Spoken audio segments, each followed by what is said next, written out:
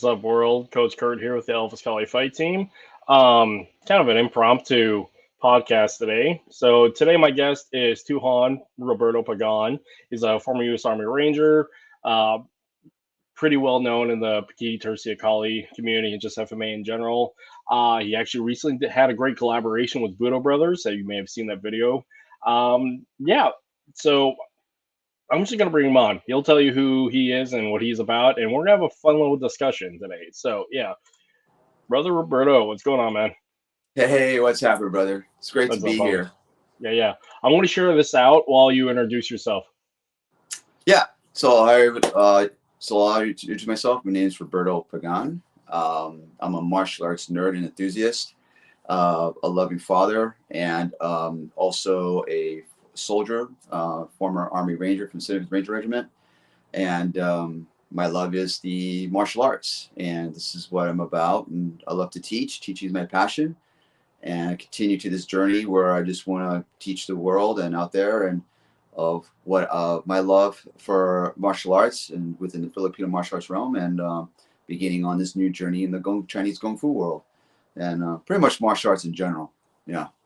Awesome. So this being a more or less a Filipino martial arts nerdy podcast, we run into this situation because it's FMA centric that there's only FMA. We can only be FMA, and there's this crab pot mentality, especially within the Filipino community, is that you can only be one thing, and it's not just specific to the Filipino community, but anything that like you have a community group and an identity associated with it is that you can only be this thing, and that's a problem. And so, with that, what are your thoughts on that in general? Well, first and foremost, I was actually what you just said right now.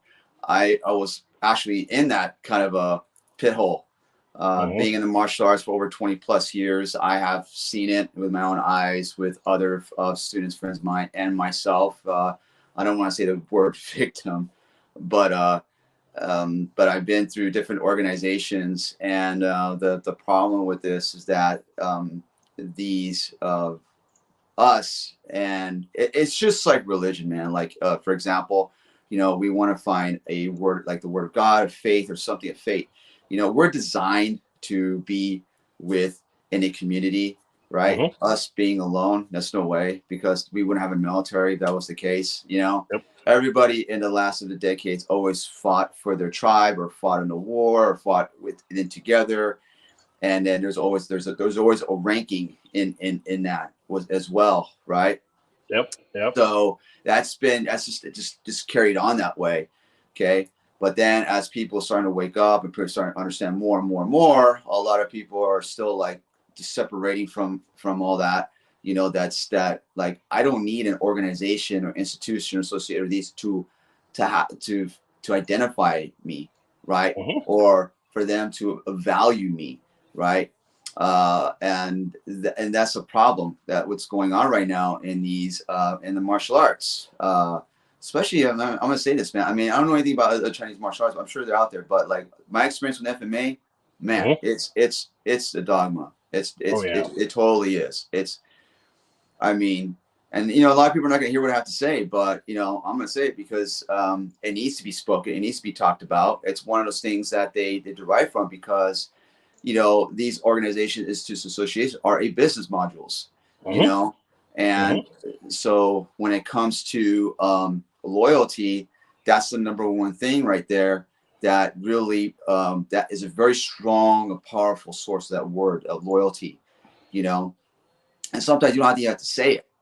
Yep. You're just getting embedded in, right? You just don't know it, right? Oh, I mean, talk about loyalty. What's your definition of loyalty for this community? Loyalty is something is above and beyond. For example, for me, for loyalty, my loyalty is if I pay you for service to teach me, and you say, loyalty to the system, loyalty to the school, loyalty to me, no. Yeah. Because I'm paying you. What have you? We're equally as men or women. Why do I have to owe my loyalty to you? I'm paying you as a customer, right? I'm paying you a lot of money, right, to you to train me. There is no loyalty yet.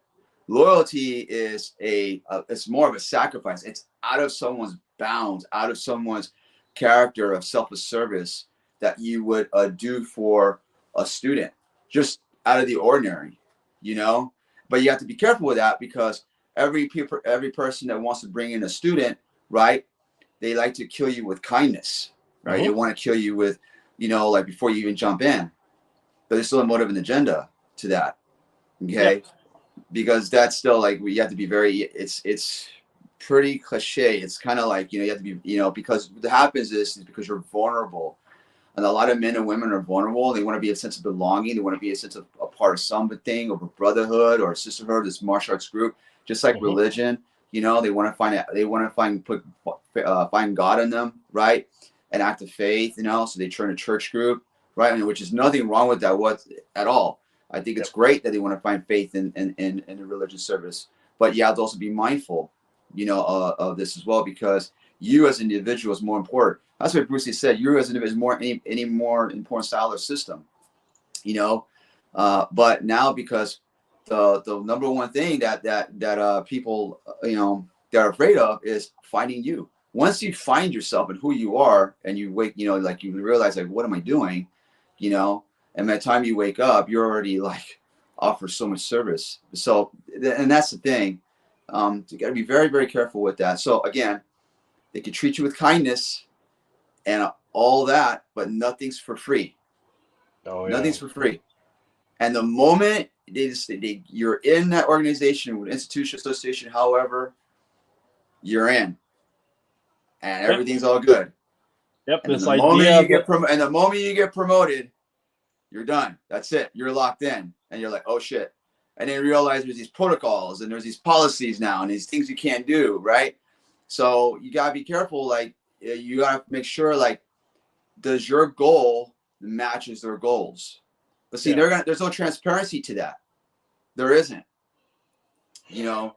What's interesting, what this sounds like is like this defined loyalty for a martial arts organization is like this idea of a military style loyalty, where the expectation is kind of like an indentured servitude to your seafood, to your GM, to whomever, is that because I belong to this method and this style, they have social moral authority over me, because the fact is moral authority is given by the person giving that moral authority.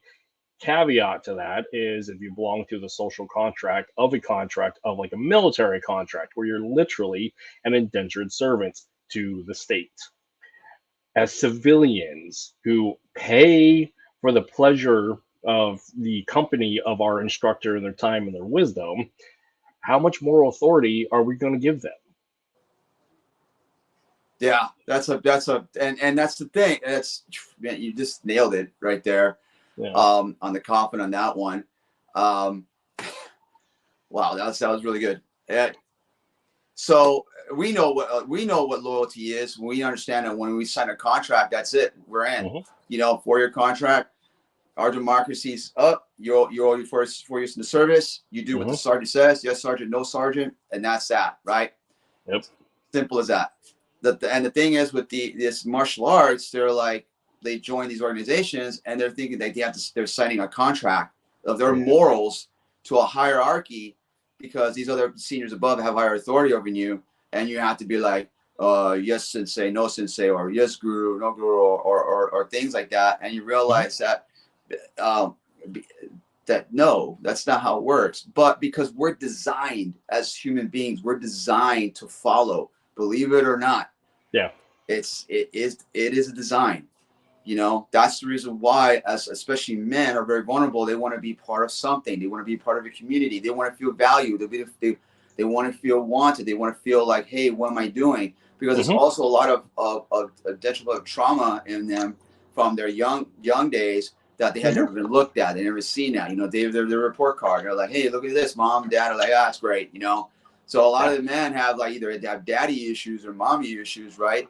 And they want to feel loved and everything. But how are you feeling loved? You're paying for an act of service. Men want to be respected. They want to feel validated, and they want to feel like they have a sense of purpose. Correct. And when That's you're a trying big to thing right there. Purpose. and when you're trying to find that through an arbitrary social group, which I mean, I'm not saying that's a bad thing, but the fact is, like you've been saying, is people want to belong. I mean, just coming from the veteran community alone, because we're both Army veterans, is that when we left service, we left that social cultural group and that identity piece because we signed a contract to be there for one, and we attached that identity to that, which that's a whole different conversation. But the fact is, Yeah. when we left, we lost all of our brothers, we lost our community, we lost our network, we lost all of that Correct. stuff that was safe for us, where we had a sense of belonging. And isolation is a hard thing. We talk, a lot of people like romanticize about the lone wolf. I'm a lone wolf, I can do this, that, and the other. The fact is, the lone wolf dies alone. We need the Correct. pack, we need the tribe. So belonging to something and someone is important. It's just in a civilian sense, like everybody working a 9 to 5, the majority of the community, they try to find ways to find that fulfillment, whether it's a church group or a fitness group or a martial arts group, which is, it's not bad, but like, it's the thing of when you put too much into it with an unclear expectation of reality. Yeah. And I couldn't say again, you're really good at this, brother.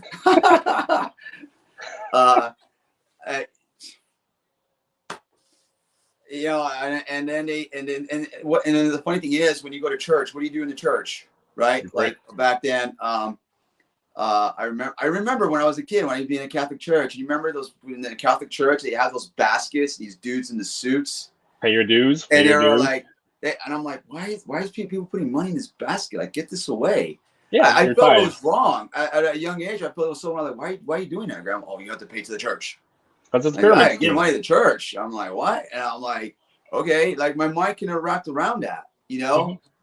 So it's the same thing. Like when you go in, and I understand it's a business. I understand like these men that are head of organization institutions, you know, this is their bread and butter. You know, I understand that they have to do what they got to do to make their living off of the students, which is fine because you're paying for the service and everything like that. I'm just, what I'm really trying to talk about here is that men and women in martial arts are they're just being lied to. Okay, that you need them to value you or your identity ideology. Okay, you don't. You really don't. That's the whole idea in the traditional martial arts. You build your self-respect. You build self-discipline, right? You build your self-esteem, right? To do better out there, to go to work and find things in your school, right? Not this I can't attitude and all this stuff like that, right? And that's what the old school training was about, right? They built that in you, right? But then what happens is there's a threshold where it comes to the sensei's responsibility, right? That it comes like the student like, you know, I want to do something great for you, Sifu, Guru, Sensei, and they bring him like oranges or something. That's fine, you know. I just had a Sifu that I'm doing with a Kung Fu, which I am so amazed and proud that, you know, he sees my hard work and effort, right? And then next thing you know, he buys me lunch and my friends and everything. It was fantastic, but it was very genuine. Okay. But I don't get that confused where like, okay, if I do that, I have to be like, you know, deferential and, you know, kissing his hand and, you know, and walk around like his butt. No, you know, what all he asked for is, like I said, hard work, a lot of hard work in your Kung Fu training or in your martial arts training. And that should all be expected from the Sifu, you know. But I had Sifus where when I was young, where they took me, right, and they pick me up, I clean the school, I do all that stuff like that, and all they asked for me was just your integrity and hard work. That was it. There was never about like, if I say this, you do this, you know. It never was. And I have to thank those teachers, man. They never took my loyalty or for granted. They never did any of that whatsoever, weaponize or demonize it in a way. Yeah. So again, these instructors, they can be the greatest, the most kindest of all, and everything. Don't get it mixed up, man. They are there for your service. You pay them, they train you. Yes, you build a great relationship, and that's all that, right? but that doesn't define who you are, because you need a certificate or you need a piece of paper. Say I gain a rank or everything. That rank is you. You made that hard work. You made that hard work. That's all on you. Okay. But don't get that mixed up because, oh, he's such a great guy or great woman because he certified me and he gave me a chance. No, you made yourself. You gave that chance. Of course he has to certify you because you're paying for it. Yep. The moment you're paying a membership fee, the moment you're paying for your monthly school fees, you're already paying for your rank. Yep. You're already doing it. By the time you get to your black belt, you could have bought yourself a car. Yep. When people say like, well, I bought the rank, like when people say, you see people out there, like there's hypocrisy out there, right? They'll say, oh, you bought the rank for $500, right? And everything like that. But you paid your Who dues. cares? You're already doing it. You're already doing it. You're paying for your membership fee. Mm-hmm. You're already paying your monthly fee or whatever. You're paying subscription fee, right? You're paying your DVDs that costing like a fortune out there to have this and everything like that, right? Yep. Okay. And what are you talking about, man? You just spend like literally over $7,000 and you go into like, say you want to go to retreat, association institutions, what else? Those camps, yep. You know, those things cost like about $2,000. It could be, or 1,000 or more. Okay. I mean, travel, hotel. You have travel, you have your pay, you have your lodging and all that. Bro, you just spend literally like I could have got a car. By the time you get your black belt, you're already invested in a car, hands down.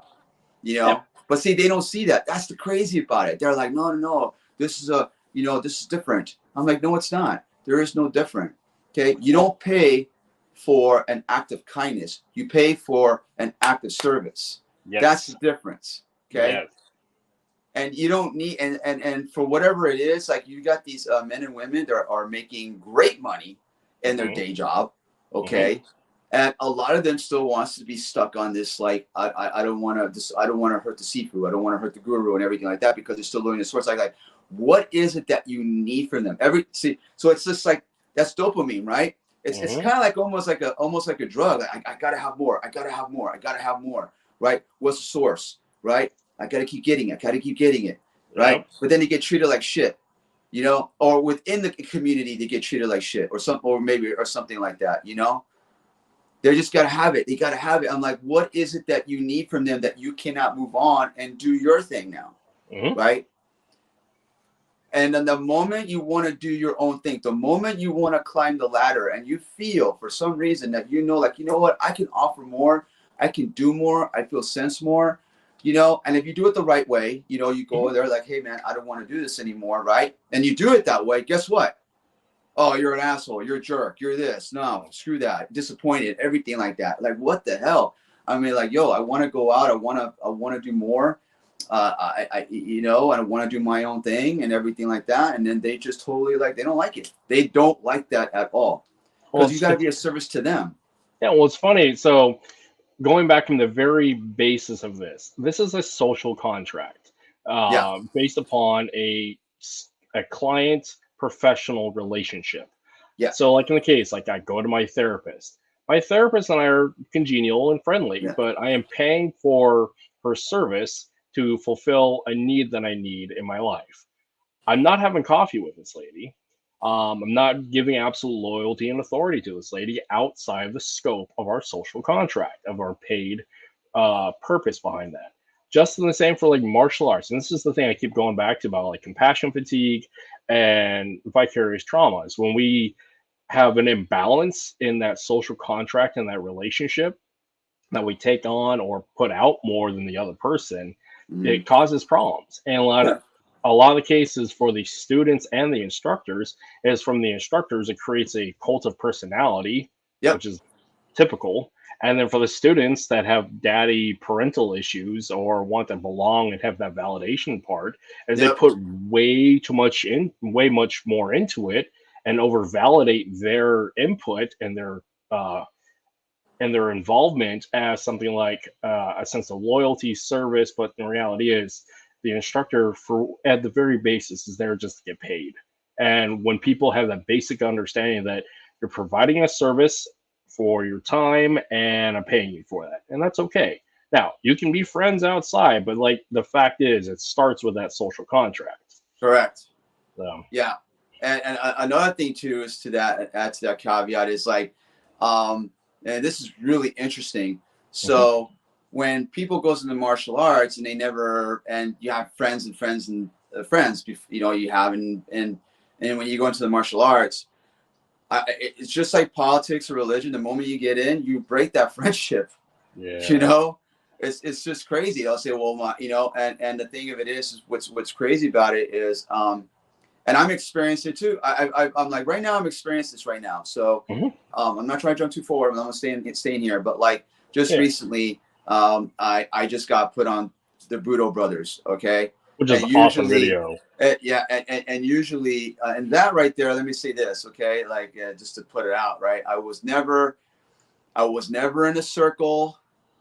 I was never in a clique. I was never like, hey man, can you get me into the Budo or anything like that? Nothing like that whatsoever. You know, you want to be in that thing where like, come on, hook me up, no, look, you know, like get me in there and everything, like, right? You gotta know the who's who and everything like that. I didn't do any of that. None of that whatsoever, man. That was all me. That was just hard work and everything. And with the act of kindness, you know, they just came up like, hey man, you ever thought about going to video or something? And I had no intention saying like, I want to go to Budo Brothers because I want to make, you know, video content so I can make money, right? That was never my any of my intention. And there's nothing wrong with that if you're going to do that, if that's what you want to do. I mean, that's what you have to do and everything, right? Yeah. But the moment I just went, I did say, yeah, sure, brother, cool, you know, and I never thought that video was going to get dropped. They were like, hey, you know, and I'm really thankful for that, you know. But see, I did that. Yeah. They don't like that. They don't like that. And who's they? Let's define they. You know, like, well, these organizations that I know, I'm not gonna say a name, but it has a 3-letter word to it. There's a 4-letter word to it. You know, and they and then here's the thing, and what's even way more crazier than that, right? You'll get students from these knife systems, right? And and why do PTA is a knife system, right? But they'll get students from knife system, right? From other teachers that they so-called experts in knife and everything like that, you know, and the knife culture. And that's another story. That's another thing on that one, and blade culture. And they come respond to me, and just because they learn from a person, of a teacher, think their experience, right, and all this stuff like that, and they think they've been in for so many years that they have the entitlement to say, hey, you know what? I'm gonna say something on this guy.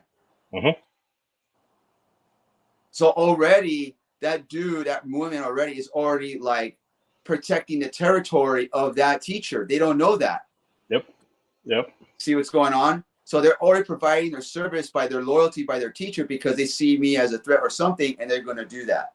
And that's that whole like, oh, come on, yo, come on, man. You know, like, yeah, that's the whole cult of personality and putting it's a cult personality. I don't care. Look, any martial art organization that has a protocol or a policy or anything is a cult personality. You know, they don't want to admit to it. They're like, no, it's not. Yeah, no, because if students are doing of something outside of their service of someone, and they're like, you know what, you're nice, you're not a knife guy or not a sword guy or stick guy.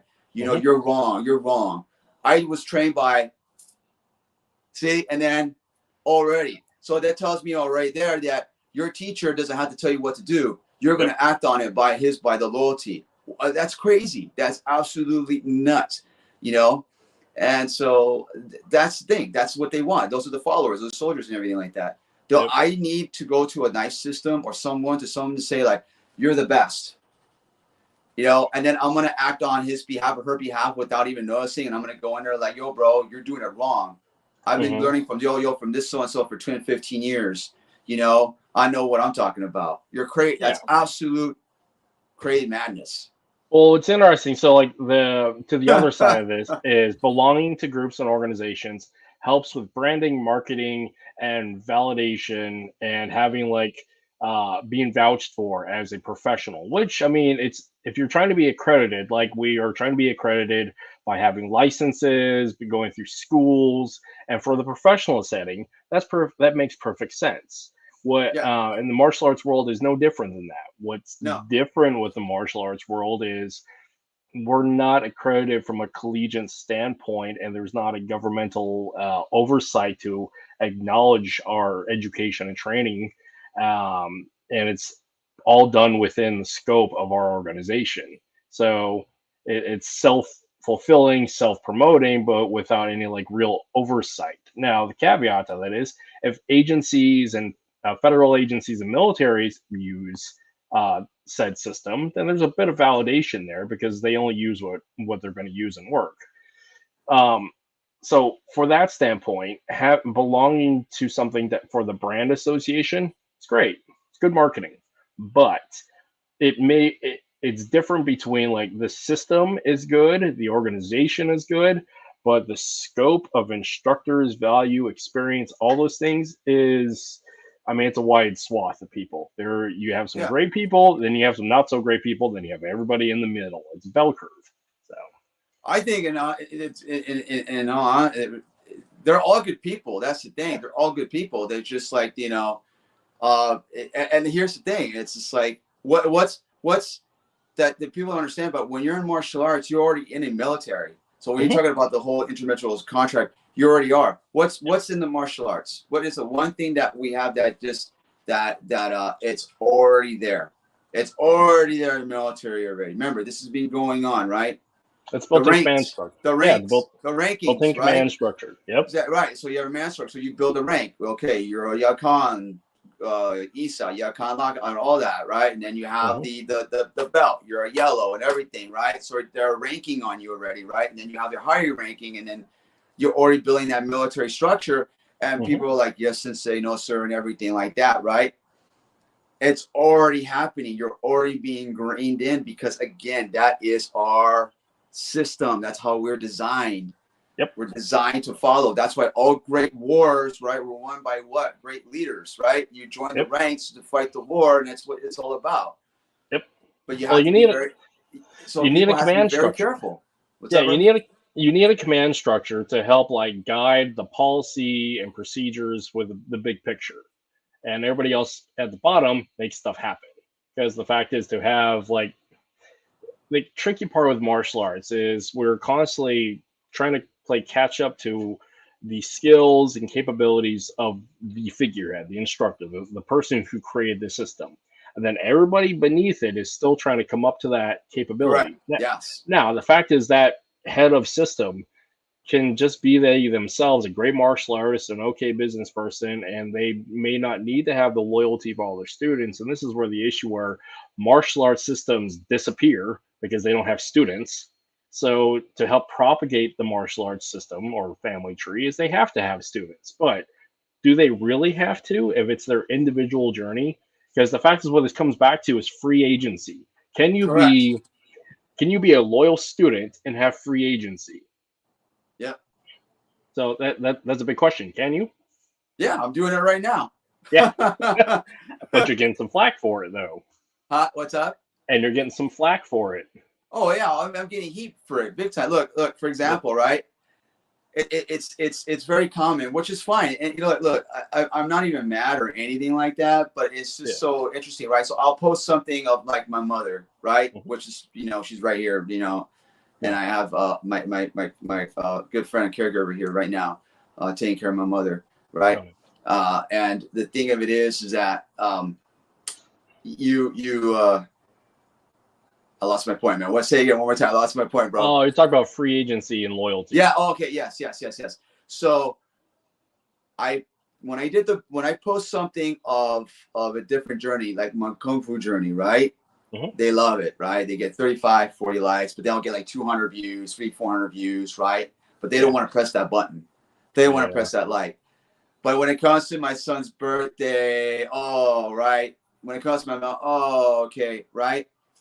Man, but the moment I posted that thing on the Budo videos, like no one did want to touch that. Nobody did.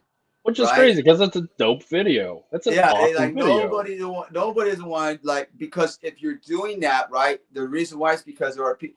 Dude, I know for a fact in these organizations, they're like, damn, I want to learn from this dude. Or like, dude, I want to like be cool with him. He's cool and everything. He's not like a jerk or nothing like that, you know. Yeah. But because they got this, they invested so much money in their rank, right, and their time, and for whatever the goal is, so they want to do with the rank. I mean, they're school owners and stuff like that, and they want to keep and that's another thing too. We'll get to that pretty soon here. Okay. Yeah. Hold this in there for thought. Right? They need. The thing is, keep this in mind. They need their organizations to survive. They need that. Okay, and then we'll get to that. Okay, but like I don't need organizations. I don't need institutes, associations to say, for me, I need that so I can build an audience, right? Because that's what happens. Okay, people will join an organization, and when you show a loyalty to the organization, or gratitude and everything, right?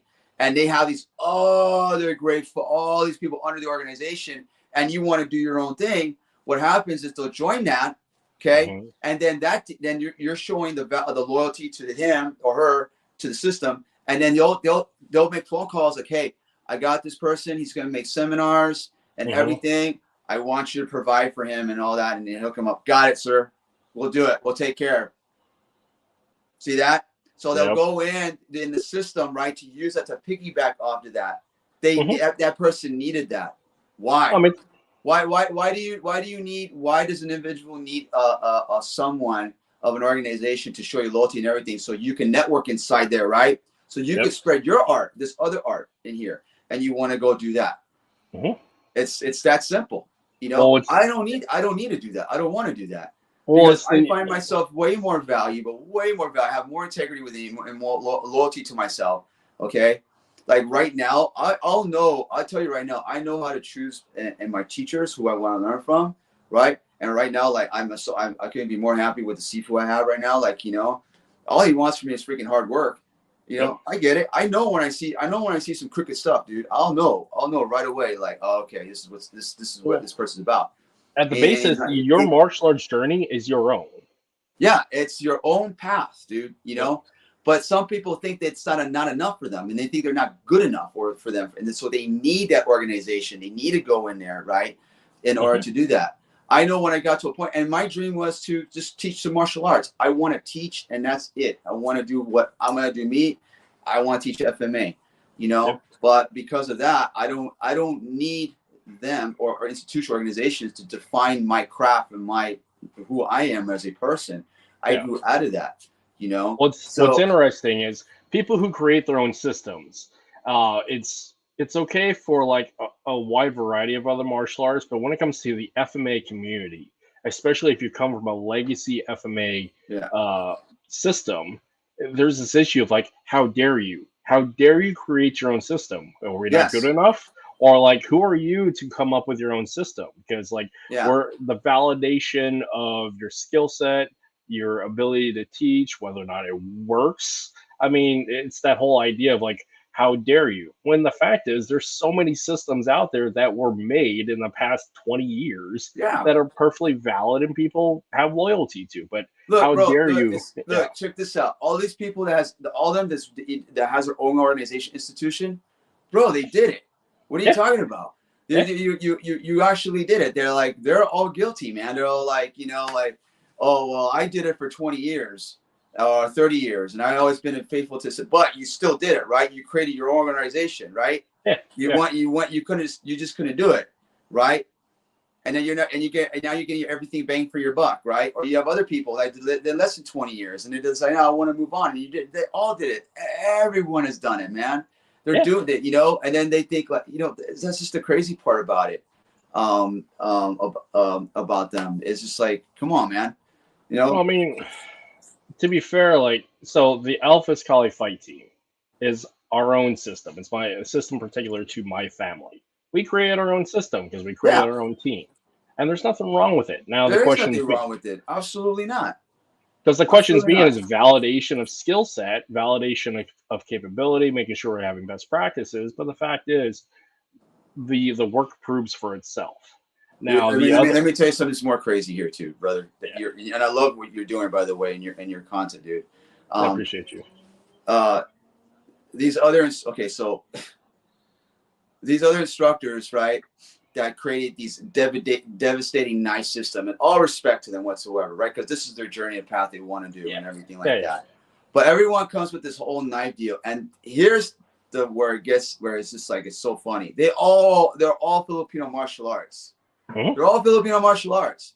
I've seen it. They're doing a platform. Okay, I add a little pressure to it and everything, and I put some reality. And if you're really good with words, and you're really good with the talk, and you're a really educated man or woman, and you're really good with words, words are powerful. Words have meaning. They can really know how to twist the mind a little bit. You know what I'm saying? Easily. They'll use their biography. They use their background. They'll do whatever. I have 8 and 1,000 hours over this stuff and everything.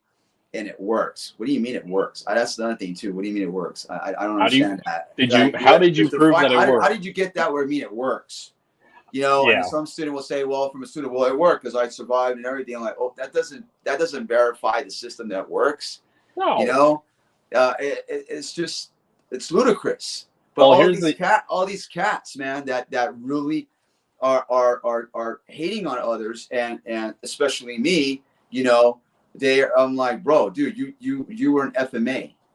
You were an FMA for 10, 15 years. You still using some platforms from FMA, but then you twist it and put a little bit of pressure. By the way, that pressure thing is so mundane, bro. I'm so done with it, dude. I mean, let me show you pressure right now, bro. I'll show you pressure right now, dude. Okay. Yeah. But it's just, I'm like, stop with it, man. Just like, come on. I mean, how do you test that it works? And you created your own system, based on whatever it is, but the core is Filipino martial arts. Yeah. And again, how do you test that it works? Because it's all an intellectual pursuit or intellectual process until you actually put it to the test. But if you were to put it to the test frequently, that's a lot of people dying. That's a lot of people going to the hospital. And that's some criminality, warfare stuff. Correct. And like going back to warfare, the reasons why we know some great tactics, means, and methods that work really well for gunfighting and everything else is, well, a lot of people died to figure that out. And so like the modern approach to warfare, especially with small unit tactics, well, we spent 20 years at war to figure that shit out. So for the knife community, how many times did they get in a knife fight to prove that it worked? Because if they did, that screams of warfare and criminality. So, dude, that's the knife culture, right? So people talk about the knife culture. Like, what do you mean knife culture, dude? Are you talking about knife culture in the martial arts, or knife culture, or are you talking about knife culture to the criminal mind? There's two different knife cultures, bro. So you're saying knife culture from the martial arts, then I'm gonna be straight up with you. You don't know, excuse my language, you don't know jack shit. Yep. All right. Not a damn thing, dude. You just know martial arts knife culture. You don't. That's all you know. It's like a SEAL, right? Or ranger, right? They'll create an institution house, right? A shoot house, right? Yep. And they'll have all these courses, right? And they'll say 1 week, meaning hell week, come through this and change your life as a man, right? Then they go through that. Now they feel indestructible. But guess what? You're not a Navy SEAL. You're not an Army Ranger. You're not going to war. We just built this so you could be better yourself and have a better little bit of a mindset. But that's the mindset, you know. And Rubio was like, well, I don't believe in mindset. Absolute false, man. Absolute. Because here's the thing. People want to learn the nice stuff and everything like that. But you don't have a mindset of a killer. No. You don't have a mindset of a criminal. You don't have a mindset of anything like that. You're going to take this knife, and the moment you're going to confront something, I guarantee they're going to freeze. And you're like, oh my God, what am I going to do? They're going to be like, and these guys, all they want to do is they want to kill you. That's all they want to do. These people that goes into martial arts, I'm going to get a little bit off tangent over here. These people that goes into martial arts, okay, they're loving fathers, they're loving wives, they're loving mothers, they're loving, you know, all of it, you know, okay. They have education. They grew up with values and merits. They grew up in a home, a family of love, and all that stuff like that, dude. What are you talking about? Like, these people are gonna come in and want to learn like the knife system and everything. They think they're indestructible. They think like, I don't care how many dummies you're gonna stab, how many you're gonna go in and show all this stuff and everything. Guess what, dude? You ain't gonna go out there and try to find someone to kill. You ain't gonna go out there. You're gonna get confronted. That thing that damn you, because that dude only wants to hurt you. Yeah. All you can do best is defend yourself. That's what you're going to do. Because unless you're going out and stabbing people. Right, dude. So, well, you want to go to war? Go join the military, man. You want to be a badass? Go Army, go sign up for Ranger, go for Green Berets, go to Navy, go SEALs, go Air Force CCT and everything like that. But you all need to understand, like, that's what I'm saying about these martial arts instructors, right? And a lot of them even served in the damn military. None of them hasn't even are not even incarcerated. What? Because you learn from some SWAT people, from people, friends who are cops or whatever, and that makes you valid and makes you something? Hell no. Because you didn't live that life. You never did that. No one has ever put a bullet at somebody. No one's ever put a knife in somebody. You know? So it's just interesting that you'll get these people from the knife culture. They want to come in. They're going back to the whole loyalty, thinking like, oh, because I learned from this instructor, you have no right to teach this. What the fuck? I'm like, what? You know, like, and then I look up at their instructor and they're like, dude, he's an FMA person. That's just a sense of loyalty. That's what I'm talking about. Like this whole, like, you know, like I would never, if I had students, I'd be like, hey, I'm not a knife expert, okay? But I could be a knife coach. I can do the best I can to help you with this. You know, I don't have all the answers, but I'm giving you my best, you know, and I keep risking everything like everybody else. I want my students to support every other knife instructors out there, or knife coaches, you know, to think. I don't care if you have to learn platforms and drills and anything like that. That's not going to save your life, bro. We haven't even got to that yet. We'll get there, you know. Yeah. But at the end of the day, nothing's going to prepare you for war. What's going to be outside? You won't. Because all your life is you grew up in a nice neighborhood. You go someplace. You grew up with love, and people, family loving you, right? It's like animals, right? If you get a person was raised in the wild by an animal, dude, they will be like an machine, like, right? I don't know. They did something like that. I think there's something. There was a movie about that. It's fictional, but you know they got. So again, I just did a video here recently about my two of my students, where I tied them together with a rubber band and trying to get them to hit each other.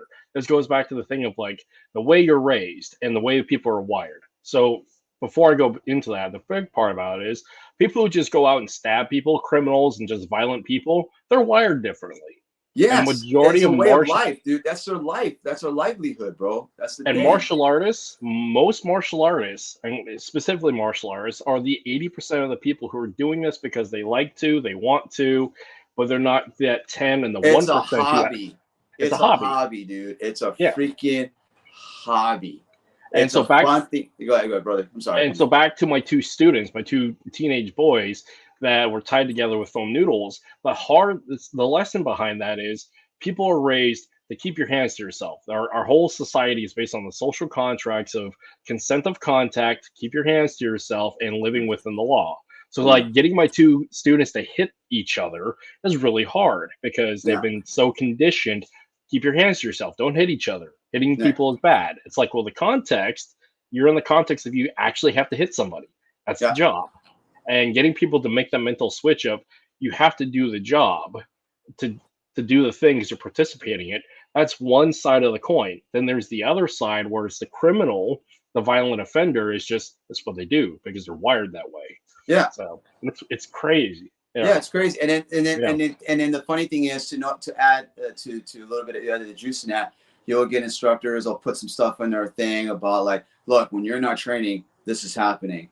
You know, I'm like, I mean, I get it. Like we've heard, and I understand what's happening with that. But dude, at the end of the day, it doesn't matter how much you're training because you have a life. That right there is a way of life. You can't compare yourself to somebody who lives the way of life is always doing that. That's their social, that's their program. They're wired that way. That's all they're going to do. We're not wired that way. You have to be trained to get wired that way. That's why you go to institutions like the military, or you're going to go to the prison system. You know, that's the only way. That's it. There's no other way I could say to you that if you have an object in your hand that you think you're going to be ready to, like, yeah, I'm ready to go. I'm a badass. I'm a third level, whatever. I've been like hitting the dummies and showing I can do all these vital targets and everything. There's no way, dude. No way. There's absolutely not. You can do so much, indoctrinate some type of a military or whatever, but you can't. because you were born from a house of love. You were born Mm-hmm. with merits. You were born with values and everything. Mm-hmm. And these guys, these incarcerators are out there. When they get out, they go right back in it. They're just like, that's just their hustle. That's their way, Yeah. you know? So it's just, again, the whole thing of the knife culture deal is just ridiculous, man, in my opinion, man. It's just like, dude, come on, man. Well, it's, again, you don't know until you know. Even Yeah. combat, okay? Even warfare, highly trained operators. You don't know until you know. You have a Until pretty you good get idea. until you get boots on the ground and you're ready to go and engage, then you will know. And trust me, you can train as hard as you want. Trust me, that's why we break our bodies so bad in training, especially being in the Ranger Battalion and SEALs, where we break ourselves so bad so we can get ready to go to war. But guess what? All that, maybe 5% of that gun, that training will be ready. The rest, we're just like, fuck, we're froze. We're like, oh, the adrenaline, the fear, but we're ready to engage, though. Okay, Yeah. so there's a difference. So let me you know, it doesn't take to pull Doesn't take skill to pull the pointy end in. Too much emphasis on skills you never use. Yeah, I mean, I think what Brian's trying to say, it doesn't take much to stab somebody repeatedly. I mean, well, that goes back to what we're saying. the physical Okay, standpoint. you know, people that train in martial arts and all that stuff like that. Yeah. No, are they ready to take someone's life? Are they really going to do to defend your life? You're thinking about your life, but you're thinking about also that person's life. Are you ready to go? Are you ready to do this? You know, even people when they have a gun, they're not trying to see a infiltrator comes in their house. They're gonna be like, stop, don't move. You know, they'll be like, just, you know, and they shoot, they miss and everything because they were so scared to shoot the person, right? Or you know, so they no, it's like I understand what Brian's saying, but we have to be also constantly aware that it's not easy. It's not easy taking a knife or a weapon and taking someone else's life of a person is going to threaten your life. It's not, but the other person will. Oh yeah. Well, again, because they got nothing to live for. They're like, hey man, I don't give a shit if I go back in the joint or whatever. I'm screwed either way, you know. But this is my life. This is who I am. Well, it's that way they're wired. I mean, mechanically, yeah, the way they're wired. So they try to, you know, and it's just like psychological warfare. They're gonna put all these cool ads, these cool stuff, you know, to say, come join us and everything. And the same thing with martial arts. They're gonna do all these things, you know, to get the people and everything, which is fine. But just be careful of your loyalty where it comes to. And that's another thing about to hit on. I just remember. Yeah. And another thing too is, why is it that, and then you'll notice that people that talks all this nonsense and everything like that, and anything can go out there and they feel great, it's because they're part of 4 organizations. So they need that, right? So these individuals, that they'll be part of this one organization, this one organization, right? And they'll get backed up within their community, because in that community, if the hierarchy says, hey, support this, support that person. You're being vouched for. Yeah. You're being vouched for, right? And the next thing you know, it's like, see, come on, man. So then they want to run their mouth, you know, they want to go in there, think they're hardcore, but the reality, they need that person, he needs that person. And there's something wrong with that. If you need 4 organizations to, and then you want to run confident because you got 4 organizations, 4 teachers of greatness, and they're on their thing, and you run confident, open your mouth, something's wrong. Yeah. Something's actually wrong, dude. You got you got no balls, bro. You flex too much. Really, I'm being honest. You want to flex your mouth because you're backed up by an organization. That's straight up fucking. That's a tribe, bro. That's a gang, bro. That's straight up like you're in it, dude. And people don't understand that because they think like, oh, well, I'll pay my service, I pay my dues. You did by offering money. You offer your service. You offer your money to them. That's what I'm saying. Like, what do you owe back? You don't owe back a dime, not a thing. Well, your dues. So back to the loyalty. Your dues and your loyalty is not an equivalent metric to your capability as an instructor, let alone a martial artist, let alone somebody who's capable in violence and willing to use violence. Because pay to play does not equate to capability. Correct. Oh man, perfectly said. Perfectly said, man. Yeah. So back to the knife thing. So mechanically, it doesn't take much to stick the blade into another person, poke them in a bunch of holes till they bleed out. Mechanically, it doesn't. But mentally, this is the thing I keep going on with a lot of my video work, is that fighting is simple because mechanically it's simple. It's principle based. It's based upon lots of Yeah. modalities of Yeah. skill. It's based on Yeah. physics. Yeah. But however, fighting, as simple as it is not easy because violence, the usage of violence, getting people to actually use violence when violence is necessary and being violent about it, that switch. It's People talk about mindset, but the reality is you don't know until you know. And if you have to know, for the majority of the people out there, the 80%, that's not the reality. The 10% of the and that goes against our moral values. Yeah. It's a lot of facade and fantasization, dude. Yeah. You know, really it is. You get some, you know, badass, I don't know, goth people, badass former, think they're military, and then they want to be the partner. I'm like, bro, you're living in a fantasy until you get confronted, and then you're gonna see like, okay, we'll see what's up right now. Yeah, you know? it's all cosplay. So like going back to the tactical gun culture weekends where you're shooting at a shoot house. I mean, it's good skills, it's good experience. I'm not saying experiences are bad. Experiences are good. It's how we grow. It's how we have a wide variety of things that we can speak on. Yeah. Those things are great. It's good to have experiences, but to say that the experience equates to the actual thing, going back to like this loyalty issue about students and having a cult of personality and the social contracts, people need to have an honest conversation with themselves about how much they're actually putting in with a social contract with their instructor, and also put an honest conversation within themselves of saying, hey, this is an experience that I'm paying for. I'm not actually signing up to go do this or forced to do this compulsory, because there's a lot of people in the world that are forced into this stuff. Yeah. But as an average 80% American that is doing martial arts as a hobby that they pay for, this is not the reality. And when they have that honest conversation with themselves and saying, hey, this is not my reality, even though I like this, I want to have these experiences, I want to have this knowledge.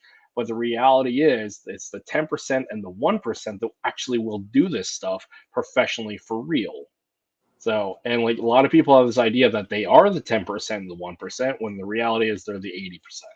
So, yeah.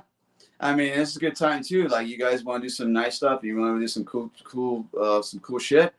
This is the perfect opportunity right now to go sign up, man. Go to Israel. Send your butt to the Middle East. Go to Israel. Go to Ukraine. Go. Oh, not even Ukraine. Ain't nothing, man. This Hamas deal, this is a big deal now, man. This is like, you want to do this, man? You really want to go get your hands dirty?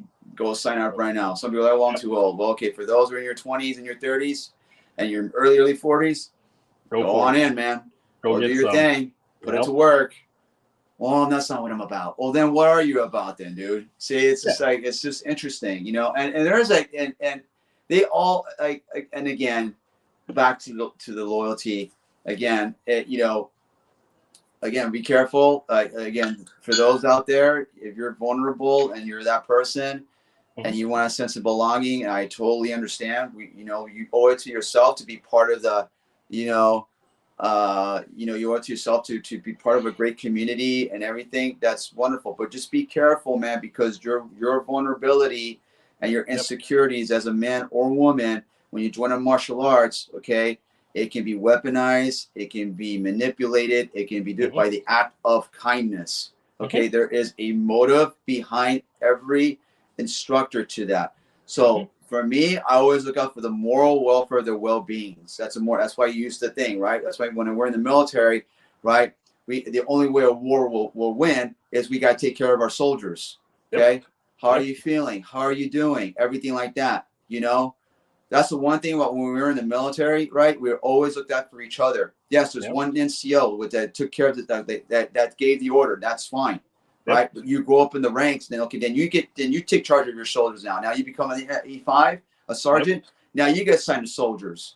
See, and you have a responsibility. And when you have those soldiers, you're looking out for their wealth and their finance and their morals. You know, how's the day with your wife? How's the day with your husband? Everything okay? You know, what can we do? How can we make this more effective? Right? You want to be, we're trying to make them to professional soldiers because that's their job, right? But at the end of the day, their moral welfare is really important. And that's the thing. in the military, I don't remember once weaponized or manipulated that. All I want was the best from them. But the moment, and then that's the thing is when you give more than 110% to your students of being authentic and genuine, and it has nothing to do about rank, has nothing to do about the system. It's all about you caring and you go out of your bounds for that. That right there is an act of service to your student. That's an out of boundary where you're like, hey man, I want to be with this guy. I want a woman. I want to be loyal to this person. Yep. And you didn't ask for it. You just did it out of goodness, out of heart. Yep. You know, you didn't have no motive saying like, well, I'm going to do this so I can like, you know, like I can get, so the organization, I want to show that the organizations is who we are. And I'm like, no, see, you know, when you're thinking of that, then that's not what it's about. It's you as a person. But see, those people like myself are the ones that organizations don't want because it's the organizations first. Call it what you want.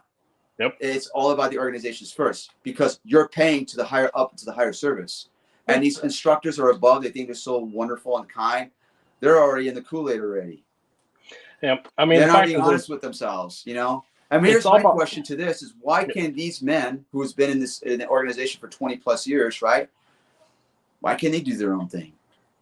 You know, oh, I know why. Because they're like, well, I don't need to because I'm good. I'm happy with my job. I'm happy where I'm at. I have a great career. I'm not a martial, you know, I'm not going to be opening my martial business. So I want to do the right thing. So the thing is that they'll put stuff out about all this about servitude and loyalty organization by using them as the example of like, look at me, I'm a good man and I served the organization, right? And these people are like, wow, you're such a good person and everything like that, you know, because you're so loyal to the organization and to the hierarchy and everything. That's so blinding, dude. Yeah. Well, that is so blinding. So then people will see that. You say, wow, what a great student you are. Why? Because you show your loyalty and to the organization. But that's not being honest with yourself. That's not being true to yourself. That's just showing something that you're telling people to serve. Just like religion. I serve a higher God, right, to a Christianity. Why can't you serve yourself? Why can't you love yourself? Why can't you be like, hey, you know what? And everything like that. Oh, is it wrong to split from an organization after 20 years? And you say, you know what? I want to dip my foot in this water, try it and see. Oh, no, I can't. It's so wrong because that's so bad of me because my teacher did all this for me. Did what for you, dude? Dude, you pay the service. You paid the money. So it goes back to the military. You worked hard for to understand the techniques, the curriculum, and everything like that. Thank you, brother. Appreciate you. Thank you. So, like the military, so martial arts comes from the military. Every organizational structure comes from the military in the modern sense, the corporate world and everything else. Now, the thing with the military is they talk about when the retention NCO comes after you, like, hey, sign your next reenlistment, come be part of the group, come be this, come be that. We need you. When the fact is, when you get out, and this is part of the bubble, the lie, the pyramid scheme of when you get out, there's somebody to replace you. You're always replaceable. Absolutely. The Army, the Marines are going to live on without you. Doesn't matter. They're just saying, I saw this thing about like, what's good enough? Yeah. You know, it's never enough. You're fine. Right. Yep. Like if you didn't get the chance to do this or to do that, but you did it, you just didn't get to that. You're good. You're good enough. Yeah. Right. So this goes back to the curriculum, right? Like how much more there is. I need more. Say you're a freaking Matasno guru or something like that, right? I still need it. I still want to, like, you know, what is it? You know, like, bro, enough is enough. What more do you want? That's so much more that you can do that you have, and then you tweak it on your own. You make it your own, something like that, right? Because at the end, it's like, okay, you know what? I want to do my own thing now. It comes to a point where, like, I want to do my own thing. You have every right to do your own thing because you paid for it. Yeah, you pay for it. That's the crazy part. Yeah, so you unlike pay service the military, to the teacher. I don't care if it's $10. I don't care if it's a friggin' penny. You pay for that. That's, and unlike the military, unlike the military, so you have a obligation of indentured servitude by contract with the military because the military owns you. Yeah. You are not allowed to do your own thing because you're under contract and oath. Yes. And anytime you try to like split off and do your own thing, you get squashed by command. I know this from my own. Oh heck yeah! I've seen it. It's horrible.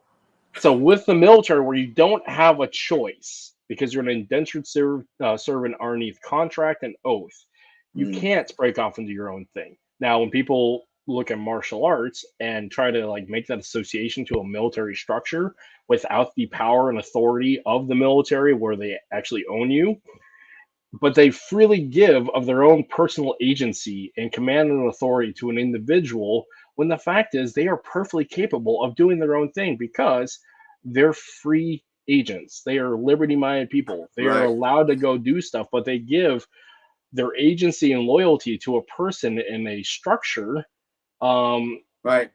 for whatever sense of loyalty. But the fact is they don't have to, because they are Right. allowed, as free thinking individuals, people who Right. are free and living in a liberty based democracy, Yeah. are Yeah. allowed to do their own thing. They're allowed to seek their own path, but they Yeah. give it away. And that's, it can be very sad when people And just another give it thing that's a away. weakness, and another thing that's a weakness to this. What is that when you join a martial organization? What is that you build in a martial organization? Friends, Belonging. right? You build a Friends. community. You build these Yeah. friends. You build all this, right, and Yeah. everything. Okay, so now you're, like I said, you get these 4 people, like they want to talk crap. Now you got all friends in the community. They think you're a wonderful person. They think you're Yeah. wonderful. Are you think they're saying you're a wonderful person because you show your loyalty to the organization. That's why they say you're a wonderful person. Yeah. But the moment you disband, the moment you want to do your own thing, they look at all your friends that you made with, all the friends in your rank and everything like that. Are you willing to cut that off and move on? Because if you do your own thing, they're not going to roll with that. They're not going to roll with that. They're going to be like, no, well, dude, you're a bad guy. How am I a bad guy if I'm going to go do my own thing? Bro, we're good. That's why I have lost so many friends, man, because I went to go do my own thing. I said, bro, you're gonna destroy a friendship over martial arts, like over a martial arts politic. Yeah. That's nothing to do with you or I, but this like the organization. So you're that's what you're saying. That's what's holding on, because they're holding on to that rank. They need that rank. They need that identity. They need that. They got to have that. You know, for that. Why, bro? Why do you need that to identify? You know what identifies Because they you, give bro? power to it. They You know give what power identifies to you it. more than anything? And this is the one they hate me the most. Skills. Yeah. Okay. Yeah. Straight up, bro. Like if you got skills and you built to a skills, and they're gonna say, well, that's ego. Everyone's got ego, dude. That's not ego. There's bad ego and there's good ego. Okay. Oh, he's got ego because he got skills now. Now he's gonna go like away from the organization. No, I got skills, dude. That's how you. What are you gonna do? You want to move on with your thing? Like Bruce Lee was like pretty much in a nutshell, like fuck you all. I'm gonna do what I want to do. If he didn't have that attitude, then there would have never been a Bruce Lee in the movies. And there would have been like the revolution of martial arts in the West. There wouldn't have been the golden age of martial arts in America. There would have been nothing if he didn't have that condescending, that cocky and everything. And he didn't he disbanded from culture and all this, and he did his thing. If he did not have that, bro, we would not have Bruce today. And that's what you need. But what that is leadership. Don't be too much of a jerk about it. You know? Yeah, well, what that is still leadership. I mean, leaders face the adversity both forward and back to like say, hey, I'm making a choice. Just like, so as NCOs, it wasn't about making the right choice or the wrong choice. It's about making a choice, making a stand, follow me. Yes. And facing all the flack being forward and also the weight of everybody behind you, you still have to say, follow me, make a choice, make a decision. Right. And that's leadership. That is leadership. Yeah. You're gonna go right. You're gonna go through the bushes of fire. You know, you're gonna go right into it. You know, they're gonna be like, yo, follow me. I got you guys. I got you. Don't worry. I'm gonna bring you back home. I'm gonna bring you all back home. You know. But that's the kind of leadership they're looking for people like that. And those kind of leadership that are authentic, martial artists don't want that. They don't want that spear guy. They don't want the guys with the bull. They want servitude. They want loyal. They want to the organization. No, my servitude is to my training, to my root, to my what I do. Okay. You want loyalty from me and my servitude, man. You need to do a lot of work, bro. I don't care if you did 30 years or who you are, bro. I don't know anything about you, but I'm gonna tell you right now, it's gonna take it. I know when I see the funk. Look, I got a bro of mine who's with me, man. He is a real dude, a real cat. His name is Aaron. Okay, like straight up. They said, "What is it here?" There were already Westerners breaking away from the Eastern teachers and doing Western timing and approach and get on it. You know, what is it? Get off the what? The what? What is the BL jock there, Lamont? Maybe I'll answer in the comments. The BO. I don't understand what the BO jock is. I don't know either, but hopefully they'll define it here in a sec. I don't know what the BO jock. Jock? I don't know. Like what? So the other part, so talking about like social contracts, Bruce Lee jock. Okay, Bruce Lee jock, that's what it is. Get off. So get off Bruce Lee's nuts, basically. I got me telling me to get off Bruce Lee's nuts, or just people in general. Just I don't know. Maybe I don't know what's okay. All right, I guess I'm trying. Okay. So basically, what this boils down to, like again, relationships, social contracts, is all about equivalent exchange. Like so a good friend shows up. It's not like you're paying for their pleasure, paying for their time and experience. A good friend shows up, and not during the good times. They show up to the bad times, and also a good friend tells you and calls you out when you fuck up. That's a true friend. Yeah. Because you got yes men. Yeah. But a true friend will say, hey, you fucked up. Come accountable. I love you enough to say, hey, come accountable. This is how we are. This is not who we are. Yeah. Come to standard. But that's loyalty. That's an equivalent exchange. Yeah. That is a healthy relationship. Yeah, I like literally. That's the thing. It's like I don't know. It's from He's smiling at get off. I can't. I need reading glasses. I got to the point where I think I have to buy reading glasses, bro. I'm seriously. It's. I hit the 46, and I'm like, I can't even like. Oh, come on! You gotta be kidding me. That's horrible. No, like I got this dude named Aaron. That's before I saw that, and he's a former Ranger. He's with me, dude. This dude's real. This dude's real. I mean, I'm gonna tell you right now, this dude. You know, he is a great martial artist, a great guy, but he will literally look in your face and he will kick you in the nuts with kindness. He will be straight up like, bro, don't play me. Be honest with yourself. Be real with me. Be nice. You know, just that you don't have to flex your muscle. You don't have to do any of this stuff or anything like that to drop the persona to show how good you are, your persona or anything like that. You know. And he been was this one a teacher, an FMA, and he got scammed, you know. And that's what I just said. And then after that, and he was hesitant to come with me, like, come on, bro, let's do this. And then he was like, bro, this dude's for real. Like we see there's no bullshit behind it, you know. And that's the thing. And that's the thing. But you know, a lot of people are. That's the thing. A lot of people, and it's okay, man. If they want to be with organizations or institutions, and that's wonderful. But yo, don't come to me or anybody who's on this path, and you're trying to flex because you got a community behind you, dude. Bro, at the end of the day, it's all right here. You come over here and you talk to me. But because you act so confident. This is the thing is, remember, they act all confident talking this way. Because they got a community backing them up. I gotta find this meme. I gotta find this meme that speaks really true to this. Let me find it. Because it's the whole thing of like, my master is this, that, and the other. It's like, well, that's great, but you're not your master. You're not him or her. Yeah. Your master may have been a Billy Badass back in the day, but you're not them. Yeah. You know, that's the thing there, you know, and I understand, you know, and again, look, everybody at the end of it, I respect them all, love them all, what they do, but just be honest with yourself. You know, that's it. Just be honest. Like, look, I support these organizations. I still do. Yep. You know, they're great and everything. They know what I'm about. You know, but don't be fake, man. You know, I see it already. You know, like nobody's want to touch the Pluto thing. It's so funny, dude. You know, and here's you ready for this, brother? Mm-hmm. I did it. I didn't do it for me. I did it just to show the FMA out there, man. Yeah. You know what I'm saying?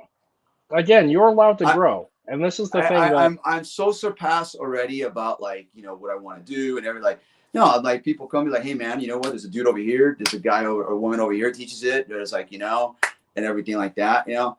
But and then again, if I'm on these videos, these platforms, they're like, well, who's he to go up there? Because I can. Yeah. Because anybody can, you know, like anybody, like what? Oh, because he didn't complete the system, or he didn't do this, or he didn't do that, or he didn't do enough time, bro. Like what? Because if you do 35 techniques and how many of this, does that make you a sufficient fighter? Does that make you a sufficient person and expert in weapon system and base system and everything? No, not a darn thing. You know, it doesn't. Honestly. This is that meme I was talking about. Our system founder fought death matches. Well, you ain't him. It probably never happened. So, Yes. I mean, call it what I it is. mean, it is what it is. You can have 20 dog fights and dog brothers, 30. You could have 20 fights in boxing and all these things, but it still doesn't make you like, okay, it makes you a badass or valid. It doesn't make you, more of a human being. The fact is, everybody has a limit of their capability. We're not superhuman, No. and we have a ceiling that we make. Some of us have a lower ceiling of our capabilities. Some of us have a higher ceiling. And that's perfectly fine, as long as we have that honest conversation with ourselves and like saying, "Hey, we legitimately have. I only have this level of capability based on my experience, willingness, physicality, all these things, my education, and having that honesty of saying, hey, that's me, not what I want to be, what I think I am, because the majority of people are out there of like what I think they are, what they have that self delusion without having that honest conversation with themselves. Like for my case with boxing, I've had a lot of boxing matches. I've done a lot of fights, but I've been a very mediocre fighter. I don't flat out tell that to everybody else. It's like I was a mediocre fighter. I was more like one of those journeyman boxers that's just kind of like, I'm just here and I'm too dumb and too tough to like quit. So, but having that honest conversation with myself of saying, yeah, I'm not going to go for a championship because I know I'm just not that. So, dude, okay. So as you're talking about, see, this is what I mean by being humble and honest with who you are, right? I'm not, I don't go out there try to spread the gospel or anything like that. My gospel's through my training, right? You see what I do, how do I do, and I'll put it to work. I'll put it to work. Like, let's go. I'll make it happen. Look, like the Ranger, my friend, is with me, right? Okay, he's done MMA. He's fought. This dude's a beast. Okay, he's been in some places. Great guy. But guess what? He's doing kung fu with me. We're doing kung fu together, right? And here's the bottom line. He goes, bro, I don't want to go to like. I agree with this. We were like, do I need to go to MMA and Muay Thai too, just because I want to? Like, I already do all that. If I want to punch somebody and want to hurt somebody, we can go right in. We can get dirty, get grounded, right? We don't need to do that. Like, this is for the journey about going to kung fu and everything. Because we're on a different path. You're allowed to like what you like. You're allowed to love what you love. Yeah. And your journey, your legacy is your own. Because the fact is that the end all things, when people ask about your experience, it's yours. Yeah. Not theirs, yours. Yeah. So. Yeah. And that's the thing too. It's like, and like when I go and fight, bro, like, and I get in here and we're going to, like, I don't think about winning. No. I really don't. My mind is in another level, man. Like it's more than just winning. Learning. It's not. Yeah. You just said it. I'm here to learn. I'm here to like, let's go, bro. Let's make this happen. I'm not here for like, oh, watch this. My system's going to be your system, or I'm going to defend. I'm going to pull the organization, and I'm going to represent it, or anything like that. No, for me, it's all about like, if your character sucks, I'm going to put the humility in you. We're going to learn, me and you, we're going to learn humility. We're going to learn. We're going to be humble with each other, bro. One of us is going to get knocked out, but hey, man, we learned something from each other. Yeah. As simple as that. But I'm not fighting for it's not for no gain or glory, for no art and name or anything like that right now. It's about character. It's about freaking character, dude. And they've already proven, I mean, specifically with like 30 years of the UFC, it's not about the system beating the other system. I mean, again, fighting principles are universal and fighting is simple, but it keeps coming down to the individual's capability to apply, to understand the principles of fighting and to execute them and dominate over another human being. And it's, again, not the systems, because mixed martial arts is a mixed bag of everything. It's the same thing and standardized. What it boils down to is the individual's capability. Yeah. So it's not about the systems; it's about the individual. Yeah, and that's how you grow as a martial artist. That's how it is. You learn something about yourself, like what happened, right? I got beat down. Oh man, screw that shit. I'm gonna go over there. I'm gonna knock this dude. I want a rematch. Yeah. You lost it. You totally lost the whole picture of what you're supposed. That's not about that. No. It's about what happened to me in here. What is it that I am about? Like what I defeated myself. You learn from your losses. You learn from your losses. You learn from your losses. What it can be. It could be anything from a home. It could be something that that you need to deal with. It could be a lot of things, you know. Mm-hmm. But don't let your ego and your pride be your answer, because I should have done more techniques, or I should have done this, or I should have done more of that, you know? Yeah. Yeah, dude. It's But like nuts, man. defining your identity on what you could have done is also unhealthy. Because the other part about that, basing your identity on what you have done and looking in the rearview mirror, you're not growing. It's like, what are you doing now, and what are you trying to move forward to? Yeah. Because if you keep looking in life in the rearview mirror, you're stuck in the past. So how do you grow from that? And you do that by moving forward, defining something new, going on a new path and journey, whether it's martial arts, education, and otherwise. Yeah. If you want to go forward, move forward. You can't move forward if you're stuck in the past, being restrained based upon the group and association of the past holding you back upon your own personal journey, when the fact is you're in the driver's seat. You're the one in charge of this thing. You're going because it's yours. Yeah. So that's correct. That's correct. Yeah. So to put this all into the last thing of this conversation, I think we're doing great. We're at a 1 hour 16. I think we're good. To all the students and to the instructors out there, students, you know, support your teachers. Support your teachers. You know, and again, there's being part of a community is great. It's wonderful. You know, to have all that with them. Just remember, before you join anything, does this fit your goals? Who you got to remember who you are and what you really joining for. Do I want to do this so I can better myself, so I can be something more, and I want to go off and do my own thing? Because if that's the case, and if that doesn't fit, if your goals do not fit with the organization's goals, don't join it. Don't do it. Okay.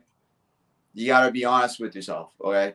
If you're a person who is a martial arts school business person and you want to grow because of being growth to your school, absolutely do it. Join it. Absolutely. Right. Because everybody has their own personal growth and what they want to do in their agenda. They have all the different what they want to do.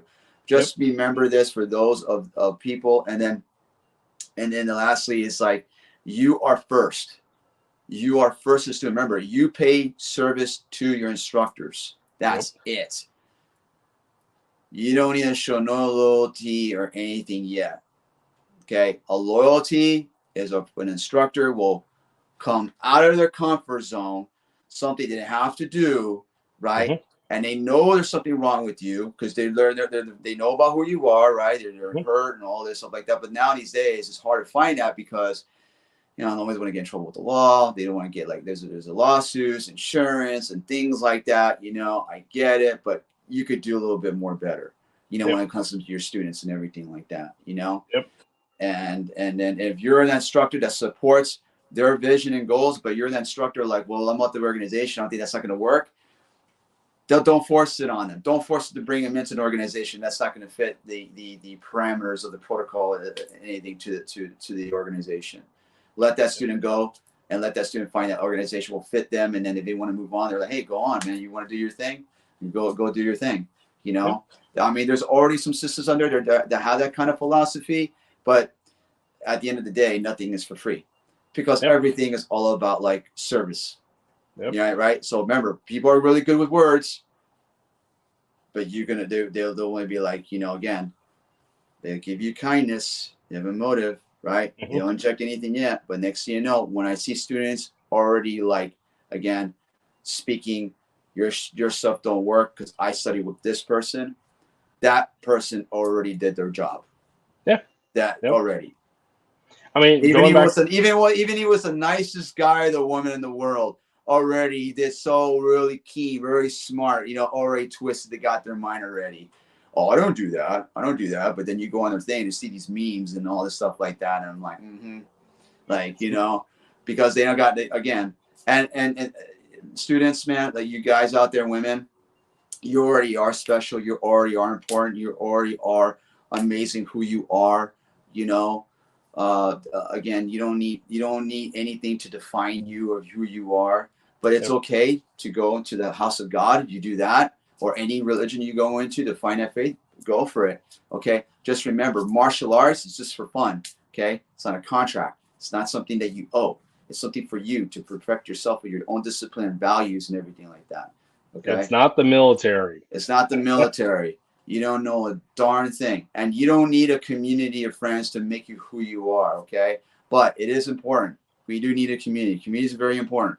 But if you can make it on your own and you're all about to take that path and you want to do your dream, it is a lonely path, but it's very rewarding, okay? But you got to grow on your own. You know, that's just the thing. You know, I still have friends in organizations, you know. Yeah, we might have some bicker, you know, because they might not agree with me, but that's just them, you know. And you know, I'm just me. I mean, That's the fact that's is, the thing. When you're you, they don't like the you. They want what they want. the cookie cutter ideal of what they think you should be based upon their desires of what you should be. Correct. Yeah. Which is the organizations And that's the that help problem about fulfill not that. having an equivalent exchange of this social contract. So, like a mindfulness practice that I have to go, that I'm choosing to do with in my recovery, is the fact is I practice brutal honesty. Of the fact if I chose to stay here, so part of me choosing to stay here is giving the brutal honesty of what's going on with me, and presenting information and not being manipulative, because being manipulative is helping protect me and also shape like what people want to perceive of me, whether it's an organization or individual. But the fact is, brutal honesty helps people have a accountability and no misunderstanding of what I'm about. Because if I'm going to show up, I expect you to show up, because that's what adults do. That's what professionals do. Yeah. And there's no points of manipulation there. And and people should uplift each other and support each other, even in the disagreements. Disagreements are good. We're allowed to have disagreements, because that means we're not sheeple. That means so. But if it's a threat to the organization and to the hierarchy, then in all rights, so those people are in the ranks of higher, they have a moral duty, and they're going to be like, no, we don't support that. But they'll fear, no, they'll twist it around so you guys can stay and everything like that. They have to, because then they're losing. They're losing. They don't want that. They want finance. They need it. They have to. It's just it is what it is. You know, they need numbers. Yeah, and we've danced around this, but here's the fact: all businesses that are a franchise, martial arts in particular, are a pyramid scheme. Of course. And that's okay. That's okay. And that's okay. As long as you're honest. I'm just be honest. Yeah. They'll be coming here and talking to me like you're a damn priest, dude, and be like, you know, I did 20 years of my time with, or 30 with an instructor. But that makes you an honest man. Fuck, get out, dude. Get off. Yeah. Get off the boat, bro. Get off. As long as you have stop playing with yourself, man. If you have professional integrity and the system isn't going to get people hurt or killed, and you're upfront and honest with your franchise and your subordinates, attached to the main head of the system, saying, hey, this is a pyramid scheme, because the fact is, as more we grow, more we're supported and have a bigger infrastructure. And that is okay. It's just when people are dishonest about it or have this misunderstanding. But that's the thing, man. They'll never will. They'll never will. They'll never will, bro. Because they have to protect. And I understand what they're doing, you know, but they never will. This is just something of a message to out there, all these of a martial artist, you know, like inspiring to want to be a martial artist, or those that are in a situation and they feel like I feel like I could do more. I want to do better. Well, go ahead, do it. Yeah. But then don't let them say to you, well, you didn't complete the system, you don't have it, so you're not authorized to teach it. Get out of here, dude. Get out of here. You know, you can go, if you got it, you got it. Go do your thing, man, because they all can do it. You know. I mean, going back, so we were talking about this the other day. Adherence to the curriculum does not equate to skills. That means you're regurgitating the curriculum. Yes. It doesn't equate to your combative skills. No, it doesn't. You can do 100, you can go blindfold. I say I can do 36 Sagitas and I'm a master. No, you're not. Just because you can do choreography doesn't mean you can apply it. So when people goes like, well, you know, you don't know it because you didn't complete the whole system. What does that mean?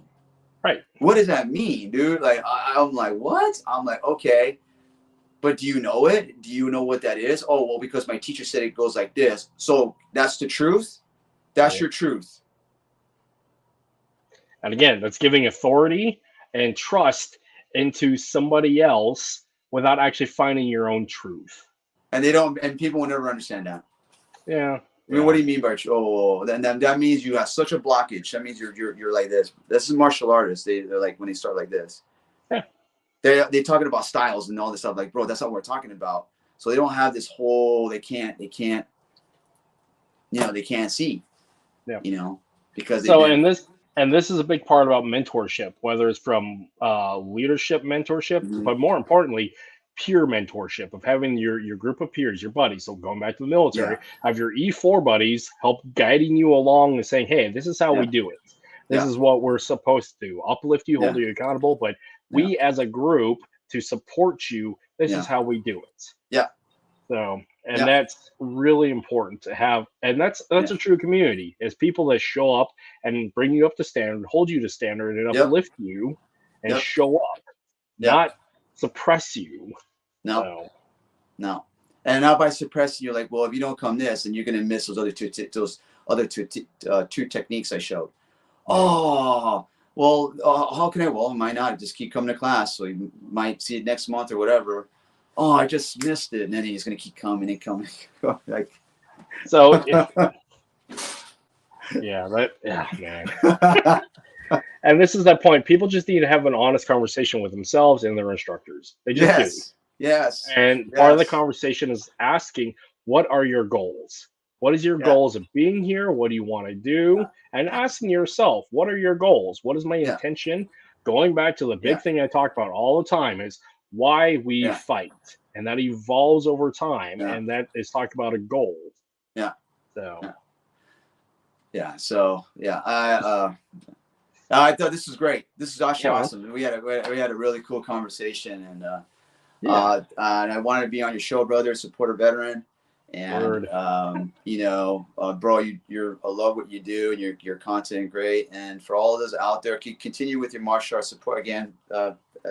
Support your martial arts instructors, and pay them in your training and the organization you're in and everything. Just remember that, your identity and everything is very, very important. Your services is a customer service. It's not a loyalty thing. Okay. If it deals with money, it's a business transaction. It's all it is right now, man.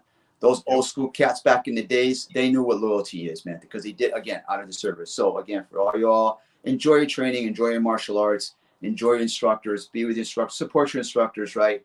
And, and if that's what you want to be in the community and in that organization, then go ahead and go through the ranks, man. Go through it and everything. Just remember, be honest with yourself and who you are, okay?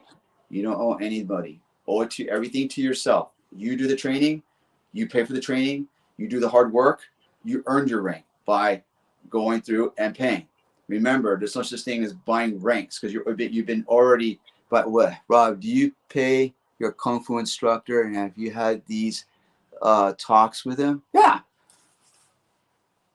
I already have, because I already know what I want to do. I already told him what I want to do already. Absolutely, I'm up front. I already did. So, to follow, I already said straight up. Here, you want to know what? Okay, here, I got something for you. I went into the school. Wait, Rob, do you pay the kung fu I'm just putting it back up there. I'm just putting the question back. So I said, yeah, I'll tell you right up. I went to the school, okay, and the son came, and he comes to me, he goes, so, what would you like to learn? And I said, it's not what I want to learn. It's what the Sifu wants me to do. That's what I said, right? Because I want to learn the system. I want to learn to preserve and propagate the culture. That's what I wanted to do. I'm turning this whole new leaf around. So I said straight. So that tells me. He told me, the guy was like, yeah, well, a lot of people comes in because they only want specific things or want to learn specific things. Okay. I already gave right there what I want to do, because I'm being honest with myself. I said, I want to properly preserve the culture of the art that he's learning of Kung Fu. And I want what he wants. That's what he wants to learn. And that's it and everything, because I'm OG. That's what I want to do. And I already saw it. When I already talked to him, like, dude, this dude's a real guy. So he already knew where I was coming from. He already saw it. He's like, yeah, I know what he's here. I was looking for a home. I'm looking for another home. I wanted to find a home. I did. But that's what I did. And I do pay him. Guess what else here? What is your goal is to learn whatever the Sifu wants to teach you? Or will you allow I'm sorry, because my eyes are, I'm doing what he wants. Oh, no. this is the goal. The goal is, I already said to him already, is I want to learn the system, right? Mm-hmm. Preserve it, propagate it, and teach it. That's it. Now, if he's gonna ask something of me to go against my moral values, no. Yep. What are you asking? Is he say, hey, pay me more money and do this, and I do say, like that? Like, no, I say ain't gonna happen. Oh, it's like my process with Balintawalk. So when I approached Yeah. Belton many years ago, it's like, dude, I want to learn Balintawalk. And my goal is I want to learn Balintawalk. So I had that very clear conversation, especially when I came back to the world, as that he had a very solid conversation with me about what are your goals? What do you want to do? What is the end state of this? And the first and foremost is I want to learn Balintawalk because I've never had the opportunity. So that's what I want to do. Right. I want to learn the system Yeah. and be part of the culture and the tribe Yeah. of Balintawalk because Yeah. I want to home in that. And that's because that's that's you being honest and you're being transparent. Yeah. Yeah. Cool. And on the other side of that, that's what you want to do, then that's what you go see. But people can't do that. There's Yeah. a lot of them that it cannot be. They cannot do it. They're right away like, I want to sign up. Why? Because I want to do Filipino martial arts because it's awesome. I want to do that. That's not good enough. You got to be really inside, like why you really want to do this. Yeah. That's why I'm saying before you join, why are you joining? Why are you doing it? What's your goal? What's your end goal? What's your purpose? Do you have a purpose? Mm-hmm. I know what I want. Okay, that's the thing. Going back to the military, you can either make the choice as to show up to the recruiting NCO and say, hey, I want to do this. This is my path, versus being recruited and saying, hey, this is what we need. And they feed you a bunch of lies. You have to take that accountability of your progression. So, yeah. And it's all too about exchange of service. And that's the thing in this business. Like, okay, if I do something for you, what are you going to do for me? I got you. Yep. It's all business, man. And it has nothing to do about Mario. But see, you can't for all those they want to ask these questions, like with all due respect to Paul Rubio, you can't. My journey is my personal journey. You can't compare what mine to the fractions of the word to others out there. Like you can't, because I know what I am and who I am. It's why I'm here. So it's just one of those things that you again, character was here. But both of you intentions opens you up to the same pitfalls. And what are those pitfalls? I don't understand what the intentions are. I'm asking him if he wants to come on. Paulo, do you want to come on? I'll shoot you the link. Sorry if you're hearing my music, man. My neighbor's busting some lowriders next door. Yeah, that's all right. We shall close the door. Let me see.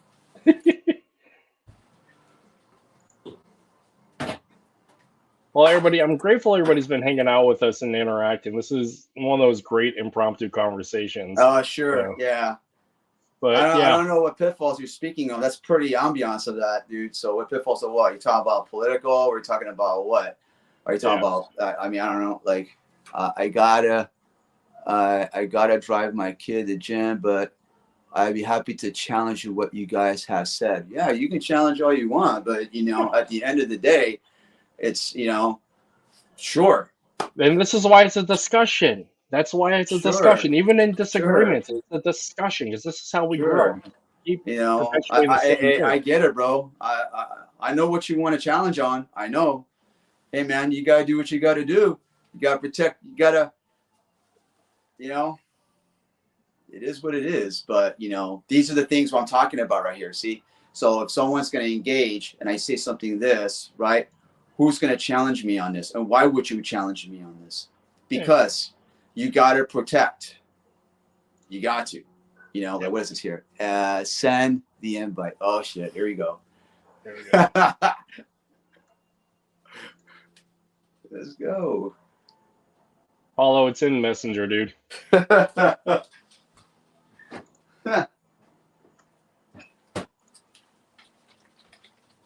I'm my milk over here. Yeah. See, something like this, right? You have to say something about this because, again, it's one of those things where it's like really like, ooh, so, but, I mean, I love Paul Rubio. I love my brother, but he's going to say all he wants, but, I know where I stand. Yeah, that's fine. And that's perfectly fine. Yeah, it's pretty, yeah. Although it's in Facebook Messenger if you want to pop in. So he said he was driving, so we'll see. But no, and dude. again, Come on board. And this is the important part of having discussions, because the fact is discussions help grow. Because without challenging the narrative and challenging ideas and having a proper Socratic approach to discussion, logic, and to challenge rhetoric, this is how we become stagnant and fall prey to the status quo of the hero worship of a cult leader. And when we don't have that personal journey and don't have those discussions back and forth of saying, hey, I'm asking questions. Well, yeah, there's a lot of it's just more there's more than to a cult leader. There's a lot more. It's not just pinning on the cult leader. There's a lot more to that as well. You know, it's like saying don't be a slave to the system.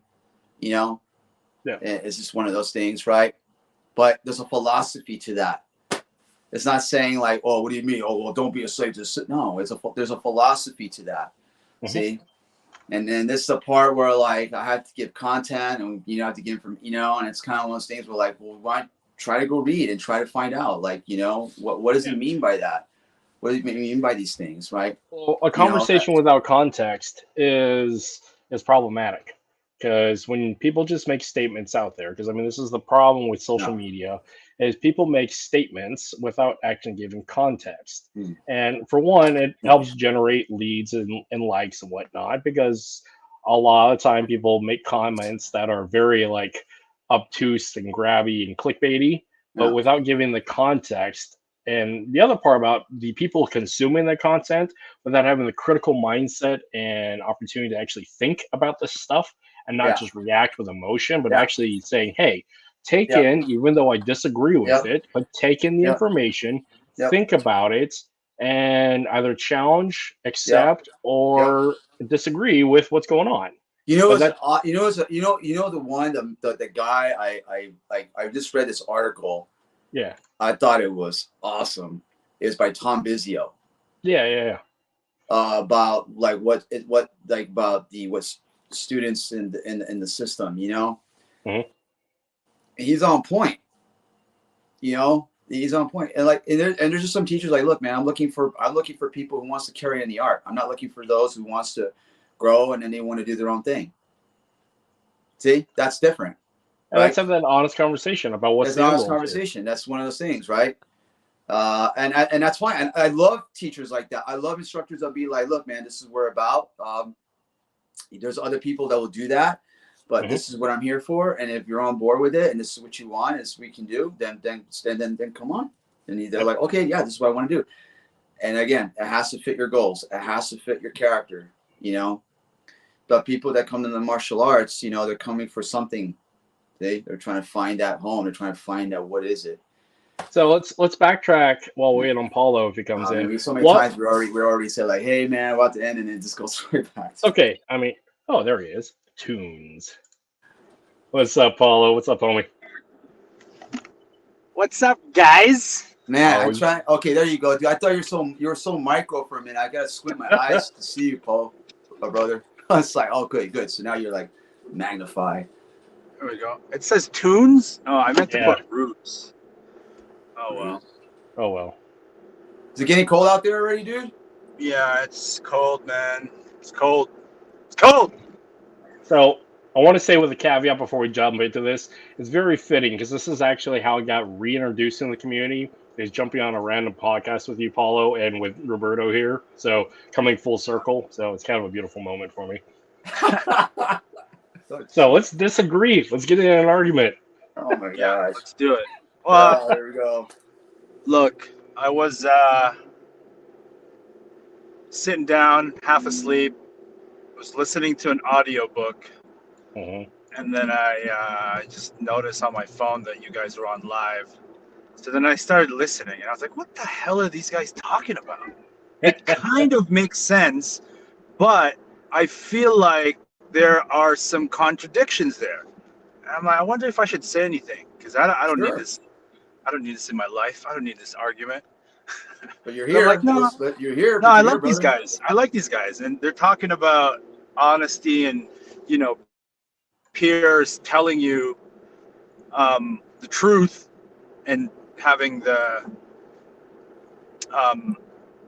willingness to, basically tell you when you got boogers hanging out your nose. Yep. So this is what I came here to argue with. Okay. On the one hand, you guys are talking about validation of skills through combative application, and that mastery isn't defined by how well you know the system, and that you don't need your instructor's validation. And yet here you guys both who have just admitted that the reason you do Balintawak and the reason you want to do Kung Fu is to learn the system, and you're going to do whatever it takes for the master to define when you're ready. So I'm like, which is which, bros? Are you guys going to allow learning the freaking system and having the certification and the rank from the organization and that master to let you know when you're ready to teach the system? Or will you hold yourself to the same standards that you seem to hold everyone else, and that is, it's your skill that defines whether or not you're ready to teach? It's not the certification, it's not the piece of paper on the wall. So which is it? When will you be ready to teach Balintawak? I think right? Kurt, when will you be ready to teach Balintawak? Rob, when will you be ready to teach Kung Fu? When the seafood tells you to, or when you feel like you have the validation based on your own testing that you're ready to teach it? So twofold for Balintawak. Balintawak has a very dedicated protocol and curriculum that I have to adhere to that is has a very good ceiling of people on a panel to make sure you're within the standards of the curriculum. You're capable of being able to talk about the information and to a point that is knowledgeable and with authority. The other one too is you have to be able to play and actually do the thing, because Balintawak has a very structured curriculum of movement and pattern. And on top of all that, it's up to me to have the progress of when I want to progress. And that can be 10 years, that can be 20 years, but that is my own personal progression. But if I want to meet that end state of hitting level 7 Guru status, is I have to follow along the parameters of the curriculum, go through those benchmarks and testing points, and actually be able to do the thing. So there is... Well, here's the thing. You're right about Balintawak being supremely standardized, right? Yep. It's there. It's written out. Belton, I believe, my homeboy, I think he got his level 7. I forget whether it's 6 or 12 months. Yeah. So he got completion of the system. He got to level 7 in about a year. Yeah. Okay? So that's possible to do, right? Yeah, but I'm not Belton. So there's that other... No. That's not what I'm trying to say. I'm saying that because the system is so standardized and there are checkpoints and check marks, you can rush through it. Yeah, agreed. Okay. But then at the same time, the play in Balintawak, if I'm not entirely sure, when is the first instructor level in Balintawak? Because I know it's 1 through 7. When can you teach? Level 6 is technically an instructor raising up to level 7. You can't be a level 7 until you've brought up a level 6. Until you raise your own levels. So you talk about martial arts systems being pyramid schemes. Are you willing to stand up and say that the Tabuada Balintawak is perhaps the most clear example of it? Because you literally cannot level up to level 7. Without the chart, the charter being is propagate the system. So propagating the system means you have to have a body of students and an organization to grow the organization. So but that's a positive. And this is the other one too, having this negative connotation about pyramid schemes and cults, is people have such a stigma and taboo about it. But the fact is, you can have good pyramid schemes. Franchises work for a reason, whether it's McDonald's or martial arts. Franchises work. And there's nothing wrong with that. There's a big difference between a franchise and a pyramid scheme. Yeah.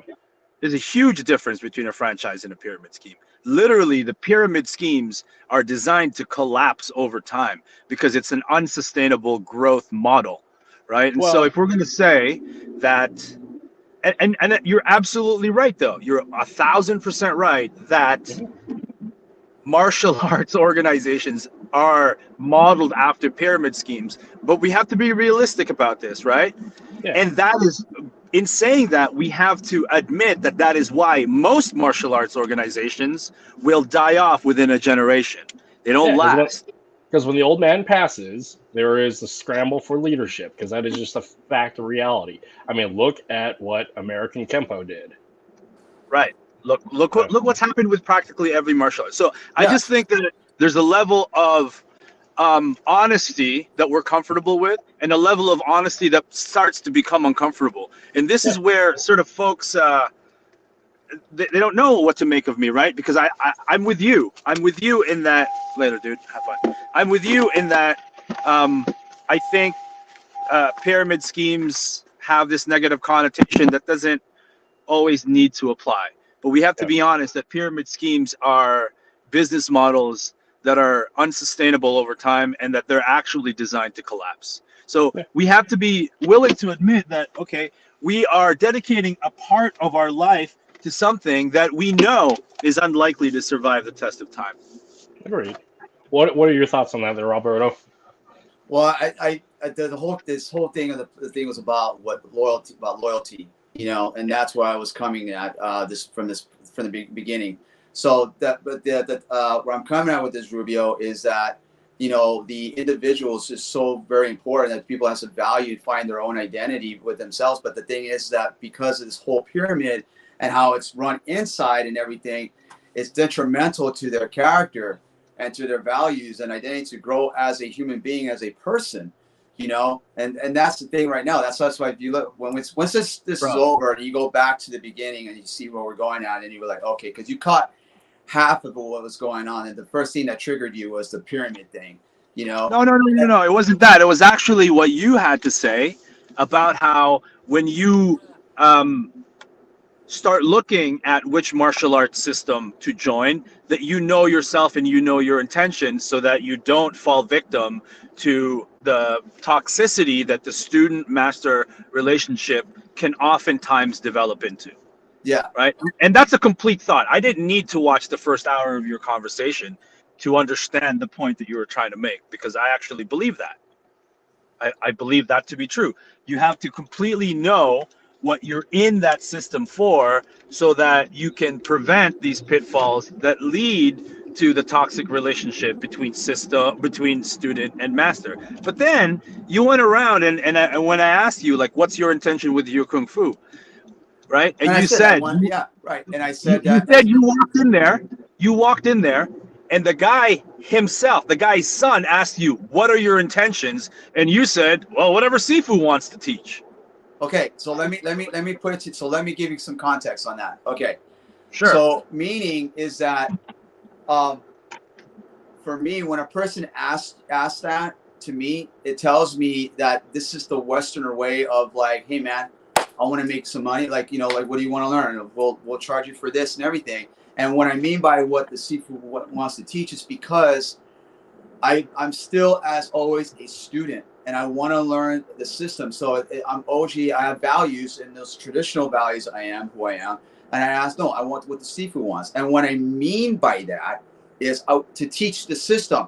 And because he says, what do you want to learn? And then I'm going to be picking cherries and all this stuff and like that. And like, no, I want to learn the system. I want to learn what the Sifu wants, because he is old school, and he's and he wants to pass his family art, and I want to learn it. That's what I'm about.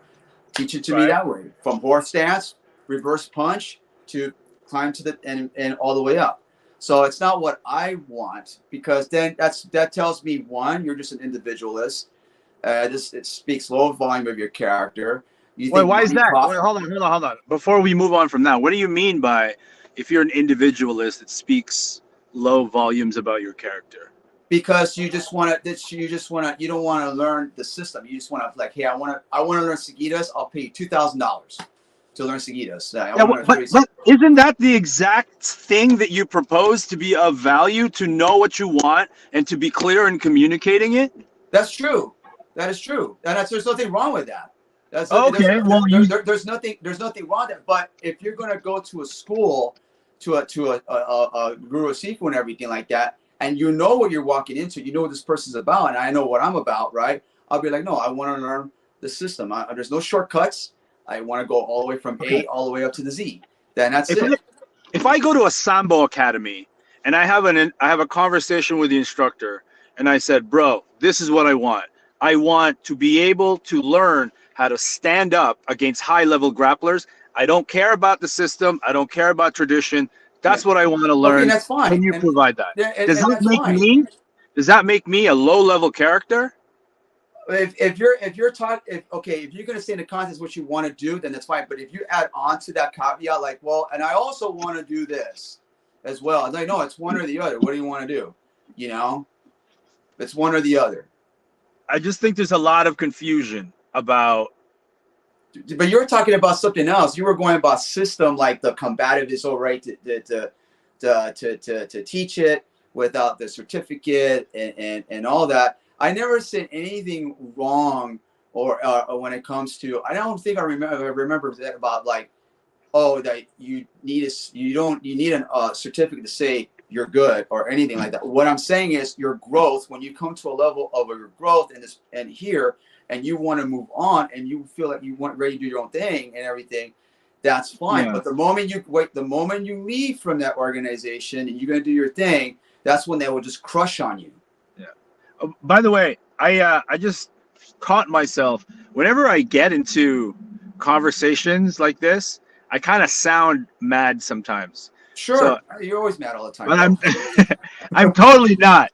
But I just like I get into kind of like speech mode, and sometimes it comes across as angry. I'm not mad at you. I know. Yeah, so you're speaking with authority is what you're doing. It's you're speaking with authority. It's okay. You guys know where I'm coming from, right? Yeah, dude, you're good, bro. Yeah, you're good, dude. It can be confusing because it is confusing. It is confusing. I mean, if you listen to the very first, I get to the part where you say you understood all that until we got to the part with the combative said like, what are you? Look, sorry, I just lost audio. All I'm saying, and this whole podcast, dude, is the fact is that people know what they want and they don't have a problem with what they want. If you want to pay for that, that's fine. Okay, but be honest with yourself. That's just all I'm saying. Just be honest with yourself, because the moment later on you're going to be like, hey, I want to pay for this. But then if it doesn't fit with the instructor of the integrity, you're like, hey, you know what? We'll just teach you this and that's it, because money doesn't really matter to me. It's about the art. So, and that's where it comes down to that, I don't know where you came with this whole other thing about like, does it make like, no, I'm just saying like, because you asked me the thing that said like, wait, you went to your Kung Fu instructor and said, yeah, because that's what I'm there for. It's what I want. I want to learn the system. I want to go all the way through. I'm being transparent. This is who I am, because I mean, you said the questions on the bottom, bro. Like you just that what you said. And I said, yeah, and I understand what the pitfall. What do you mean by the pitfall too on that? Oh, here are the pitfalls. When you enter a system, okay, first of all, I want to understand correctly. Your intentions are to learn the system and to become an instructor. You said that. Is that accurate? Yes. Okay.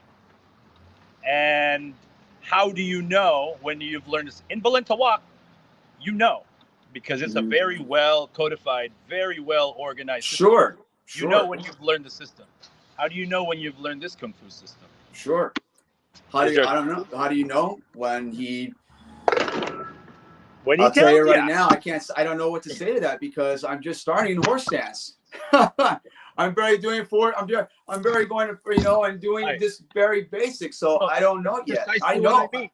I know what you're saying, but that's very minutiae. That's very freaking minutiae, bro. No, that's all of it. It's not minutiae. It's all of it. That is, bro. It's a big if you point. Say, okay, then tell me. See, I'm about to open a can of worm up in here, bro. I don't want to go there. Don't do it, man, because you know what I'm talking. You've seen it with my own eyes in the PTK community. Okay. Speak your mind, bro. In a year, because because that's tick for tack, dude. All right. Because it's been shown within a year, just in a year, they make high master level of an instructor within a year. But listen, bro, you got Tuhon ship from Katipunan in a few months. So what I'm trying to get to is that there are different standards that every instructor has. Sure. Right? But that doesn't. But that doesn't define me, bro. I know that. That's not what I'm saying either. That's not what I'm saying. Okay, let's focus this. Let's focus this part of the conversation. Okay. All right. Sure. My initial contention, my initial disagreement, with you guys are talking about, is this. Okay. One, you say that you should be really, really clear with your intentions and what you want. Transparency. Yeah. And I get that. Okay. Right. And that the whole transaction between student and master is this financial transaction where the master is to serve you, right? Yes. Okay. You know where I'm going with this. No, I hope so, but I think so, but I'm not a mind reader. But let's go, bro. Can I get a medium dark roast regular coffee, please? Anything else? That's it. Thanks. I mean, it's a question of what is the goals of the instructor and what's the goals of the student, and do they match up? Yeah, and if you don't know,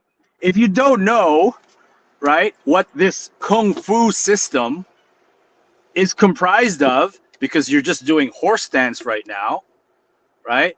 Let's go back to what Kurt just said right now, man. Sure. But what Kurt? What did you say? What did you say again? What is the goals of the instructor and what is the goals of the student, and do they match up? Okay. And that requires a conversation, a very honest, straightforward conversation, and it is allowed to change over time. The goals are allowed to change over time as long as they are talked about and there's an equivalent exchange of what those goals are and where they're at and how they're going to achieve them. Right. Is the instructor's job or goal to make money? Yeah. Sure. Yeah. Absolutely. Okay, so and this is what I mean by you open yourself up to these pitfalls. Okay. If it's the instructor's goal, let me finish my point. Yeah, go ahead.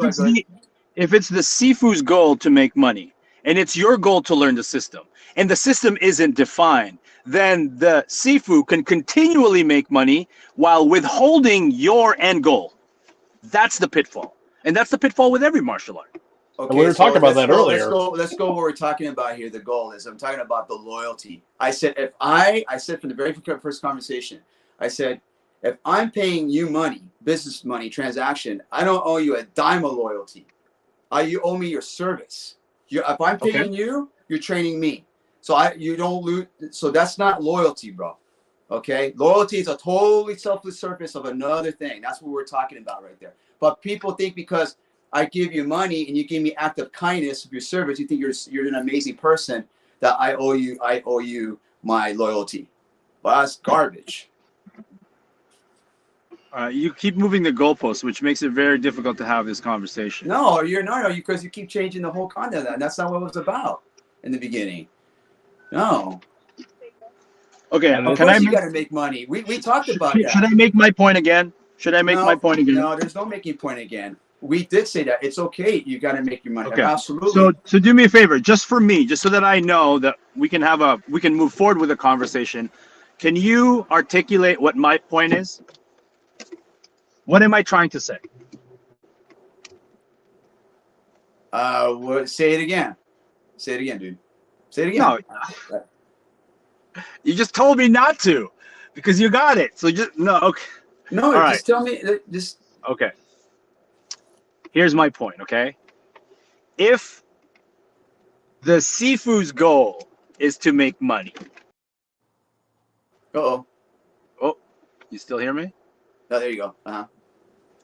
Okay. If it's the Sifu's goal to make money, and it's your goal to learn the Sifu system, but that system isn't defined, there aren't benchmarks to say this, and that, then how can you be assured that you can take accountability for your own progress based on what you know about the system? You do your own research, dude. Okay, so that means you should be taking other Kung Fu classes from other Kung Fu instructors. Well, if you looked at my post, and I did, I've been learning this one person I'm learning from, and I'm about to learn something else. Yeah, this is so what's your point, bro? Do you have a sense of loyalty to this Sifu that you're learning Kung Fu from? Here, okay, see, so I see where you're going here. No, just answer the question.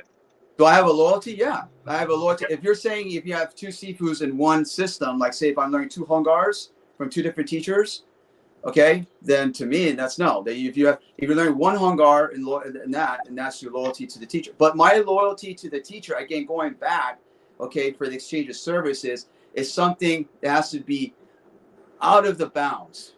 Okay. Okay. So let me ask you this: how did that Sifu earn your loyalty? What did that Sifu do to earn your loyalty? So from my loyalty, nothing yet. So we're still building. We're still no. We're still building, dude. I'm loyalty to training to myself and to the art. That's why it's called hard work. You look, you train hard, and everything that you do to loyalty to yourself, and that later comes later on. Okay. An act of kindness that doesn't make it right. Okay. I get it. Okay. So I wonder if this is a balance. Yeah, so that's what I'm saying. Like, so the dude can be wonderful, a human being, and everything what they do. Okay, fantastic. We go eat. That's wonderful and everything like that, right? But and then but my loyalty, all he wants, that teacher is like, I just want you to train and train hard. And let me see, because if you're doing his system or and in 3 years it still looks like doo doo, okay, then I don't need to pay. I don't need this. I need someone who's going to train hard. So let's consider this. This sounds like the difference between two types of loyalty. You have technical loyalty, where you come to a professional subject matter expert for the technical aspects of, hey, I want to learn this thing, so I'm loyal to your knowledge base and your capability to teach. So that's where a lot of people start in, where it's contractual. It's a social, it's a social contract. Then it turns into personal loyalty, where you're more giving of who they are as a human, their character, their kindness, and you've built that personal social contract, not the professional social contract. So, and that one I think takes longer, and the barrier to entry for the technical contract is really about outcome of technicality and capability, where the personal one is divided by time and in value based upon the intrinsic social aspect. Point in case, like Cooper. So Cooper is my primary minion. Cooper and I've been training with Cooper for 10 years, and really it started out as a technical thing, and now it's turned into a family thing where loyalty is based upon time, despite the martial arts technical capability. So because we have a relationship. I don't care if you have a halo on your wings, you got angel wings on your back, dude. Yeah, that's not going to give me the sense of loyalty. I don't care if you did 30 years, you got 5 different styles and what you do, who you are, and everything. It's about who you really are as a person and honest with yourself. And that's for me to find. And that's for me, and that is for me to find. That's for me. I have to be very careful where I tread on that. Okay. I'm thinking you don't know the declination of loyalty. Really? Okay.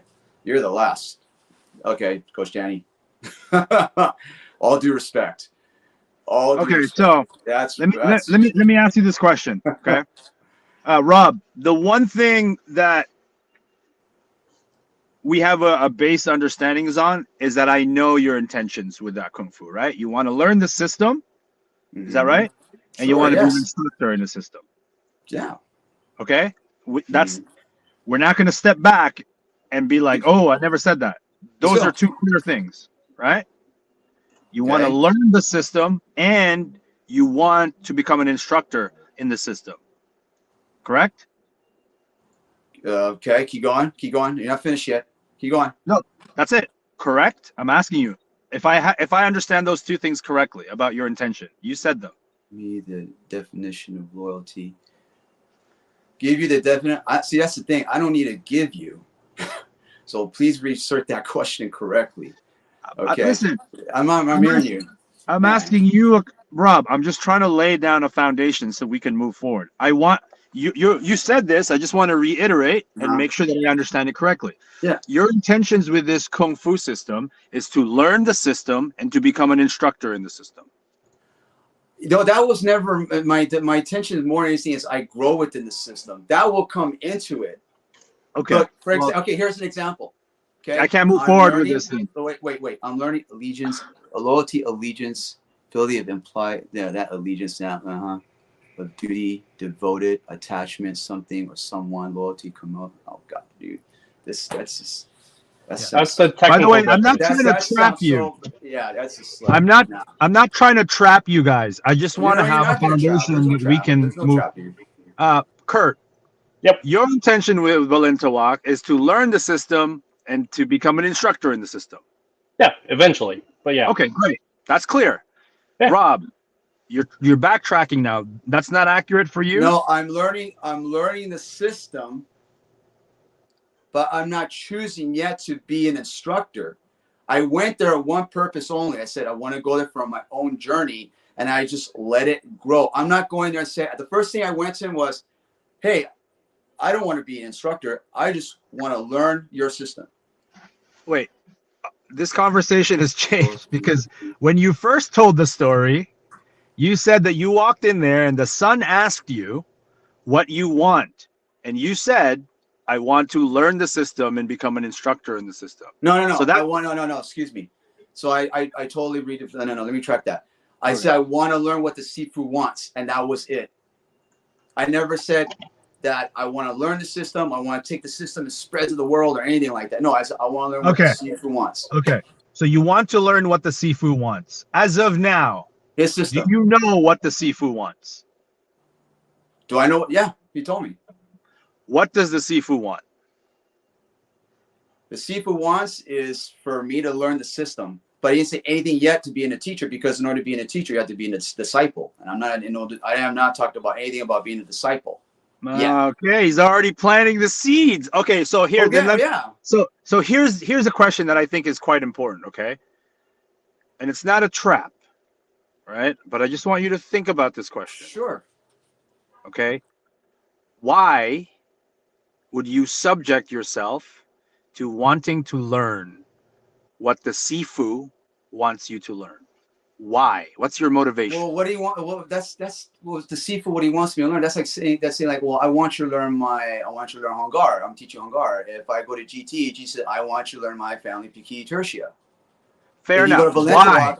I want you to learn Balintawak. If I'm going, because I want Hongar. But why does Roberto Pagan want that? You know, when I going into the Kung Fu system, and I was going through as days goes, and I'm training, right? I began to see what was going to this, okay? And I thought about it, and I said, you know what? I made the choice already on my own, because I kind of knew where it was going already. And he's speaking all Chinese, okay? I can't understand what he's saying. He's like, you good, you train. I train you more. And then he starts going around. And then I realized later on that I was like, wait a minute. I said to myself, where are all these senior instructors at? Why is there no senior instructors? I'm like looking around. I'm like, what's going on, right? And he just started opening the school. Like what? This is the first time he opened a Kung Fu school after 65 years. He never opened a Kung Fu school. Never had a Kung Fu school. This is his first Kung Fu school ever. So he decided to open. So I'm thinking the whole time, like, okay, it's going to be a senior there. I'm going to learn somebody. Bro, I'm learning from scratch. So I'm like learning Kung Fu the whole time, right? And you know how these wise ones are very like, they be tricky. And I'm like, oh man, I know where it's going. Okay. He's training me. And I realize now to become, I think, a senior in there to teach other students that comes through there. And I realized that. And I said, man. And then you know what I said to myself? I said, I'll do it. I made a choice. I said, I want to do it. But I never had the intention to go in there to be a Sifu or to become an instructor. Okay, so the question stands. My point is, maybe Kurt, I'll ask you this. I made a choice. I made a choice. No, that's the thing. Why do I want to learn Balintawak? Yeah, why do you want to learn Balintawak? And why do you want to become an instructor in Balintawak? It fascinates I feel like me. you can give me an honest answer. It fascinates and a vulnerable answer. It fascinates me. Balintawak, from the technical standpoint, it fascinates me because it's just the movement skills, the patterns, and the pedagogy is fascinating to me because it is a very structured curriculum. Yeah. And the process of learning has benchmarks, and there's a direct correlation between skills equivalency and adherence to the curriculum. So from a Yes. learning to learn standpoint, that fascinates me. Now, the other part that has been developed into it is, as I've mentioned before, is the Balintawak community, especially the Pac Northwest community, the Seattle community, is something very, very special. So I have a tribe, I have a cultural group, I have association to a community that has been very lacking to me, that is very unique, and I'm not really seeing a lot in the martial arts world, not just FMA, but like martial arts world. I'm not seeing this beautiful tribe of people who just love a thing and just do a thing, and they're there for the thing. So that's one, the technical and the personal. So that makes sense? Yeah, those are perfectly amazing reasons, and I think that's why a lot of people join Balintawak, right? Yeah, it's got sure. a community that is, for the most part, very well controlled. And I use control specifically because GM Bobby is very specific about what his students can present or represent as Balintawak. And I know this because he said so. because he said so. Because he said so. Right? And he's very, I mean, he's got his boys on a tight leash. And I think that's out of GM Bobby just being supremely clear and focused about what his goal is, which is to propagate the art with respect to the promises he made to his grandmaster. Yeah, and I agree with that 100%. That's why I say if the person's student match the goals with the if the two don't match goals, then that student should not go with that teacher. They have to have a matching goal. Now here's the other part about this. The timeline of which I go from level 0 to level 7 is my own. Correct. I'm not forced to be fast-tracked to say, hey, I got to get this done in 12 months, because the reality is I'm not, because time and otherwise. Right. So, again, the goal being is I want to learn Balintawak with the end goal becoming a guru in it, but the time is up to me. Even though the end state and the end state is clearly stated, and the means and methods to get there is clearly stated, the timeline is ambiguous based upon my opportunity and want. So I may never finish it, even though that's my goal, because not every goal gets accomplished. But that, you know, the beautiful thing about Tabuada Balintawak is it's a lot like holding a book, where you kind of get an idea as to how long that read is. You open the first couple of pages and there's a table of contents, so you know what's now and you know what's ahead.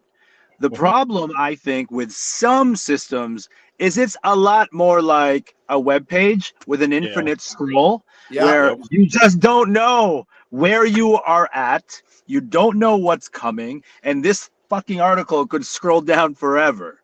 So this is why I love Balintawak. Now, I have to say this, there's the things I love about Balintawak is sort of from an outsider's perspective, because I've never been that kind of learner. The Balintawak system has never been something that I can intake, but I train Balintawak.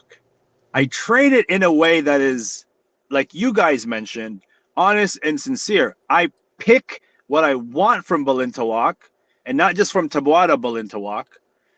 I pick from it, and then I put it away, and I go, okay, I'm only doing. And this is, you know, if I have a system, I can be perfectly honest. You know, hand fighting and clinch fighting drill from Fit to Fight, Ryan Hoover, Lutang Retirada training from Calis Illustrissimo, Serrada, and open and closed 3-hit strike combinations while linearly moving from De Campo, footwork and strategy from Pekiti-Tirsia. Like, I can break down every bit of what I would call my system and have a solid attribution to its source. And I've been able to do that because I've never subscribed to any one system. I've always just seen it as a whole thing. Brother, you just made a whole point.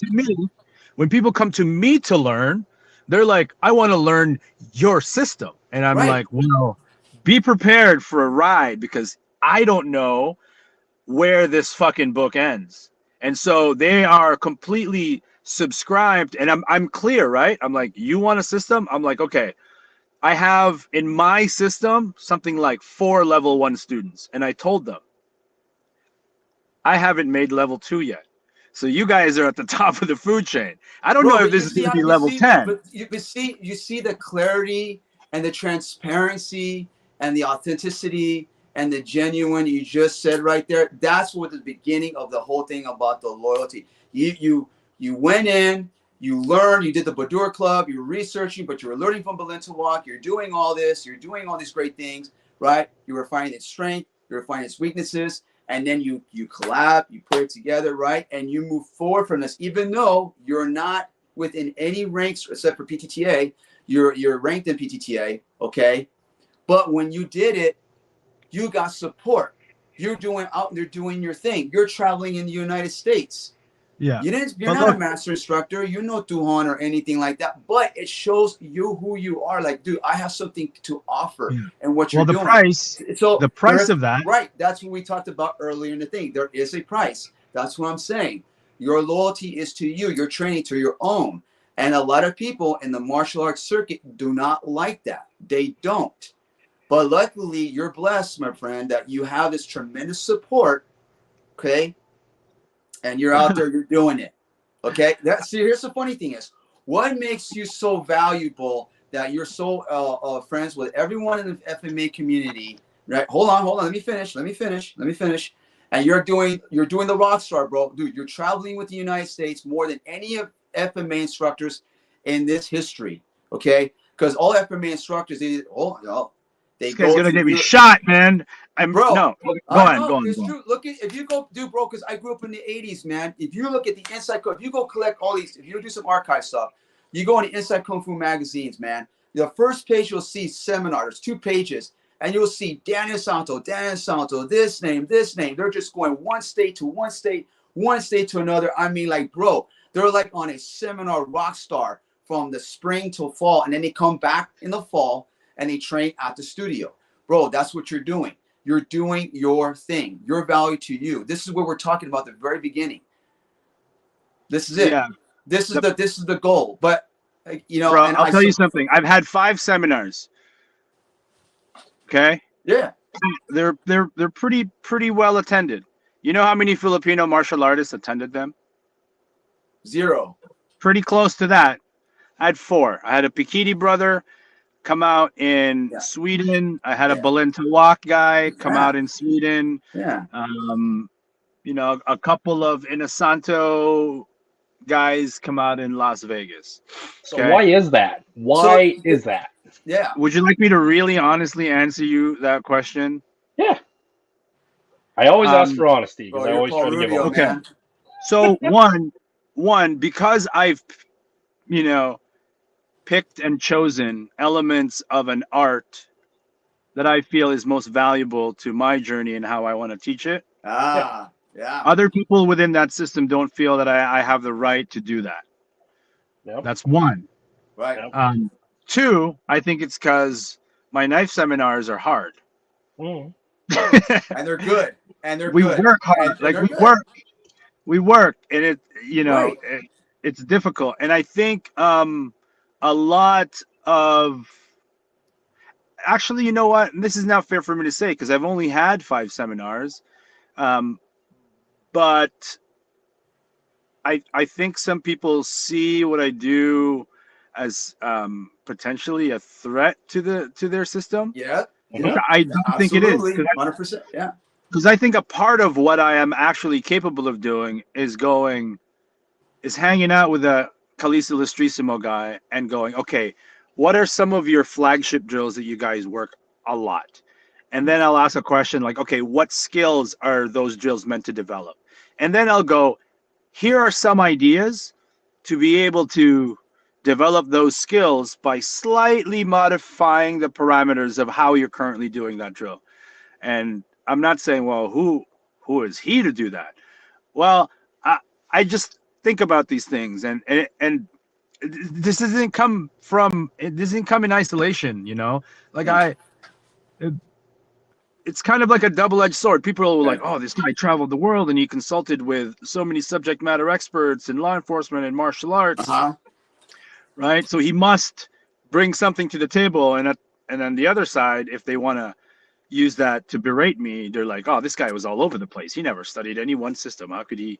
Right. But it's, Bro, I but just, this goes to show, man, like what we were talking about from the very beginning of this, of what the topic was about. You went on a journey, you went in here, you made friends and everything like that. Some will say, well, you're not ready to teach that. Well, who are you to tell me who to teach that? Who are you? You know you can deliver more and give more. And that's the thing. And here's the thing, bro. You became so vulnerable, right, by doing the Badur, by showing its weakness and strength. And then when you found something good, you're always trying to find something that's better than that to make it, to find the weakness in it. So they're watching your journey, they're seeing what you're doing and everything like that. Right. But here's my question to this. You are no Balintawak student. You are no any FMA student. You took concepts, you took ideas and everything. Right. And now everyone's like, yeah, Paul Rubio's around and everything like that. Why? Why is it makes you so great? But why can other students go out and they say, hey, you know what? I want to do this. What? Because you think they're not good enough? I mean, I don't know. Maybe. I don't know. That's my point. My point is that if a person wants to go, their loyalty, the loyalty is to themselves, to their training, to who they are, right? How they develop into the system more than anything. Loyalty is not an act of service to the teacher. Okay, that comes. I'll say this, and it's going to be later, bro. It may sound a little egotistical. Sure. But my journey has not been easy, man. Like, of course not. When I talk about validating, I try my best to take that to heart. Like, I've fought a lot, and in different countries, against different people, and I've had intellectual debates, and I can have deep level Pekiti conversations with the best of them. I can have a deep level Calice Illustrissimo, right? Maybe not specific to, terminology and specifics to how Grandmaster so-and-so wrote it. But if we're going to talk about the concepts and principles and the tactics and the strategies and how those things can come together, and how drills, methodology, process, practice, mentality can all come together to serve the philosophy of what Calice Illustrissimo or Balintawak or Pekiti is, I can have those conversations with anybody and I'll hold my own. So I found my own validation process, but by way of getting into a lot of disagreements with people, fighting. You're getting disagreements because it's not the way it's supposed to be taught in the system.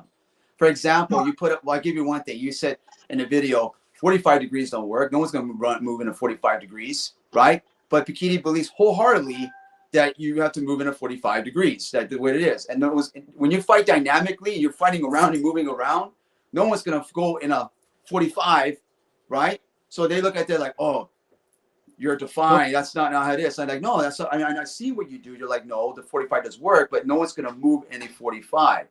But why would you need validation like that? So meaning the validation for what? Like to say the system is right there with the system? That's a martial artist thinking, man. Yeah. That's a martial artist thinking, dude. And here's another thing. Some might argue that I haven't validated anything at all, right? Because I've not been in life and death situations. I think that's a little bit of a cop-out to some degree, right? It is. It's a huge thing. It's a huge it is, dude. It is. It's like that's the only metric we have, really? Are you serious?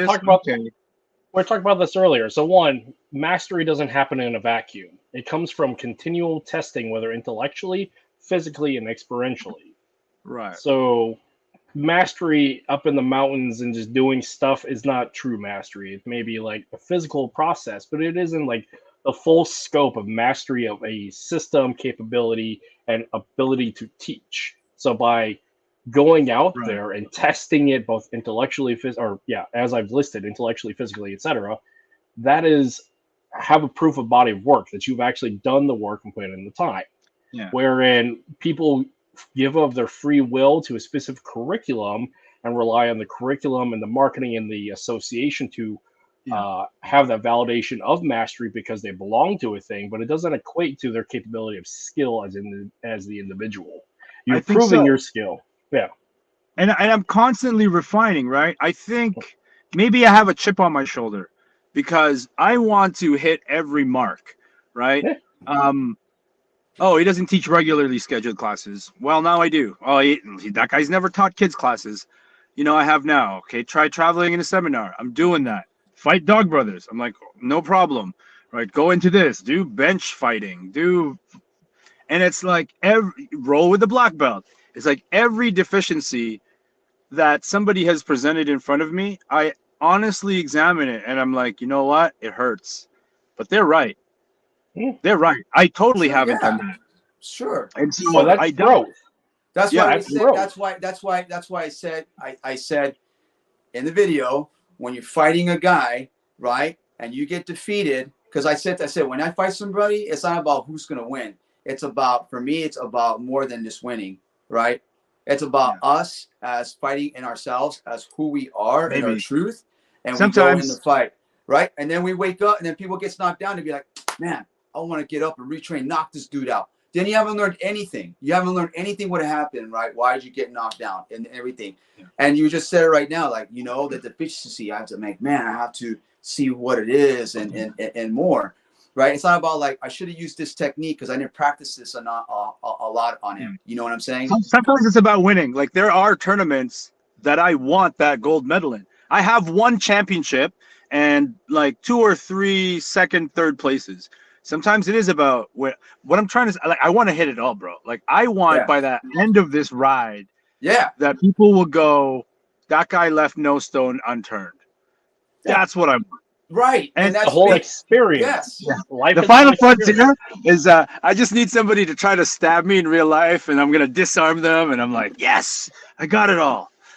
You can try. But you did, Yeah, dude. Yeah, absolutely. Yeah, man. Anyway, it's a very difficult thing. It's a very, very difficult thing. It is a difficult thing. Because sometimes we talk about it like it's easy to have an honest conversation with your master. It's not. It's not. But so it took me a while. Bro, I've been through the trenches of fire, okay? And it took me a while to be where I am today. This was no easy where I'm at. This took heartbreaks. This took betrayal. This took deceiving. This took us so much where I'm at today. And learn more of myself and who they really are of these of those out there, and this is something, and this is not like a payback or to discriminate or anything like that with the instructor. As I said, I want them to support your instructor, but the most important thing is like that of this time of age, men and women are coming into martial arts to look at these instructors as their guide or like priests and everything. And I'm like, no, that's not what you're there to. That's why I miss the old school training. The old school back in the days, they will beat you in when it came to self-discipline. They would beat you in when it comes to your values. Bro, Richard Bastille, like Guru Richard, this dude, we're in my house right now. He used to pick me up. I hear it when I was like 8, 9 years old, take me to his home. I cleaned around and he will bust me about values and everything like that. And he feeds me lunch, takes me to school. I clean the school. Before we learn the art, we go right into sparring. Before we go to anything by learning JKD or anything like that, we go right into the boxing ring. We put the gloves on, get in there, and he knocks the humility out of each other. Then we go learn the art. The one thing that he wanted more than anything from me was my character. He wanted to see me grow. He wanted to see me become a great man and make great choices and become a good career or a good father, a good husband, all these things, these values. Okay, that doesn't being taught anymore now, and I get it, But he really protected. He never once weaponized or tried to do anything or like if you do none of that. I don't not one. I'll tell you something. I wouldn't want no old man taking my 9-year-old cleaning his fucking house. Oh, here we go. You may talk about this as a cool thing. Not happening. Well, here's the thing. Well, here. Let me enlighten you then. I had no father. Okay, let's take it down the road. Okay. Okay, now I get it. But I know dad. I have my grandfather. My grandfather was right here. And he was like, he calls like, hey, Richard, how are you? I say, hey, I can see your grandson. Yeah, come on. Yo, Tito, let's go. Get in there. But I had no father. Okay. I get it. He raised me like his own. Hence the whole father figure. No. I looked at him as a guide. I was really like, wow, So why aren't you teaching Bastille's system? Oh man, that was a long time ago, bro. I moved on from that. I moved on from the JKD. I moved from that. That's a journey, bro. You go through these transitions. Like right now, I'm gonna go into Kung Fu for my own longevity, for my journey. That's for me. That's for my own. I'm not trying to make Kung Fu like people thinking like, oh, I'm not gonna be hypothetical, but it's just this is my journey, man. It's for I think nobody that's doesn't need to fair. know that. Nobody doesn't know what that's all about. You know. I think that's fair. No, it is fair. But these conversations are important. These conversations are hard because here's the problem that we've ran into about like the dogma and rhetoric, and yeah, which leads to stagnation and the continuous perpetuation of bullshit, as people don't have conversations that are hard and have disagreements I'll tell you. and grow from it. I'll tell you guys, you're absolutely right. And you know how many people in martial arts are willing to have this conversation? Not very many. No, I'll tell you, I've offered it. There are people who talk behind my back, and I hear about it because I have ears everywhere. I have people who have people who would disagree with me happily in the comment section, but they will not go on a platform like this. No, they won't. And have a debate with me. No, they won't. I will, bro. If you want to do it, if you want to do this again, I'd love to. And that's because I love you. You know. See, this is what I'm talking about, bro. This is what I'm talking about here. Like, why I come up here. I'm not coming up here to destroy. No, I come up here because I don't have organization. I don't have any of these people. Like I don't want to support. No, none of that whatsoever. Because I don't have nothing to prove to them. I have the people out there looking at my stick. They look at who I am. They do what I do and everything. Like, this dude knows what's up. I don't need a high fucking Grand Poobah to tell me what my worth is and my value is. Not one. Now, those... Hey, 1 second. I gotta go let my son know that I'm out here. I'll be back. Oh, okay. Dude, this is probably going to be the longest podcast I've ever done. And this Did is you really? awesome. Well, yeah, well, because he got Paul. See. No, I'll talk. I got. I was gonna say, well, I'll tell you later, dude.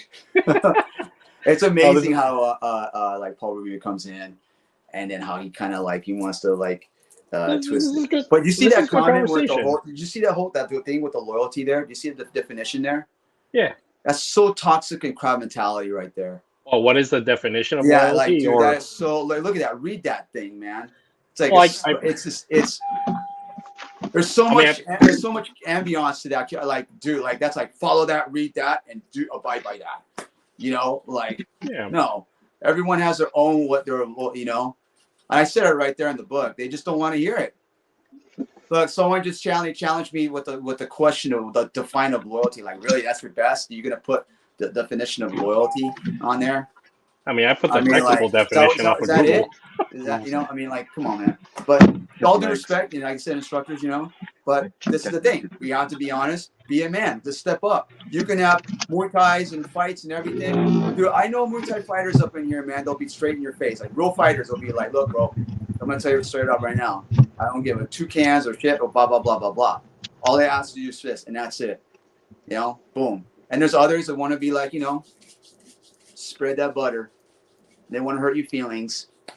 And that then you're doing disservice. But I get it. You want to protect their business and everything like that, But it takes a real person, someone honesty to get on this platform. Because I have nothing to lose. I'm not going to lose from my rank. What rank am I going to lose? Fire me? Because if I have my Yakong from this organization or my seat from this desk, because they're going to fire me, is that going to make me stop my voice, my truth? No, of course not. What do I got to lose? And that's the thing we were talking about earlier about agency, free will, and loyalty, and giving up of your power and authority to an individual. Because unless you are an indentured servant sworn by contract and oath, your agency is your own. So, a lot of people are willing to give that away for whatever reason. We already talked about that, and it's not about throwing away. I don't want to say throw it away. I mean, they give it away. I get why people join. It's like join a YMCA. Again, we just talked about this. Okay, joining the gym and all that. I totally get it, and I'm not trying to go off track here. I just want the people to know. Here's the thing. I'm just telling everybody in the martial arts community. You know who you are, and hey, to each to its own. But I'm not blind. No one's blind as a bat. I just want to be a service to future students and students out there to like, hey, you know what? Don't fall in that pitfall. You know, like your the whole loyalty thing, dude. That's a very powerful thing. So you're saying that an individual has to have some self-advocacy and some critical thinking and understanding of what they want and being able to weed through the bullshit. Yes. To actually be discerning so they don't fall prey to manipulation and all these other things. Absolutely. 100%. Yeah. How do we get to that point? What? I don't understand the question. How do we get to people to figure out how to have critical thinking skills as instructors?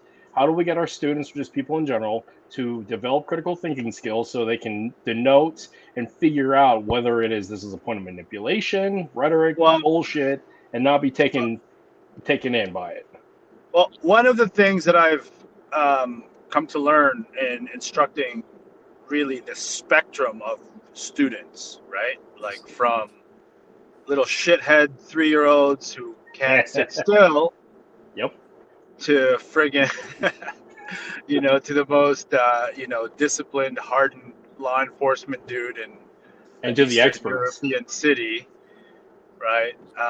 What I've come to learn is that even if people know exactly what it is that they want to get out of a system or an instructor, sometimes their intentions don't align with how they learn and what their capabilities are. So there are, I have some students that want to learn the ins and outs and every little detail about why this angle won and how do we do this roof block and where should my feet be and at what point do I twist my hip. And, I'm the kind of instructor that goes, listen, just fucking do it. Watch. I'm going to try to hit you. Boom. I try to make concessions, right? Because I can articulate it. I can articulate why, when, how, at precisely what moment, what is the technical standard. But my personal philosophy as an instructor is that technical refinement happens over time, but functionality can be achieved rather quickly. And my goal as an instructor is to give you a level of functionality, and hopefully you stick around long enough where you can refine your technical ability. Now, if somebody's intention is to learn the system, they're going to have to make concessions and go, okay, well, Paulo doesn't teach in the way that I want to learn. And they need to make a decision. You know what I mean? In my seminars, for example, I have some people who think that I'll be going too fast, rifling through the fundamentals of knife trajectories and footwork. But I look at them and I'm like, look, listen, you're already doing it, right? If I go get to the outside line of that arm, I don't give a damn if you do reverse triangle footwork or a lunge. Get to the outside of that arm. But they're like, oh, but I want to. And I'm like, listen, shut the fuck up and just do what you're told. And that's where I kind of have to reflect and be like, wait a minute. I'm telling this guy to just trust me and just do as he's told. How does that jive with my philosophy of wanting my students to be critical? And then it's a whole slew of things. It's the time, it's the environment, it's the condition, it's the immediate intention, it's the immediate versus the long-term goal. But it's not as clear-cut and as simple, right? No, it's not. As having this conversation, like you said, Kurt, these things are fluid and then they can change. And sometimes, you're familiar with a sunk cost fallacy, right? It's like I've paid a ticket to watch this movie. 20 minutes in, this is the worst fucking movie I've ever seen. But because I've paid, I'm going to stick around until the very end, right? Or, my God, I've been in this relationship for 5 years. I'm going to put up with all this bullshit because, you have sunk cost into your condition that you feel like it would be a waste if you pull out now. But martial arts needs to be a constant reevaluation. If we are to say that we are constantly changing and that no instructor is fixed and solid, then what you have are these two moving bodies, right? And you need to have a constant reassessment. Is this instructor still right for me based on who I am? And for the instructor, that can be a little bit easier. Is this student still paying? Okay, well, at least they're meeting that demand. And even if they're really shitty, I'm going to continue to try to teach them. So, but it's complex, right? Because not every instructor is about making money. Some instructors are just about making money. Some instructors, that's a byproduct of living within the scope of their passion. So it's a constant reevaluation. And so when it comes to what we were initially talking about, loyalty, right? And I kind of got to defend a little bit Coach Danny in that we have to define loyalty. We have to define loyalty. Because otherwise, there are so many elements of loyalty that we could really get lost in the weeds. But Coach Danny I don't know who put that definition in there, but that sounds so crab and toxic. Kurt. I did that, bro. I pulled the definition off of Google. So man, that was you gotta watch out for that, man. Because here's the thing, that will not work in the middle. It's so interesting about this, man.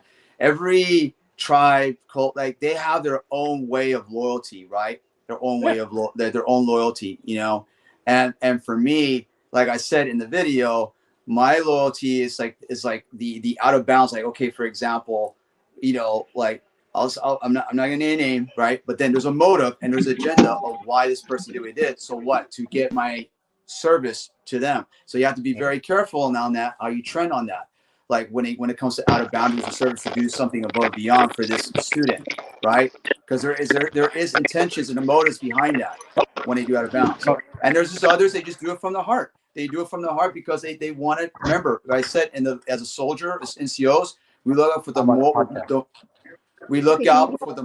and the welfare of those, right? Yeah. How are you? How are you living today? But in lieu, they're stuck in a loan. They're about to lose their fucking house, right? I'm an NCO, and I'll be like, okay, check it out, soldiers. What's gonna happen? Okay, I'm gonna help you. You know, loan you like whatever the money. Okay, so this can cover it. Okay, so what you gotta do. Okay, but this is not for free. Okay, but you know, pay me in time what you can do. Okay. So, but at least I was honest about that. Not like, hey, I'll give you the money. Don't worry about it. That's straight up BS. You know, there's always something to the caveat to that. You know, that's no, it's impossible. There has to be, or it could be not. It could be that 1%. You know, like for me, all I ask for me is your friendship. That's it. So here's the other part, because this all boils down to social contracts. Yeah, like you. In lieu, I said from day one. I said it doesn't matter who you are, bro. Like, you know, I said it's just your friendship. That's it. Yeah, but that doesn't work with your martial arts instructor. Well, no, of course not. It doesn't. But if I become a martial arts instructor, that would be me. Like, you know, I just want to make sure my morale, my students are good to go. You know? And that's the difference between a socially defined version of loyalty based upon the interaction of the individuals in that particular sect of people, and then the technical definition of loyalty. Because a lot of people, in lieu of an actual defined social structure, will default to the technical aspect of what is loyalty. They'll go for that book definition. Mm-hmm. And because they haven't discerned and it has been communicated, both parties, to what is asked of to be earned of loyalty and to give loyalty. Yeah. So that's where that comes from. Yeah. Hey, out of all the it's Halloween, by the way. Oh yeah, man, shoot, dude. Yeah.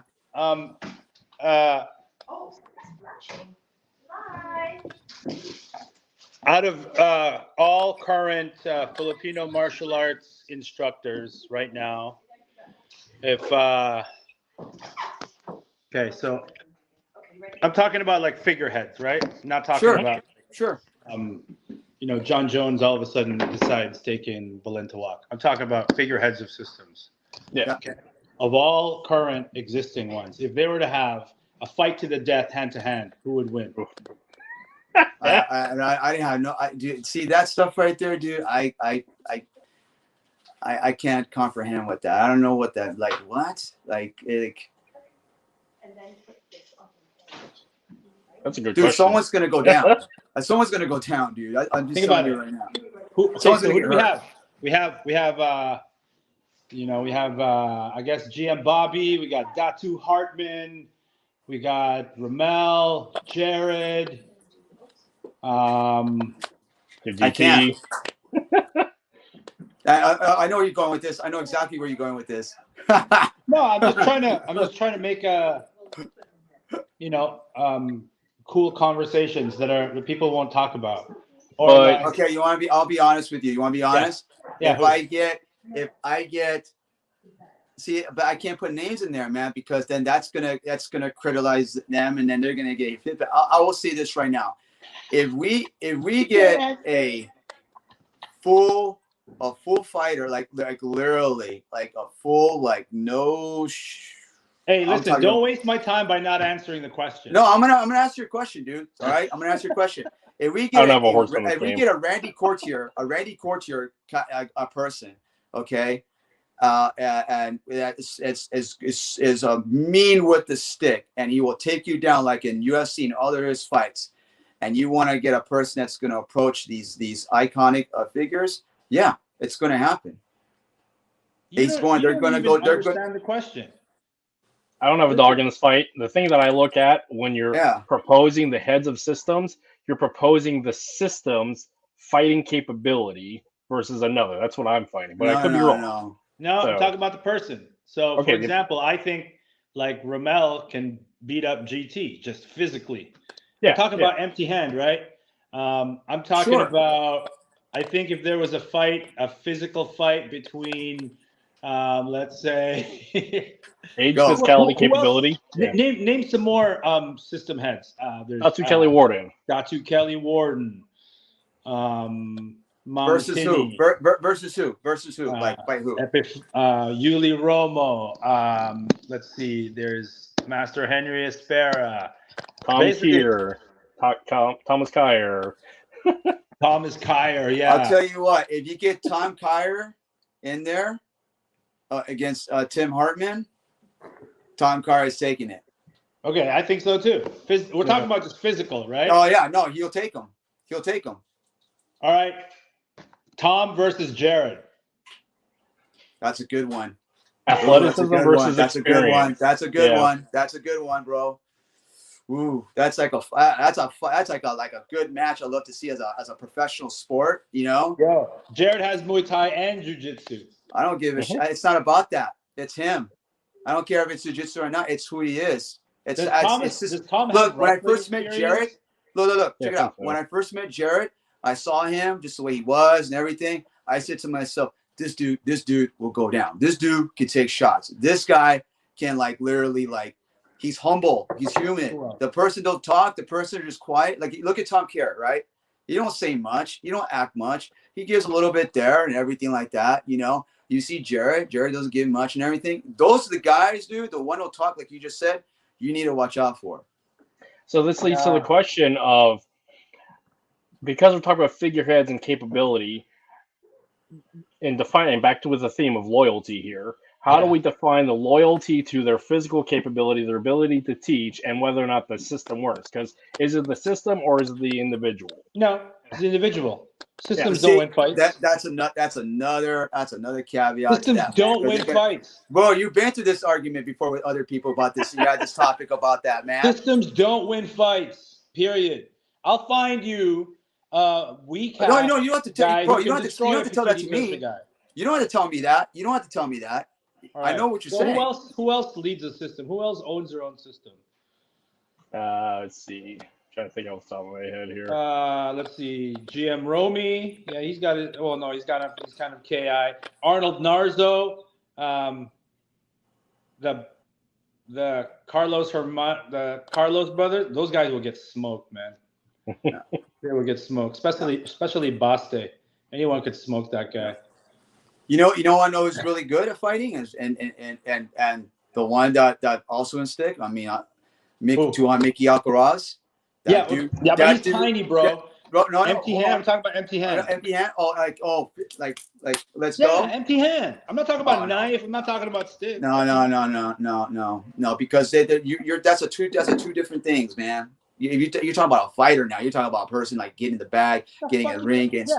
I wasn't talking about two different things. I talked about. So wait. So how does that? What does this work? So what are you?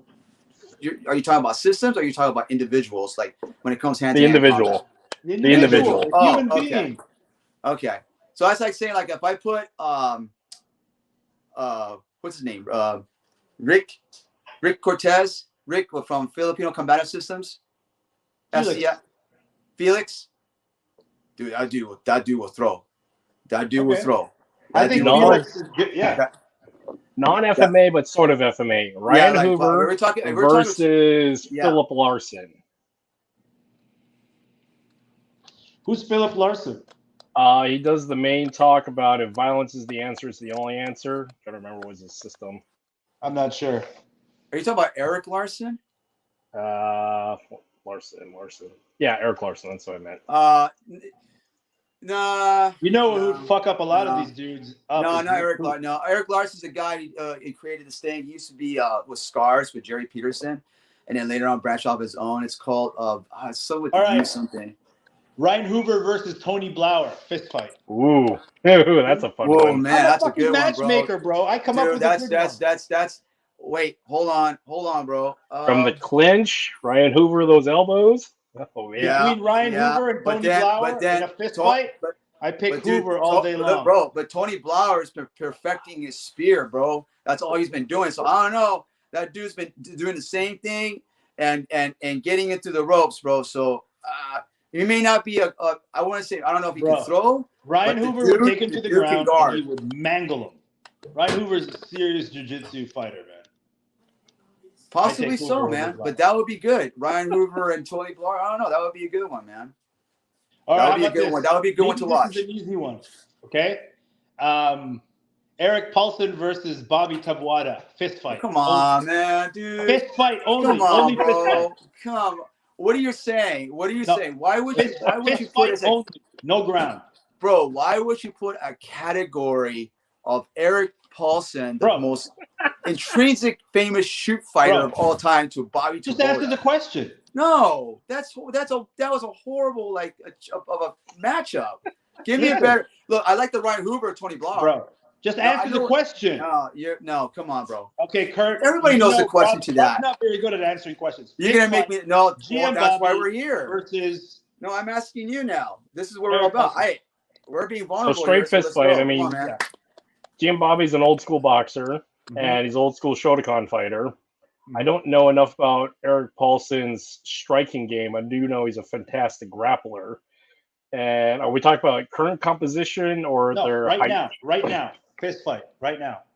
I mean, GM Bobby can lay a hurt with speed, but I worry about kinetic impact because GM Bobby's not a young man. That's not what he wants to hear, bro. I know what he wants. I know what Rubio is what he wants. Just because you're not answering my question. This dude, yeah, right. You like the answer? Look here, I'll do it for you. You want to know who's going to take the fight? Yeah. Okay. I'll tell you to take the fight. Paulson. Okay. That's too damn easy. I'm sorry. Yeah. Yeah, but why did you take forever to answer it? Because why would you ask such a question? Why would you categorize that? Why would you put Eric Paulson with Bobby Tabuada for a fist fight? Because I'm creating hypothetical questions, dummy. You're gonna call me a dummy? All right, all right. Let's go. Why don't you come up with one? You're over there acting all balls and mighty. Over there. All right. If you're not gonna come up with any, I'm gonna keep coming. Well, no, you can come up with choices. But dude, let's be realistic. You're really gonna put Eric Paulson or is it Bobby Tabuada? Why? Because what's wrong with Eric? What is it about Eric Paulson today that you have to play? Next fight. Come on. Burton Richardson. Fist fight. Okay. Burton Richardson versus Tuhon Mick. I don't know Tuhon Mick, so I don't know. Man. Here's the reason why about Tuhon Mick. He's a scrapper. I don't think he don't give up that easily, bro. That dude's a scrapper. He's not a fighter. He's a scrapper. He's a dirty, okay, fine. He doesn't have a stick and a knife in his hand. The dude's going to scrap. And he's going to scrap. But now, hear me out. If it's just fist fighting, oof, man. I don't know, man. Usually before people start explaining, they give an answer. So So what's your wait? But I'm looking. Hold on, that's not fair. No, I've been giving you the answers, bro. I've been giving you the answers. I ain't be calling the shit out, dude. So come on, man. I pick Burton. I pick Burton. That doesn't sound convincing, but okay. You got like I pick Burton. Okay. I personally think it will be a close fight. It will be a very, very, very close fight. It's going to be nasty. They're going to be hurt. There's going to be blood. Okay. But the one thing that might make Mick is because he's got that crazy mentality, man. He's just like, he comes from different culture, man. He's going to scrap, bro. He's like you're a scrapper. You be all like, bro. I told you're a crazy dude. You're a crazy dude in your mind. Guru Mick. That's how about here's one. I think it's gonna be a draw. It's gonna be a draw. Look at this guy. You're such a wuss. You can't even answer that question. All right, you want to know? I got one. Okay, I got one. All right, here. You want to know? You want to know? And I'm gonna say this based on. See, I don't know Mickey's background when it comes to boxing. Tom Sotis versus Craig Nelson. All I know him as a PTK guy, and I know where you're going with this. I know where you're going with this because you want to see like, because I got the Punan and all that, bro. Dude, I know where you're coming with this. You're weird. At the end of the day, this guy just can't answer. I don't know Burt Richardson, but I know who he is. That dude he fought. He's been in the ring. He boxed. He's a jiu-jitsu guy and everything like that. So if we're gonna come to technical skills in boxing and everything like that, yeah, Burt. Cool. Took you long enough. Okay. That's all I wanted. Okay. So what? My question is, what is the question? I don't understand what your point of all this. What's your point? Why are we having this discussion? What's going on? What are we doing here? Wait, you've been participating in it. I know I have because I'm gonna play. I'm gonna go along with it. But I want to know what this is about. I don't know. This is just how I think. I think about these things. I think it's fun, and I think it's okay. And this is a way for us to demystify them as friggin' martial arts Jesus and just examine martial art Jesus. Okay. So, but we're talking about who would win in a fist fight. Kurt, you said Tom Sotis versus Greg Nelson. I love Tom Sotis, and I recently had a conversation with him. Probably one of the most brilliant minds in the knife. Yeah, yes, he's a brilliant mind. I'm not lying talking about Greg Nelson here. But Greg Nelson's a fighter. Greg Nelson. Greg Nelson's a fighter. That's a different. I would even say Greg Nelson would take Ryan Hoover in a fist fight. I agree with you because he's just wise now. I mean, he's at a level where he doesn't have to show his, he's at a level where Ryan Hoover's not at. Maurice Crump versus Kenny Bigby. Kenny Bigby would smash that guy. Kenny Bigby, bro. all day long, bro. Kenny Bigby. Kenny Bigby. 1000%. Okay, you in this conversation now, Rob? All of a sudden it's cool. What about what's this about winning? What's winning got to do with all this, bro? Okay. Let's see. Brian Rodriguez versus Dean Franco. Fist fight. Oof. I love both these guys. Yeah. What do you think? I mean, Dean's got more reach. All right. Dean's got more reach. Okay. Brian's scrappy and angry. Say this right now. I'm gonna go with Brian. Say this right now. I'm going with Brian. If it has to come to a pissing contest with their mouth, Brian Rodriguez all the way. That dude will fucking smoke him. He will come. He will when it comes to pissing contests, it's gonna be Brian. Now, when it comes to fight, I don't know him. Sorry if you hear my mom. Okay. I don't know Brian that way, and I don't know Dean Franco that way as a fighter because I have never seen them fight or box or anything like that. So I can't. That's an unfair question, in my opinion. Kent Nelson, Paul Ingram. What do you say, Kent Nelson or Paul Ingram?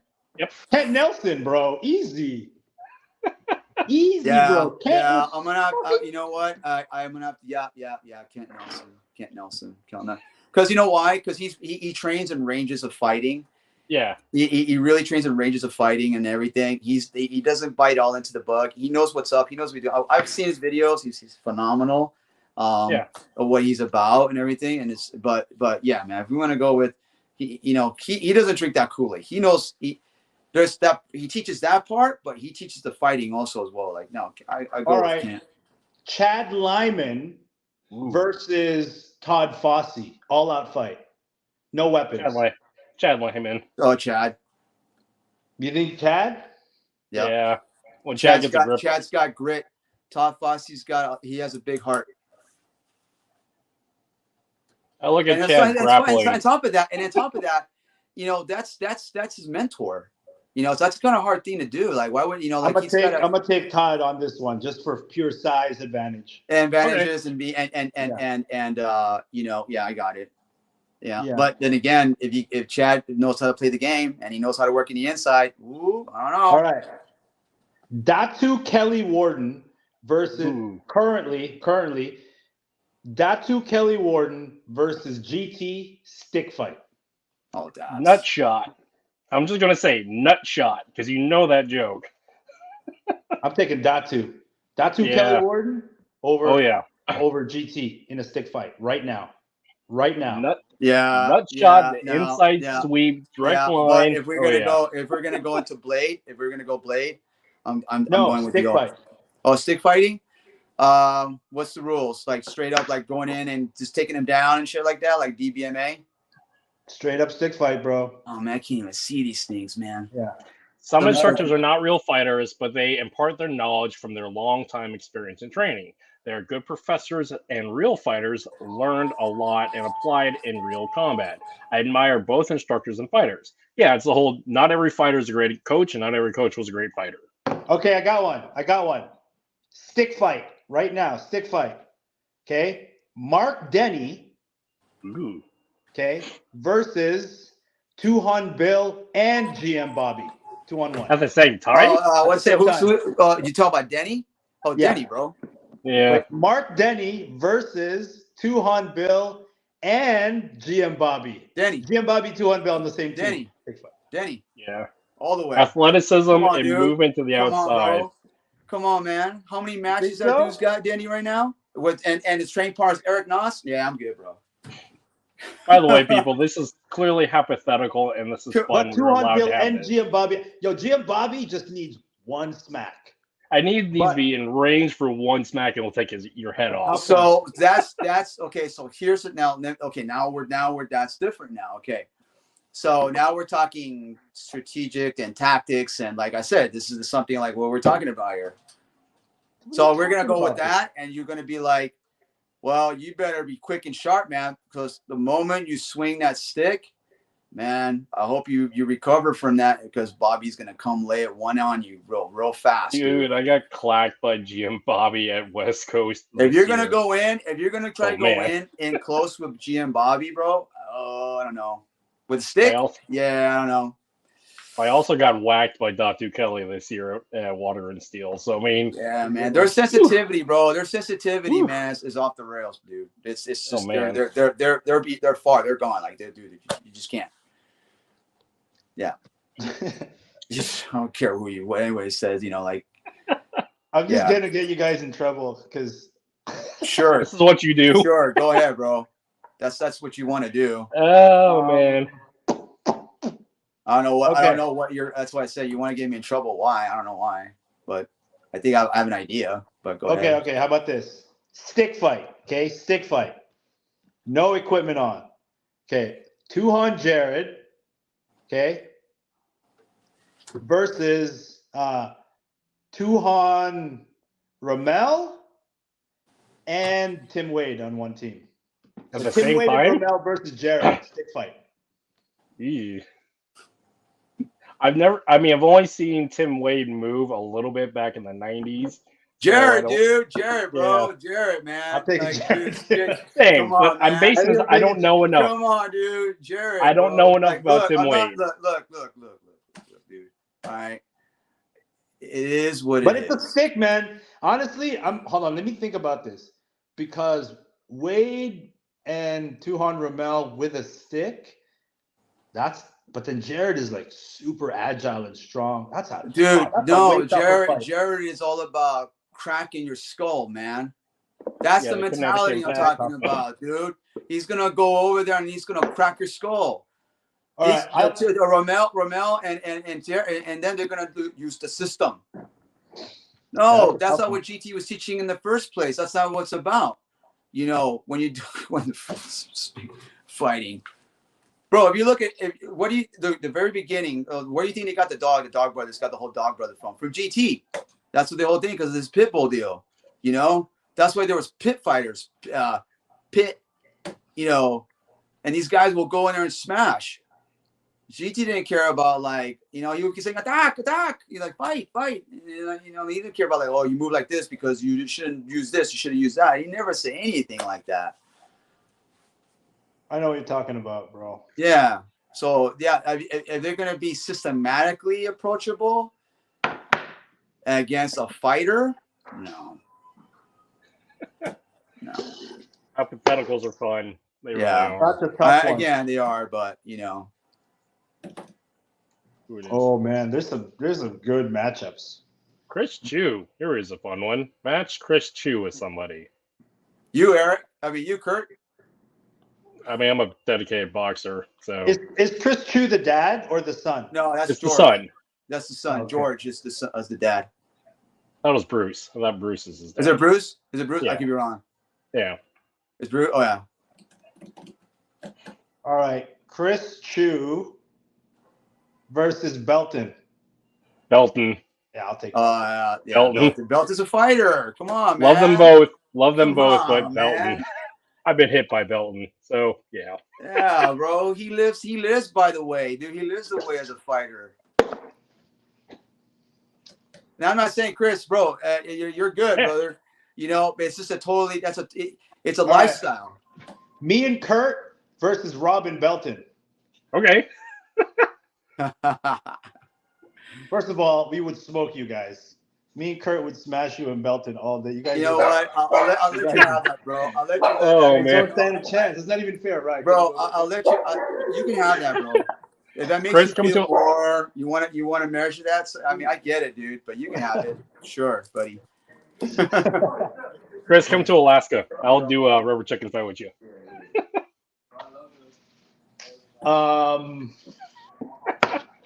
What about this? No, I can't. Go, dude. What's up? No, you're all talking. Come on, man. Bring out your. Come on. No. It was mean. It was a mean one that I had in my head. So I'm not. Oh no. Oh no! Come on. No, what's so mean? There's no mean here. Come on, let's go. No. It's really mean. Forget it. That's not mean, bro. You're Filipino. There's nothing mean in Filipino. Let's go. No, forget it. Let me think of another one. Okay. Man, this guy. Who would be a good match? Oh, all right. What about this stick fight? Tuhon Paulo Ladra or Tuhon Bobby Ladra? I don't know Bobby. Ooh. I don't know Bobby, so I don't have a dog in this fight. Ooh. You know, okay. Oh man. Woo. I don't know. Bobby's a fighter, bro. Yeah, Bobby's a Tuhon Bobby. All respect. Tuhon Apollo's a technician, though, man. And he's it, but I've seen this. You've seen him. This dude. Look. You know yeah, man. That's a tough fight, bro. That's a tough one, bro. I'm sorry, man. That's tough. I'm not being biased, man. They're like fucking skillful fight. They're really tacticians, man, and fighters. Okay, yo. Since I have to be uncomfortable, I have to pick one. I'm gonna pick one. Let me just go think about this. Yeah. Man. I'm gonna say this right now. Bobby Tabota ain't no punk, dude. That dude ain't no punk. Bobby Tabota, he ain't no punk. You don't care who you are. Wait. I'm not talking about Bobby. Wait, let me talk. I want to say something. Hold on here. Okay. I'm saying that GM Bobby, man, that dude's he don't care who you are. It's all about what you can put on the mat. He'll throw down. That's the scary part. Yeah, that's the scary part about it. That's the thing. That's the mindset. Paulo Ladra is a sports fighter. Is a difference. Wait, what?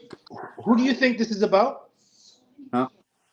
Who's this fight about? No. With I'm still on the subject of about Bobby and Tuhon Apollo, and I'm speaking out as admiration. Bobby who? Tabota. No. I'm talking about Tuhon Bobby Ladra versus Tuhon Apollo Ladra. Apollo. Sorry. I picked Tuhon Bobby, Bobby man. Taboada. No. I thought you meant Bobby Taboada. No. Tuhon Apollo Ladra versus Tuhon Bobby Ladra. Stick fight. Apollo. I picked Tuhon Bobby. Fair enough. I think you know why? Let me tell you why. What? Brotherly dynamic. Tuhon Bobby is the older brother. Older brothers always win. That's a tough one, though. I don't know about that one. I don't know about the one. brother thing, dude, but okay. I don't know. Both my younger brothers are over 6 foot, so no, dude, fucking Apollo Logic can land. That dude will land. He will land on you, dude. Oof. I don't know. I haven't seen anything about. I just know the dude will land. He's timing is impeccable. Dude, I'm saying all this, man, because I watched. I've seen it. You know? So here's one from Guru. I'm gonna butcher this. Yeah. So some FMA practitioners are never been in real combat, but they undergo a lot of spar, and some spars they engage are so intense and almost real. Now, when they started to teach their system based on their experiences, everyone raises eyebrows, asking, who the fuck is that guy? She doesn't have rank and titles. That's debatable in the world of martial arts and was discussed several times in some pages and forums. In his opinion, he's a disbeliever in ranks. Everyone has a right to everyone has a right to shout out to the following FMA GMs: Tuhon, Mel Tortal, Felix Guinabo, Rene Tongson, Baldwin, Garacho, Caser, Sos Romero, Nostramo, and Romo Oro Jr. All right. Can I answer that first? Sure, go for it. I go back to the same thing. If experience is our metric for expertise, we would all be taking firearms lessons from LA gangbangers. Yes, we would. That's yeah. If experience is our metric for expertise in the knife world, then we would be taking lessons from homeless meth addicts. Yes, right? we would.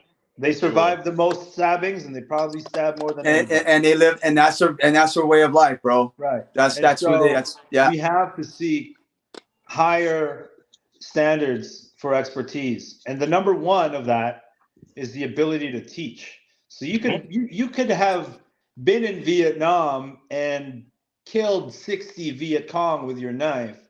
But if you have no command of the English language and have no understanding about how to teach people, then no, you're not a good teacher. It doesn't devalue your experience in the least bit, but it certainly does hold weight as to your ability to pass on that information to other people. So that's what I have to say about that. I've never stabbed anybody, guys. I want to be very clear. I'm not a veteran. I'm not a law enforcement officer. Never was. Probably never will be. There's a reason these people seek me out for training. And it's not because I dress in camo pants, right? It's because I have the ability to teach. And any expert worth their salt in the field know that they take, to some degree, an education from people who have no experience in what they do, right? People who teach astronauts to become astronauts aren't astronauts. Yeah. Yeah, so that goes with saying about like all these special operators. Like when I was in, we would get sent to a civilian school, and these civilians are their expertise because that's what they do every day. That's their bread and butter, right? So you go to a specialist to learn from them, and that's the majority of all teachers of special forces are from civilians, right? Well, the other part about it is per the subject in the field, that civilian who does this full time, they may not be tainted by the trauma of having to do the thing, so they're not actually giving a functional intellectual process that is not specific based upon their trauma, but they can actually give something of value and educational standpoint. Because this led to a question I had a while ago from an operator asking, has trauma informed the methods and means an individual teaches their knife work? And the thing is, we said this like 2 hours ago, that you're a knife coach. You're not a knife expertise. Okay, you're not, because I said in the beginning, you grew up from a place of loving fathers and mothers, and you have, your dad and all that. You grew up merits and values. You're not a criminal. Okay, you're not a murderer and all that stuff like that. So you're not gonna. So the thing, the point I'm saying is that you've got instructors out there thinking that they know this, and they don't, because they never lived that life. But you can be valuable in education and coaching them. You say this too. All right, cool. All right. Let me say this too. A lot of people lean on their military service as almost an instant validation and credibility. So I have a friend. To what? What credibility for what? Firearms, knife, fighting? What we're talking about? Yes, all of those things. All of those things. Okay. I don't know. I don't. Okay. I'm okay. You got something to say? Say it. No, finish. Okay. I have a friend of mine, Kawa. He's an Army Green Beret. Okay. He was actually in that movie, The Covenant. Guy Ritchie. Have you guys seen it? About the Interpreter? I love that movie. But go ahead. Yeah, it's a good movie. Yeah, I love that movie. So I was having a really deep conversation with Kawa, talking about this very thing, about how people with prior military service kind of use that as an instant credibility infinity stone, so to speak. And he goes like this to me. He goes, bro, there are levels to this thing. Like I have brothers, right, Army Green Berets, who can't teach for shit. That's true. Experience. No, absolutely, yes. Yeah. And so, in a way, he was sort of, and the way he correlated this was because he was an Army Green Beret who became an Army Green Beret instructor. That's mostly what they do. And he goes, the shit that he had to go through to make that transition is what makes him an effective instructor. His experience is on another realm, and he can bridge those two things together. Yeah. But and another thing that happens a lot, you'll find this, right? FMA instructors, whenever they have, students who are Navy SEALs or, Green Berets, Delta guys, Marines, whatever the case may be, when a civilian FMA instructor has, a student, maybe a top level student who has this, tier 1 experience, they use it as a validation to go to pump themselves up, like, well, sure, this Marine trusts me. Yeah. Awesome by association is what that shit is. Yeah. It's nonsense, right? That's fine. That's a sell. I get it. And that's been going on for a long time.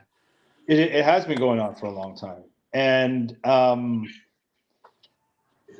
suppose the point that I'm trying to make is that when we are gauging or validating or trying to ascertain whether or not our instructor is effective or is credible, we can't go on anything other than, is it logical? Does it make logical sense? Does it hold up to like the ultimate standard, which is, does it make logical sense? I don't care. So let me flown out of 100 airplanes. Sure. Right? Because you know what else I've encountered in all my travels, right? Somebody will go, Wing Chun works. Trust me, I'm a Delta. It's like, but wait a minute. Wait a minute. Man. Big time. When did you start doing Wing Chun? Yeah.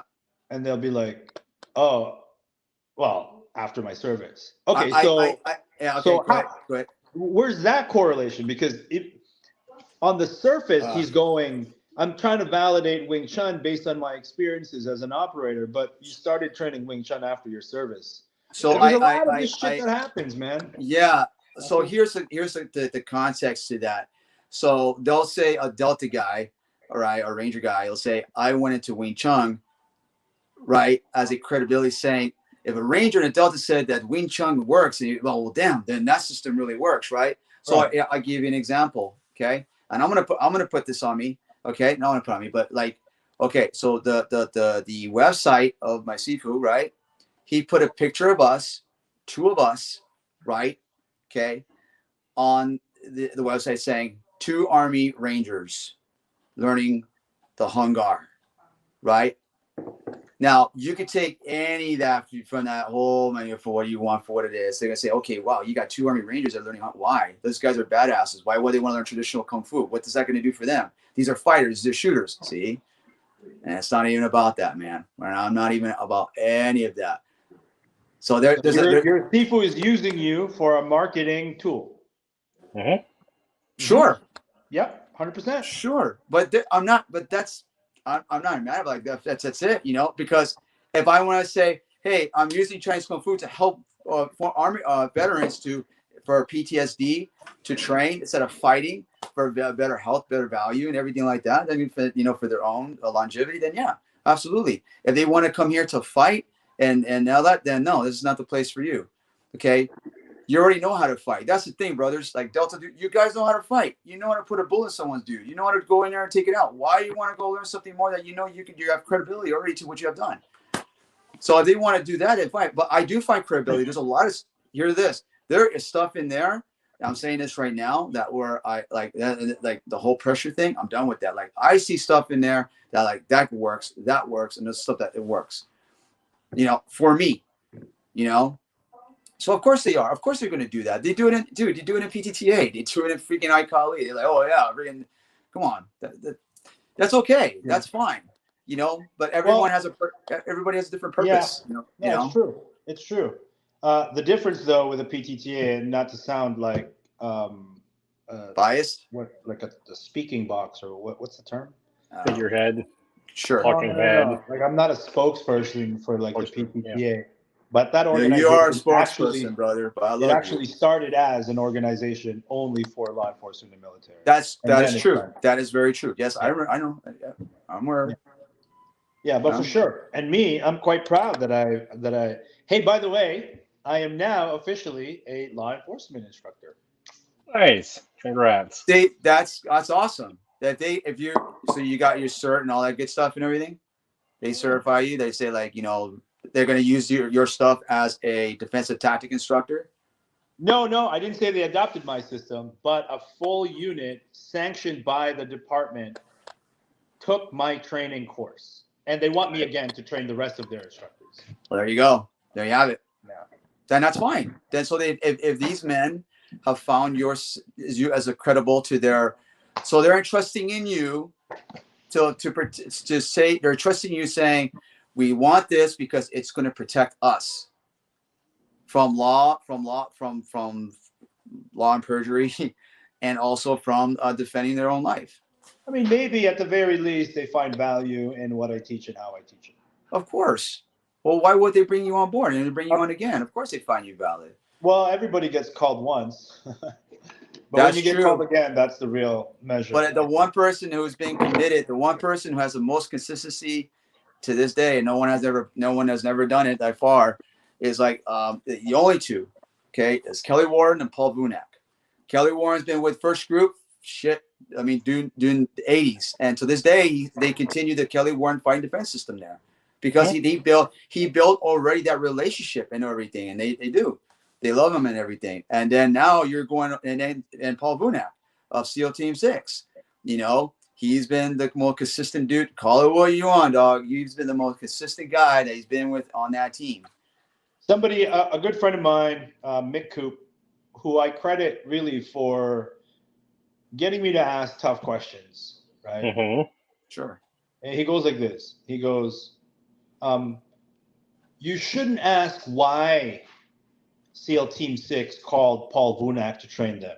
You should be asking why they don't call him back anymore. Yeah. Sure. And you know what it is? I'll tell you what it is. They just move on. Dude, you know how many systems they go through with different instructors, dude, in the special warfare community? Has nothing to do with it. It just changes over time and move on. For whatever the personal that is, fine. But they're learning something different more and more, and they're changing. They'll bring one person. They'll keep 3 months. Okay, we like this. Let's go to the next system. It's just constant evolution. And by the way, here's a question. There are, and just so that people are vividly aware, right? There are still tier 1 groups that have Aikido as their primary foundation. Sure.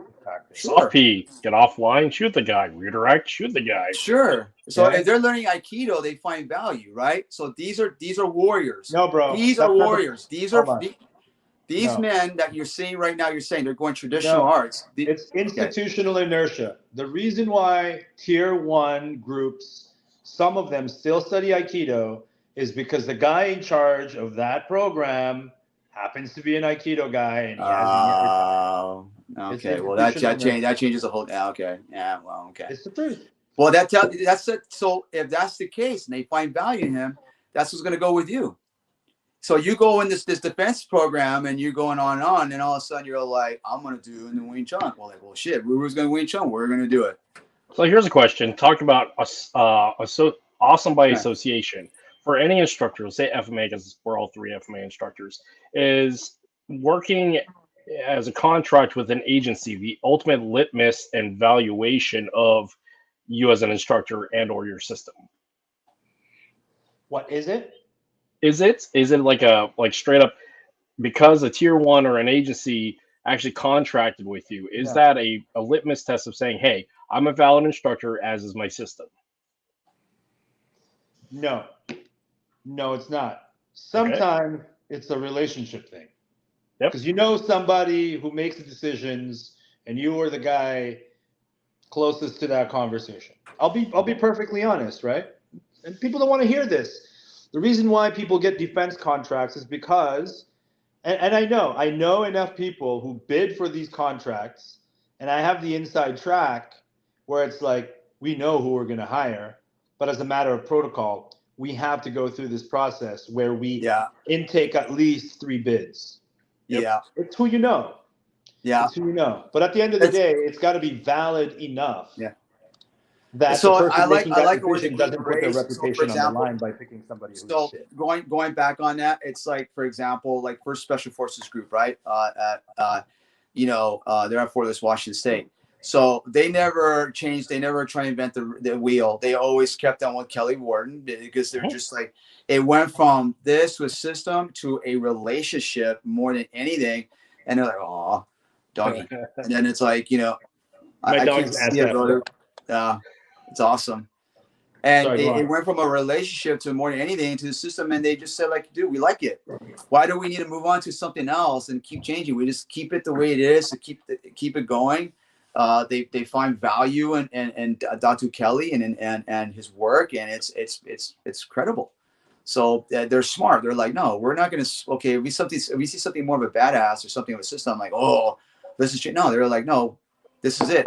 So they already welcome him to the family. There's already trust in there. There's already there's already that loyalty to him already, and all that. But that wasn't easy though, to go through there. So right now, like, they always call him on for the contract.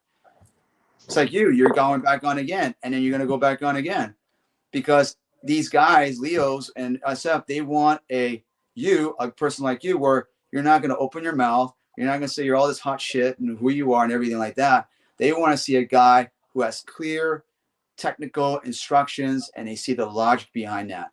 And that you have a body of work. Yeah. And you have a body of work. So trying to break into, I hate to say it, break into that market, how does an instructor get involved with contracts with agencies starting out? Hold on a second. Go ahead. Yep. Okay. How? Yeah. Well, visibility is one thing. Body of work. And I'm assuming that a person starting out doesn't have connections, right? Yeah, probably. Then you have to be demonstrable, that you know what you're talking about, that you can articulate these concepts, that you are field testing it. And how do you do that? It's social media. Assuming you have no connections, social media is the great equalizer in communicating expertise in today's landscape. Because if you can move and you can talk. That's right.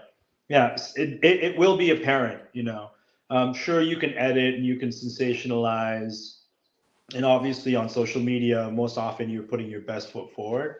But it is this great equalizer, because prior to that, there was only connections, right? There was only having these opportunities that sometimes seemingly come out of nowhere. Like you're on an airplane and you're wearing a Jeet Kune Do shirt and you get in a conversation with a guy next to you who happens to have influence up chain of command. You develop a friendship, and then boom, boom, boom, boom, boom. Now you have this digital billboard that's ever present, and that it is a part of the fabric of our society. And so to not take advantage of that, if it is your intention to want government contracts, it'd be extremely foolish of you to ignore that and to vilify it, right? Of course, there's always going to be people who do it in a shit way with shit intentions. But if you're gonna go, well, I don't do social media because it's all teenage girls doing choreographed dances, you're kind of missing. Don't give me. Are you talking about in the stunt realm? Are you talking about within the stunt community? No, we're talking about how does a instructor break into the market for contracts with agencies who doesn't have connections and is starting out. Well, I have to tell you, in all aspect, Rubio did his homework. He that shit. Look, we're in what, 2023? How long have you been doing this, Rubio? Like, when did you start getting into the whole martial arts? Oh, like 6 months ago. No. How long? Okay, got it. Okay. I mean, I remember tracking you back in 2010. No. So. How long have you been doing martial arts content? When did GM Funker started? How long ago was that? My Instagram? No, your GM Funker. When you came on social media, how long have you been? Huh? Like 2016, 2017. Okay. And that's with the whole Fred Mastro and Del Mercado start. That's when you start booming and all that. Well, that was around 2015 actually. Okay, yeah, I got the dates wrong. Yeah. So from 2015 to now, that's how long it took you to be where you're at today. That's a long. That's like, and from there you've been consistent. You've been consistent. You've been doing platform. You've been doing content, everything, engaging and moving and everything. To where you're at today that's the work you got to do.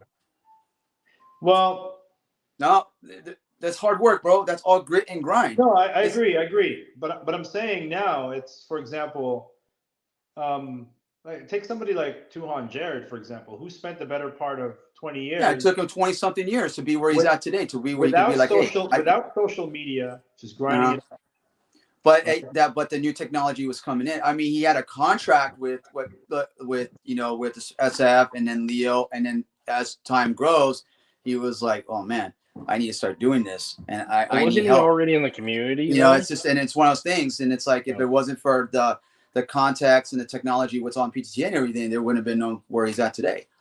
But because he has to grow from that, he's got to be like, okay, I need to hire people, I need to get a team and everything like that, which is understandable. But I'm staying with you, bro, because of on the whole defensive contract. Like, how is it? You get guys, you get dudes who's been doing this for so long. Like, I've been doing Filipino martial arts for like 20 years and it's effective, and I do knife and everything. And it's like, how come I can't even get these darn things and everything? Because, bro, you haven't shown. They don't care about that. These dudes don't care about like your 20 years. They want to see the walk. They want to see what your progress you've been doing, bro. It shows. Your resume shows by being vulnerable, getting out there, and that's it. You're not making any art superior or superiority. You find the totality, you find the vulnerability, and then you try to challenge it, and those on the authority of other martial arts systems by saying this is not going to work. So they respect that, and they see how you constantly grow. And now you finally made this module system, and they're like, dude, let's get him. Now he's traveling. Finally, let's get him on the road, because they've been your progression, dude. They don't care, too, man. They don't care if you got 20 years, dude. I think this is not the 80s anymore. This is not the 80s that you say, oh, I trained with Daniel Santo for 15 years. Let's hire this dude to put him in the seminar. That ain't no more now, bro. That's gone. What I wanted to say was it's important for me to say this, right? There are a lot of people who have way more experience and are way more knowledgeable than I am. here's the thing, though. Knife work, empty hand work is so far down the priority of military guys. Way far down. And I could probably learn more about, let's say, golf from a local instructor than I would from Tiger Woods, because I'm not looking to, like, these, law enforcement, military guys, they're not looking for mastery, right? Well, I think I said that. I just said that. Okay, well, enough said then. Proficiency over perfection. Because well said, Kirk. That's not mine. I got that from Jim Webster the other day when we had the podcast. But again, martial arts is about perfection. Proficiency is combat and fighting. So, and that goes right into what in shooting. Yeah. I was having a great conversation with Tom Sotis the other day. Great. I wish I'd filmed it. Tom Sotis is a brilliant mind in. That's a brilliant mind, period, actually. No, he is a brilliant mind, but at the end of the day, his nucleus is FMA. Well, what was the conversation between you and Tom Sotis? Call it what you want, dog. At the end of the day, the nucleus is FMA. Yeah, but what was Tom Sotis? But if you're a brilliant mind person, like, say, Ed Parker, American Kempo Karate, like these guys, brilliant men, these men could do great things with the system. Yeah, sure. Now, they can blueprint that thing. They can construct it and all that stuff. They know what they're doing. Yeah, I'm just curious what Tom Sotis and Paulo were saying and what they came to conclusion. Sure, yeah. Curious about the content of the conversation. Mm-hmm. Well, folks, this is like 3.5 hours. This is literally the longest podcast I've ever done. So this is pretty awesome. Thank you for everybody who's been hanging out with us over this train wreck of a podcast. But yeah. Oh man, you guys are awesome. Well, I'm. You know what? For me, it's all about. I have nothing to do about valid, brother. For me, it's all about truth, right? And being honest with myself. Yeah. And that's I like how the fact of Rubio. I like Rubio. Well, you got the Tuhon. I said that don't define me. That don't do shit for me. I don't mean anything. I mean, like, you know, because I don't think martial arts anymore, bro. I don't think martial arts anymore. I don't. It's beyond. It's totally beyond that now. You know. Well, it's like for me, I don't teach. I ask questions. I mean, eventually I'll teach again, but reality is, I'm in this phase of my life that I'm asking questions. Yeah. Because I'm challenging my internal narrative of what I think I thought I knew, with taking in new information. That's a challenge. It's a real challenge. It's a challenge of my ego, and it's a challenge of my sense of identity. So yeah, that's where I'm at. Dude, I love my seafood, bro. I love training, man. This kung fu, bro. It's so fun. These two guys, and then, dude, check this out. I'm gonna go learn monkey. There's this other dude, this other cat. This monkey pod, dude. I'm gonna do like there's this cat, bro, in LA. Supposedly he's not well, and one of the guys I talked to, he's like, hey, bro, he's part of the whole like the Chinese one of the kung fu, and he was like, hey, since you're all about that, man, because I told him like I want to find these hidden talents in LA because it's so big and they're in their bed dying somewhere. So he told me like, bro, I know this Sifu. I just talked to him and said, hey, do you know anybody who wants to learn monkey? Because he's hurting and he wants to pass this on. You know, and I was like, bro, I'm down. Some of the best kung fu and wushu that I saw back in the 2000s was when I was doing the NASCA circuit, because they had the wushu team through Paul Mitchell. And I got to see some fantastic athletes. Yeah. So, wow. So, Paulo, back to your conversation with Tom Sotis. So, yeah. What was in it? Oh, we had just a great conversation overall. We were talking about where's this guy going? I'm still here. I'm just getting some water. Oh yeah. Babe, is there still coffee? I think I'm gonna have some coffee. Yeah, one of your non-binary coffees. So yeah, conversation with Tom Sotis. What's going on? Yeah, so it was about science of skill acquisition, sports psychology, methodology. Nice. Yeah, that guy's it's a brilliant. There was one interesting part of the conversation where he was like, Paulo, I think you're on the right track. I think you should, just go check out the Amok system. Sure. And you'll see where the Amok system methodology kind of lines up with yours. And I said, I'm going to do that eventually, but I want to be able to continue my research independent of any kind of influence in this way, so that when I'm done, then I can say, boom, then we can really make correlations. Yeah. Oh, nice, dude. Nice. Yeah. Nice. Really nice. But that guy is on another level, man. Like, he's really studying. Sure. He's writing a book that's coming out soon that looks really, really interesting. But at the end of the day, the nucleus is FMA. Yeah, you can say that. Yeah. You can say that.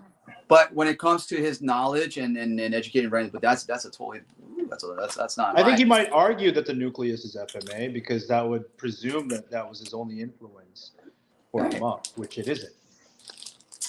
Okay. Sure. I mean, this is where I propose all the time: is it FMA with any of my videos? Because I really wonder how much previous influences now and vice versa. So you're saying that. So look, at the end, everybody here, myself, you, and everyone, the names that we see there, we are martial artists. I don't care what they're going to say. That's what it's about. You're a martial artist. You come from a martial arts background with years of experience. You took it upon yourself. You found this, and you're brilliant in your mind, and you created something that's going to be effective and logical, to answer to the people in the streets or the military, and that's it. Well, the fact is, what I'm still doing, I'm not fighting anymore. I'm no longer a soldier. I'm still doing martial arts. So there's a good thing what Guru Dan said, right? He was talking about, like, I remember in his class, he was saying about, you'll get these guys in their 50s, right? And they're 10th degree black belts and they're 9th degree whatever and all this stuff. They're out of weight. I put the thing outside. And people say, well, like, oh, I'll mess that dude up, man. He's over, and they're like, bro, dude, he's overweight. He's old. He's broken already. He can't do that. But what he has in here, the knowledge, that's more important than anything. Yeah. That's why you got great coaches in the boxers, right? You got these big, heavy dudes. They can't move, but their knowledge is like, holy smacks, dude. You don't have to be a great fighter to be a great coach. Actually, you just explained that, like you said, Rubio, about, like, just because you're great on operator doesn't mean you're a great teacher, about the Green Beret guy. Yep. One of the things that Tom Sotis and I discussed, and where we found a commonality already, is this whole idea, because he's never had a school. He's always been on the seminar circuit. It's great. Because some people live on seminar circuits, so there's a lot. But go ahead. And sometimes somebody who does a seminar circuit or just goes to seminars can get a bad rap. But we were talking about how the fundamental difference between, regularly scheduled martial arts classes. Oh, I know where you're going with this. Go. Where? I'm going to be honest with you on this. I'll answer right there for you. In my personal opinion, the best students are seminar students. Okay, why? Because I don't know what it is. It's they get on it, and they just like they get on the material faster than you do with regular students coming in.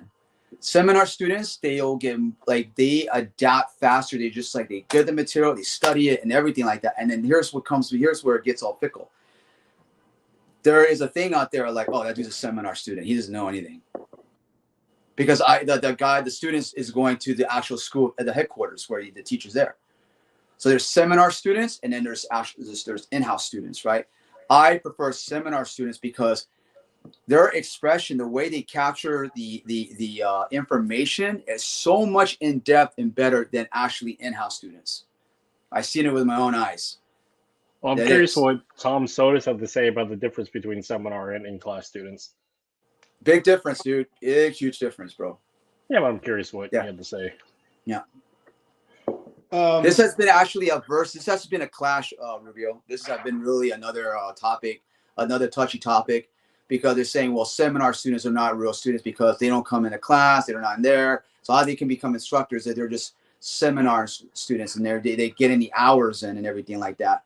But if you look at the seminar student, they perform so much better, way better than it comes to in-house students. My personal opinion, from from just being in this field, how I've seen it. Yeah, well, maybe. Sure.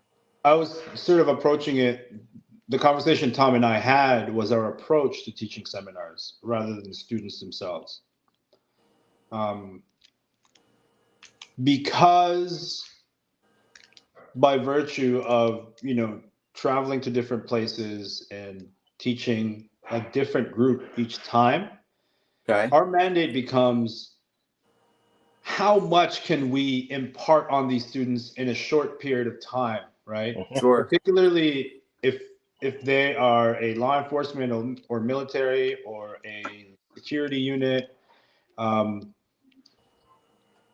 just understanding our role in that ecosystem is that these guys have come here looking for a generalized or a specific set of skills that they can carry with them. And so part of what we both do isn't just to teach them, techniques and principles and concepts. No, of course, no, absolutely. Yeah. Huh. But to provide them with a process for continued autonomous learning after we're gone. Yeah. Whereas if we have the luxury of having, regularly scheduled classes and we get to see these people again, then we can really put them through a process that's ongoing, and it's a continued refinement. But the focus ought to shift when you're doing a seminar. And it's not about dangling the carrot in front of them, like, hey, attend the next seminar so you can show the real stuff. Right. It's like, how generous can we be? How much can we really serve these people? And that's I think that's the fundamental difference between, and I do both, right? I teach regularly scheduled classes now, and I teach a seminar circuit. Sometimes the mandate for me in my regularly scheduled classes is, what's this new thing I can teach? How can I extend this lesson? So that we're really focusing on specific elements of it. Whereas when I teach my seminar, it's like, I got to get you to a certain level of functionality, A. B, I need you to demonstrate that you understand the concept. And C, I need you to understand that you now have the tools to continue to train this on your own with your training partner. Sure. Which isn't the best business model, right? There's always refinement. There's always something else to learn. Sure. But when I meet somebody for that 6 hours, I really want to ensure that, look, at the end of the day, if we never see each other again, I can feel good about knowing that I was honest about what was presented here, but I gave you the tools for continued learning. And we both agree on that. So but you're always going to come back. But you're always going to come back. They're going to bring you back. No, that's not always the case. And, well, the thing about all right, okay. The thing that I found, so when I had my school, I was teaching seminars. I was training as a combatives instructor for my unit with the Guard, and I had my school. The thing that I found between the three is my in-class students, we could build a base and have consistency, but their method of learning and process of learning was slower because the buy-in and day out, because it was up to them. The ladies that I did the 4-hour seminars with once a month, it was really much like an introduction to get them into classes, because talk about business model and also talk about like reality of there's only so much that we can impart with people as a point of inspiration. And then when I was training my soldiers up at my National Guard unit, I was very limited based upon doctrine and training time based upon what was on the training schedule. Yeah. So I had to like modify everything that I did between those three different subject groups or community groups. And what I've kept finding out is you have to, in students, it's progression, it's perfection, it's long term.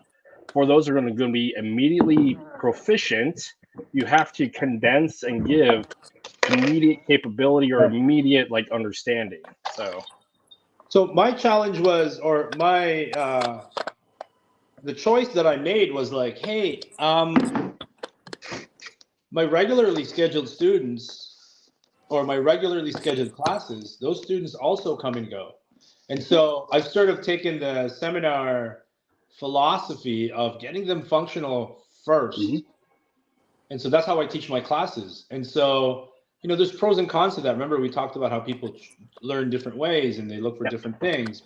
You know, some of my students really want to be super technical and they want to know the whys of everything. But I'm like, hey, let's get to functionality first. So we spar almost every class. You know what I mean? We pressure. They see me fail. They tag me all the time.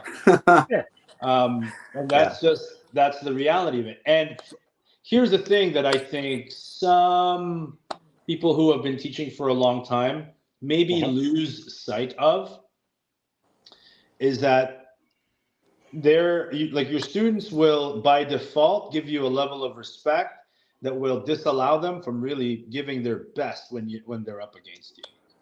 You know what I mean?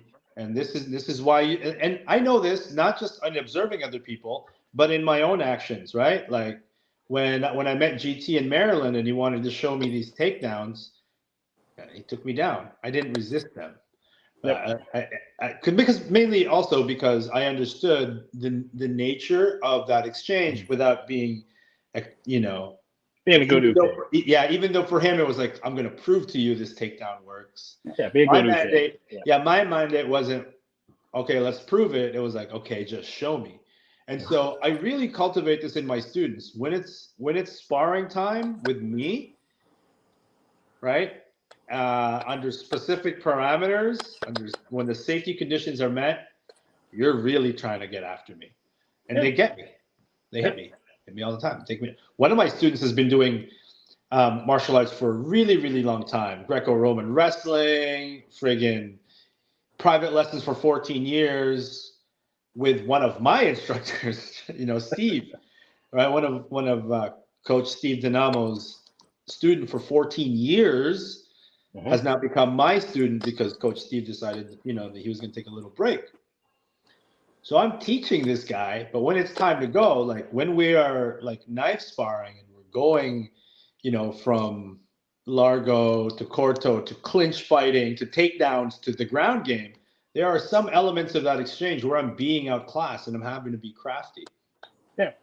Well, it's like it was like when I sparred against my teenagers, because they're at my last year of the gym when majority, if not all my pro fighters left the gym because life and whatnot. I was the primary sparring partner a technical sparring partner for all my teenagers. Yeah, you get smoked, man. I got smoked all the time. But the fact being I did 4 rounds straight boxing with my son. And I was like, holy fuck. Yeah. Dude, your boy, bro. Dude, your boy's an animal, bro. Yeah, he is. Your boy's an animal. You sure you want to keep going with this, dude? With your son, man? Like, no headshots for now, son. No headshots. We'll show. You might as well. The forehead. Are you gonna have him fight? Go smokers? Or what's going on, bro? Are you gonna like push? Are you gonna? You know, I mean, he's very. He gets nervous. You know, he still has a lot of self-doubt when it comes to. That's Tyson. Tyson was nervous like that. He was a nervous wrecking ball.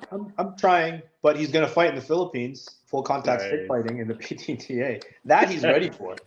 Nice. He's ready for that. Yeah, he's gonna be taking names, dude. He's gonna be taking names. He's gonna be a tough guy to beat. That's the dude. That's the guy right there. That's, to be honest with you, that's the guy who that to me is more than a Yakan. That's what I'm talking about. He is him. He's gonna go in there and he's gonna execute. That's what I'm talking about. By Guru Russell, in spar opponents dares. In real fights, there's hesitance, right? So we have this information, right? We have this information, and so if you're a good instructor, you can manufacture conditions where you're less daring, and then you can manufacture conditions where, because in sparring, that's where you take risks. Like in knife sparring, me and my student, we take a lot of risks. And by the way, when you knife spar with the mentality that this is the real blade, right? It's fucking boring. Oh yeah. It's boring. You ever see these dudes like they're taking 100 swings and they're not making contact. They're not even in range. That doesn't matter. Let them dare. That is exactly. Yeah, exactly. Yeah.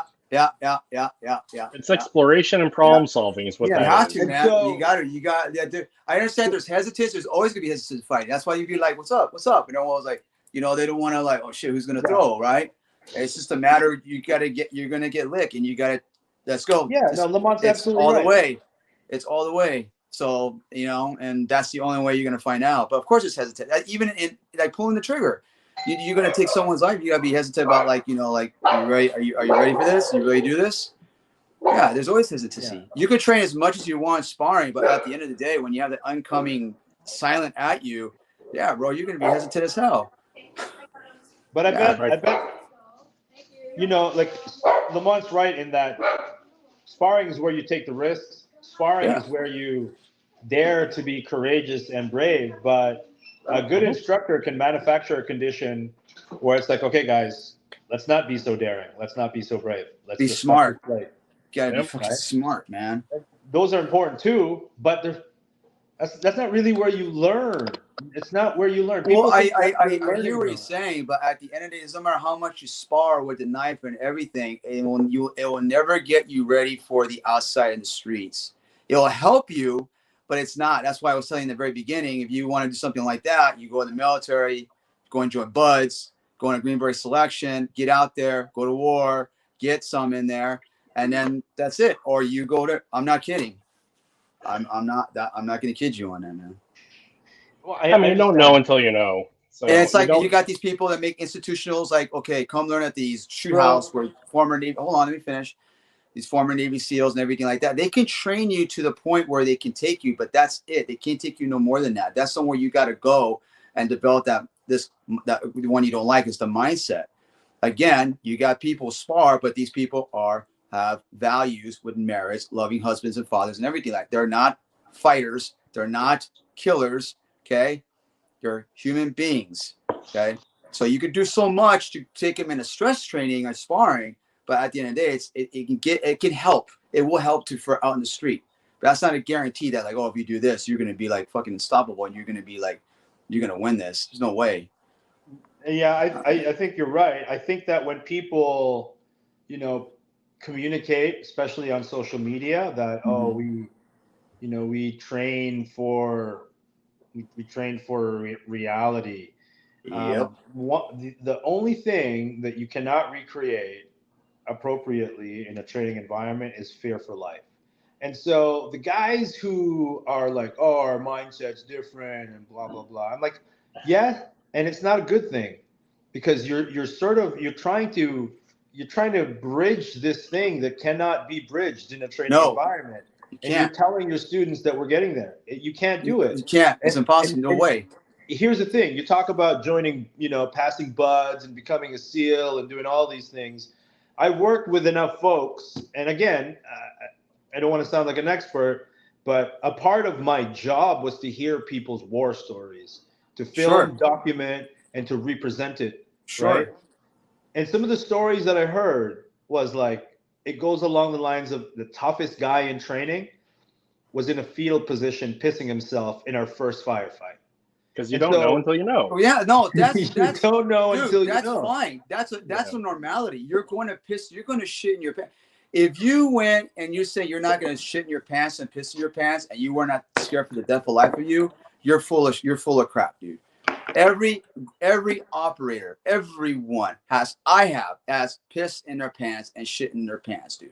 That's just the way to break you in. You got to go through war, and then later on it becomes oh, here we go. We're going back in again. You mean metaphorically shit your pants, right? Yes, dude. Yes, bro. God, man. So stress inoculation through experience. So. And building resiliency as a process. Yeah. Although some military training gets you pretty fucking close. Where you're like, I thought I was going to die. Yeah. Sure, of course. Yeah, you're going to die. You're going to war. Or you get shot at. I'm no soldier, but you're going to get shot at, dude. Crap. Like, that's pretty damn close. But for the most part, by all means, brothers, I got to get ready for work here soon. It's literally went on 4 hours, like holy macaroni. That's awesome. You guys are awesome, bro. He came on, and I'm like, "Oh, here we go, bro. guys, Rubio wants some. We'll give him some, so that's cool. Yeah, I joined you guys on the 2-hour mark already. You guys were already wrapping up. Well, no, it's like we're about to go, and you're all like, "Hey, let's bring." Like, oh, dude, here we go, bro.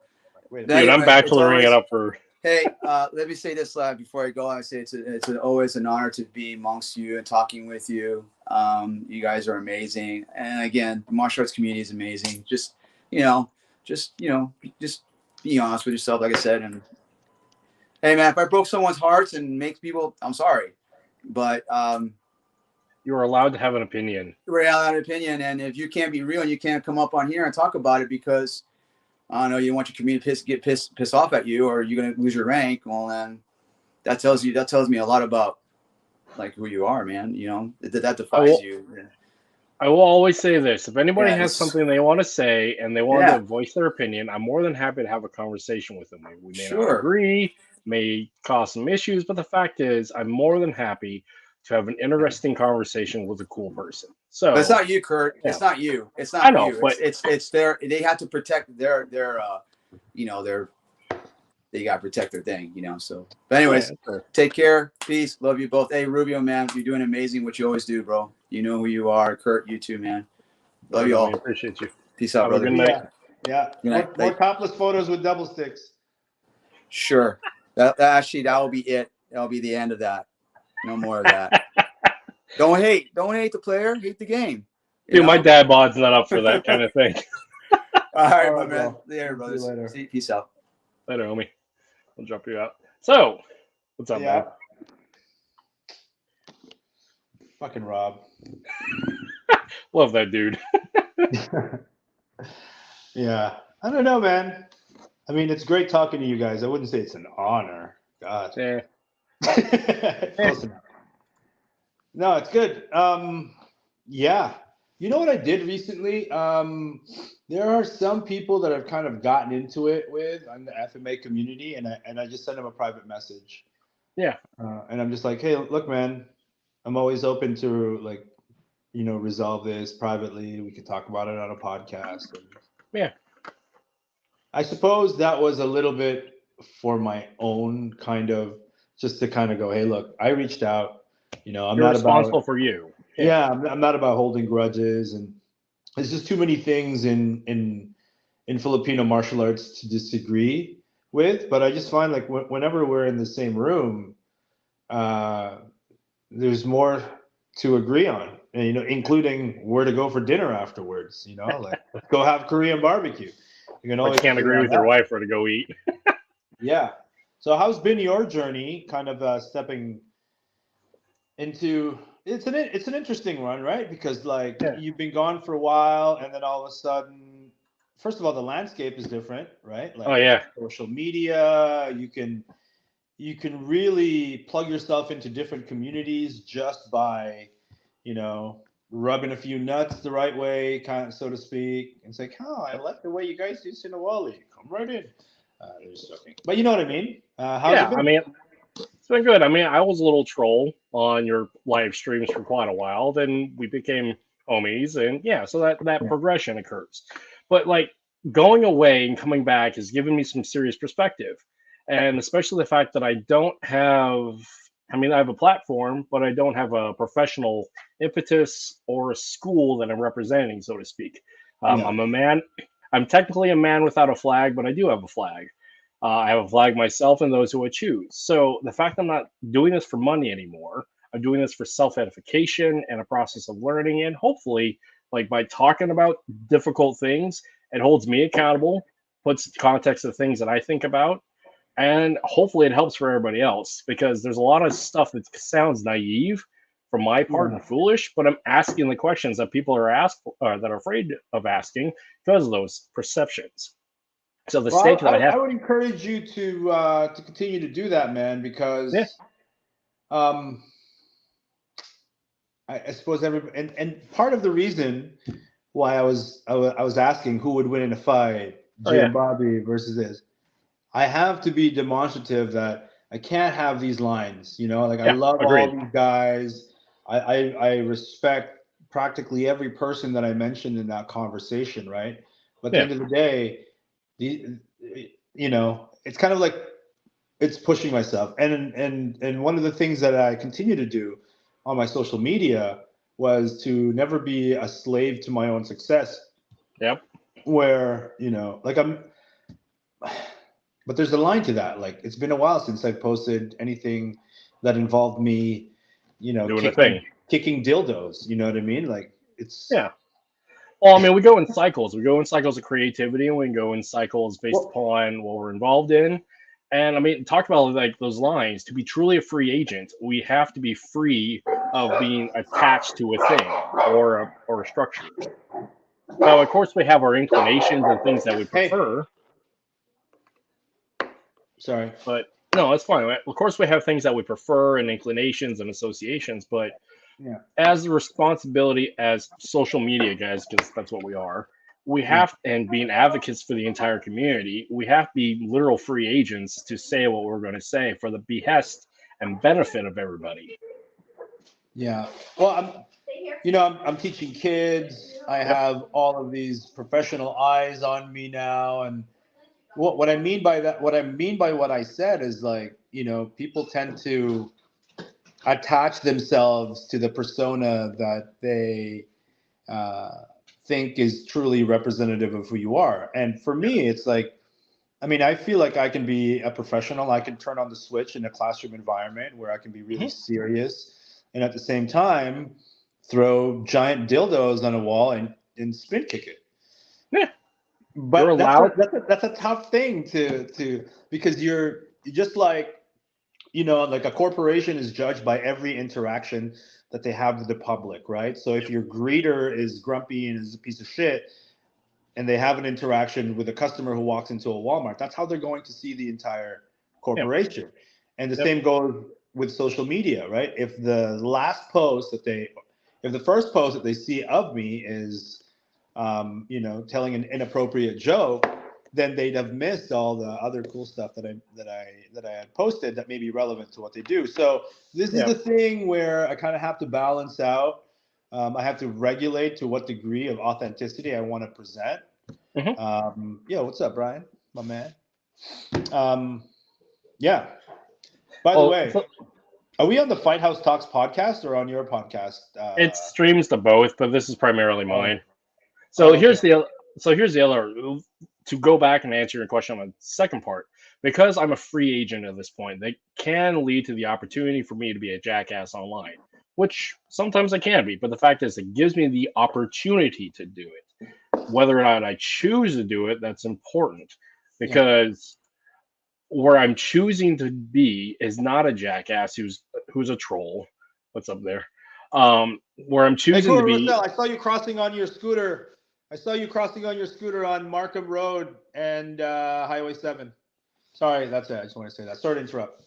Yeah, no, it's fine. So what I'm saying is, what I'm choosing to be is being positive, being supportive, being this person who is intentionally to be genuine, because I want to be genuine for the good and cause of what I'm supposed to be. So being a free agent gives me the opportunity to be whatever I want to be, and I'm choosing to be positive because I believe that has more value than being objectable and dissenting and problematic. So I think also the where you'll run into an issue, and maybe this is me sort of just projecting what I've gone through, is that on the one hand, if you wanted to be the kind of person who asks the tough questions, sometimes that can be seen as negativity. So that's a tough one to navigate too. You know what I mean? And certainly, you know, when you express an opinion, you know, you're responsible for the contents of what you say, but not necessarily as to how others will receive it. Yep. You know? Yep. I'm responsible for me, not for you. That's right. That's right. So, and I find that, like, the community, not just FMA, but like the world in general, doesn't understand that critical exchange of they're accountable for them, they themselves, and not everybody else. So, and that's really it's really tough in the martial arts community in general, because it's such a fickle little thing where, you're trying to please multiple daddies, and it's like you can't say the wrong thing because daddy number one's gonna get mad, and you can't express opinion A because daddy number two is gonna get mad. And so, part of having these conversations, it's fun. Like, who would win in a fight? Yeah. Like GM Bobby versus Datu Kelly. These are great conversations to have. And honestly, if they were sitting in front of me, we would be having these conversations. If I had Datu Kelly and GM Bobby, I'd be like, and we're drinking, I'd be like, who'd win? Stick fight, who would win? And then they'd have a kind of like really cool conversation about it. Okay, what about knife? Okay, cool. What about you've been drinking and you're sober? Nut shot versus backhand. I mean, yeah. But the thing is, like, it's typically their students who go, "How dare you ask those questions?" Yeah. Like, well.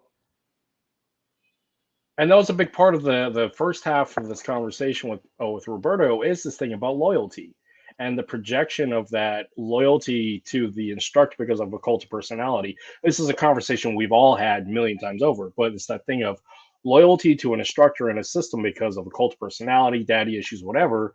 But the fact is they're reliant upon the capabilities of that individual without they themselves actually taking ownership of their own capabilities and saying that I'm not my grandmaster. I'm myself. So and that's really hard for people because people want to belong and people want to show deference and loyalty because they're excited and they love a thing. So and that is, I think, a byproduct of bigger issues. Like I've had people who wanted to, for example, collaborate, but wanted me to do all the work. And it's like, hey man, if we're gonna collaborate, don't dump your issues on me. Like, this has to be, symbiotic. Anyway, I think it's been a pretty interesting journey so far. Yeah. And man, going through those 5 seminars in like 2 weeks. Yeah.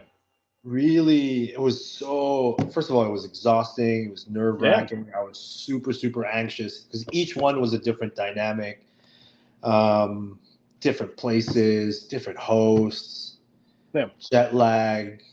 Communication between students. Yeah, it was really, it was rough, but it was so good because like with each seminar, like the one in Vegas, I only taught half the class, and then, then Sal took over. But that gave me a lot of information and tools and ideas to integrate into the next one, and it just kept evolving and evolving and evolving until by the end of it, I had these notes, and it was kind of like Lego pieces, right? Yeah. These are the foundations and introductions, and based on what they do, it can go here, here, or here. There was even one seminar where after lunch, the lead instructor for the unit was like, look, I get what you were trying to do for the first half, but what we're looking for are direct applicability for this, and that. And that makes sense. And I'm like, let's go. And then at the end of that, there was a pressure testing element. Yeah. That was exactly like some of the stuff that we did at the beginning of class. And I'm like, look, I told you this was all going, somewhere. You wanted to do it in this specific way, but the things that I taught you at the beginning of class, those are the universal things that you can carry over and continue to train. Like you can use, basically Hubud, right, as to disengage and transition to your weapon. You can use Hubud as a platform to get connectivity. You can use Hubud as a way to gain a favorable angle for a takedown. You can use Hubud to deploy your own weapon in close range. But being able to intellectually pivot, adapt, and then bring back and mentor to the original plan is a skill in all of its own. And do it in such a manner that they didn't realize that you brought it back to what you were originally intended. Yeah. And now those guys were like, we want you back in the springtime. We're going to bring all 50 of our instructors to train with you. Yeah. And those are like, oh, that's pretty freaking cool. Who knows whether or not that's going to happen? Things happen, schedules, but just to, these meaningful feedback loops The thing about when you teach a civilian martial artist group is, even if you ask for feedback, it's always going to be positive. Like, I've never been to a martial arts seminar where the instructor at the end, first of all, good on them for asking for feedback, but I've never been to one where there's been negative feedback. Yep. You know what I mean? But under professional capacities, there's a real debrief at the end. And it's like standard and consequence. I was like, Standards and whoa, consequence. they really like this. They didn't think this was so good, but overall, I was like, it was good, man. And that's AARs are really important. For those who don't know, that's an after action review, and that works for everything. And because again, with the in-house students, they've already paid to be there, so they're already somewhat yes men to a point because they've already bought into what you're doing. And if they haven't, they're going to discontinue their payment for your service. But for people where there's a direct consequence to what you're putting out there, they're going to hold you accountable to it. Yeah. So, and that's really important. So, like, back to like this thing of what I'm doing now is, I have some goals, but right now I'm enjoying my ambiguity in just what I'm doing. Because then the fact is, I'm enjoying like this phase of rediscovery. Because I may end up, I'm not going to open up a commercial gym in this town ever again, because I'm just not. Yeah. But doing the Mr. Miyagi thing in the backyard, have my own training space and work with the guys that I've been working with for over a decade, sure, I'll do that. By invitation, sure, I'll do that. But in the interim, I'm enjoying this time of education, reconnection, and actually just asking questions of myself, the community, so I can break down that rhetoric and that internal dialogue of what I thought I knew, and just challenge myself intellectually and to the behest of people in the community, because I'm sharing, like you have, sharing that process of learning. You know what you could do? You should start hosting international seminar instructors in Alaska. I mean, I've been talking to a guy. I know a guy. Apparently, I might be going to Alaska. So that would be interesting. But that's a great way to continue to become the catalyst for this community learning without all of the pressure and the bullshit of having a brick and mortar place, isn't it? Yeah, because I don't want to. Paying $5,000 for rent sucks. Just sucks. Yeah, it's no good. No. I'll charge you less than $5,000. I appreciate that. You're welcome. So for people who don't know, Paulo and I have been talking about doing a thing in May of 2025. 2024, correction. So coming up here in May. So the litmus test that I have for everybody is I just want people to come up to Alaska, because Alaska is a beautiful place, and you'll figure out why I live here. But more on top of all that, it's a cool place to come do stuff. So why not come do stuff? Because people travel to the Philippines, travel to Germany, to travel to Sao Paulo. Why not come to Alaska? So that's what we're doing. You should work for the Ministry of Tourism for Alaska. It'd be like, Alaska, why not? Yeah, fuck it. Alaska, why not? But yeah, I'm looking forward to coming down there and showing you what I got. Hopefully the boat will be in the water and we can take you halibut fishing. So that would be awesome. Hey, I didn't present to you. Did I present to you my classroom presentation for my? Yeah, you did with me and Brian Canada. That's right. You and Brian. I did. It's been refined since then. Sweet. Thank you for that feedback, by the way. Yeah, man. I appreciate it. Appreciate you accepting my feedback and enjoying my insight.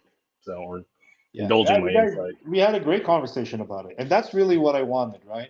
It needs to be a platform for conversation, twofold: platform for conversation, identify their metrics for success, and also lay the foundation and the framework for the physical training. Because a lot of it at the beginning, if I didn't front load and I didn't say it's based on these 3 pillars and some drills are meant to challenge your, ability to manage a heavy cognitive load, while blah, blah, blah, then it's been like, what the fuck are we doing? Yeah. Cool, man. All right. It's good stuff. Well, I mean, we're running at 4.5 hours, so it's trick-or-treat time. I'm going to go hide in my room from trick-or-treaters because I'm bacheloring it up for the next 9 days. So good idea. Yeah. All right, homie. All right, bye. This whole time, it's been tunes. Yeah. I mean, if you're on here, everybody kind of knows who you are anyway. So yeah. Yeah. All right, buddy. Thanks for your time, and I appreciate it. Word, homie. I'll talk to you soon.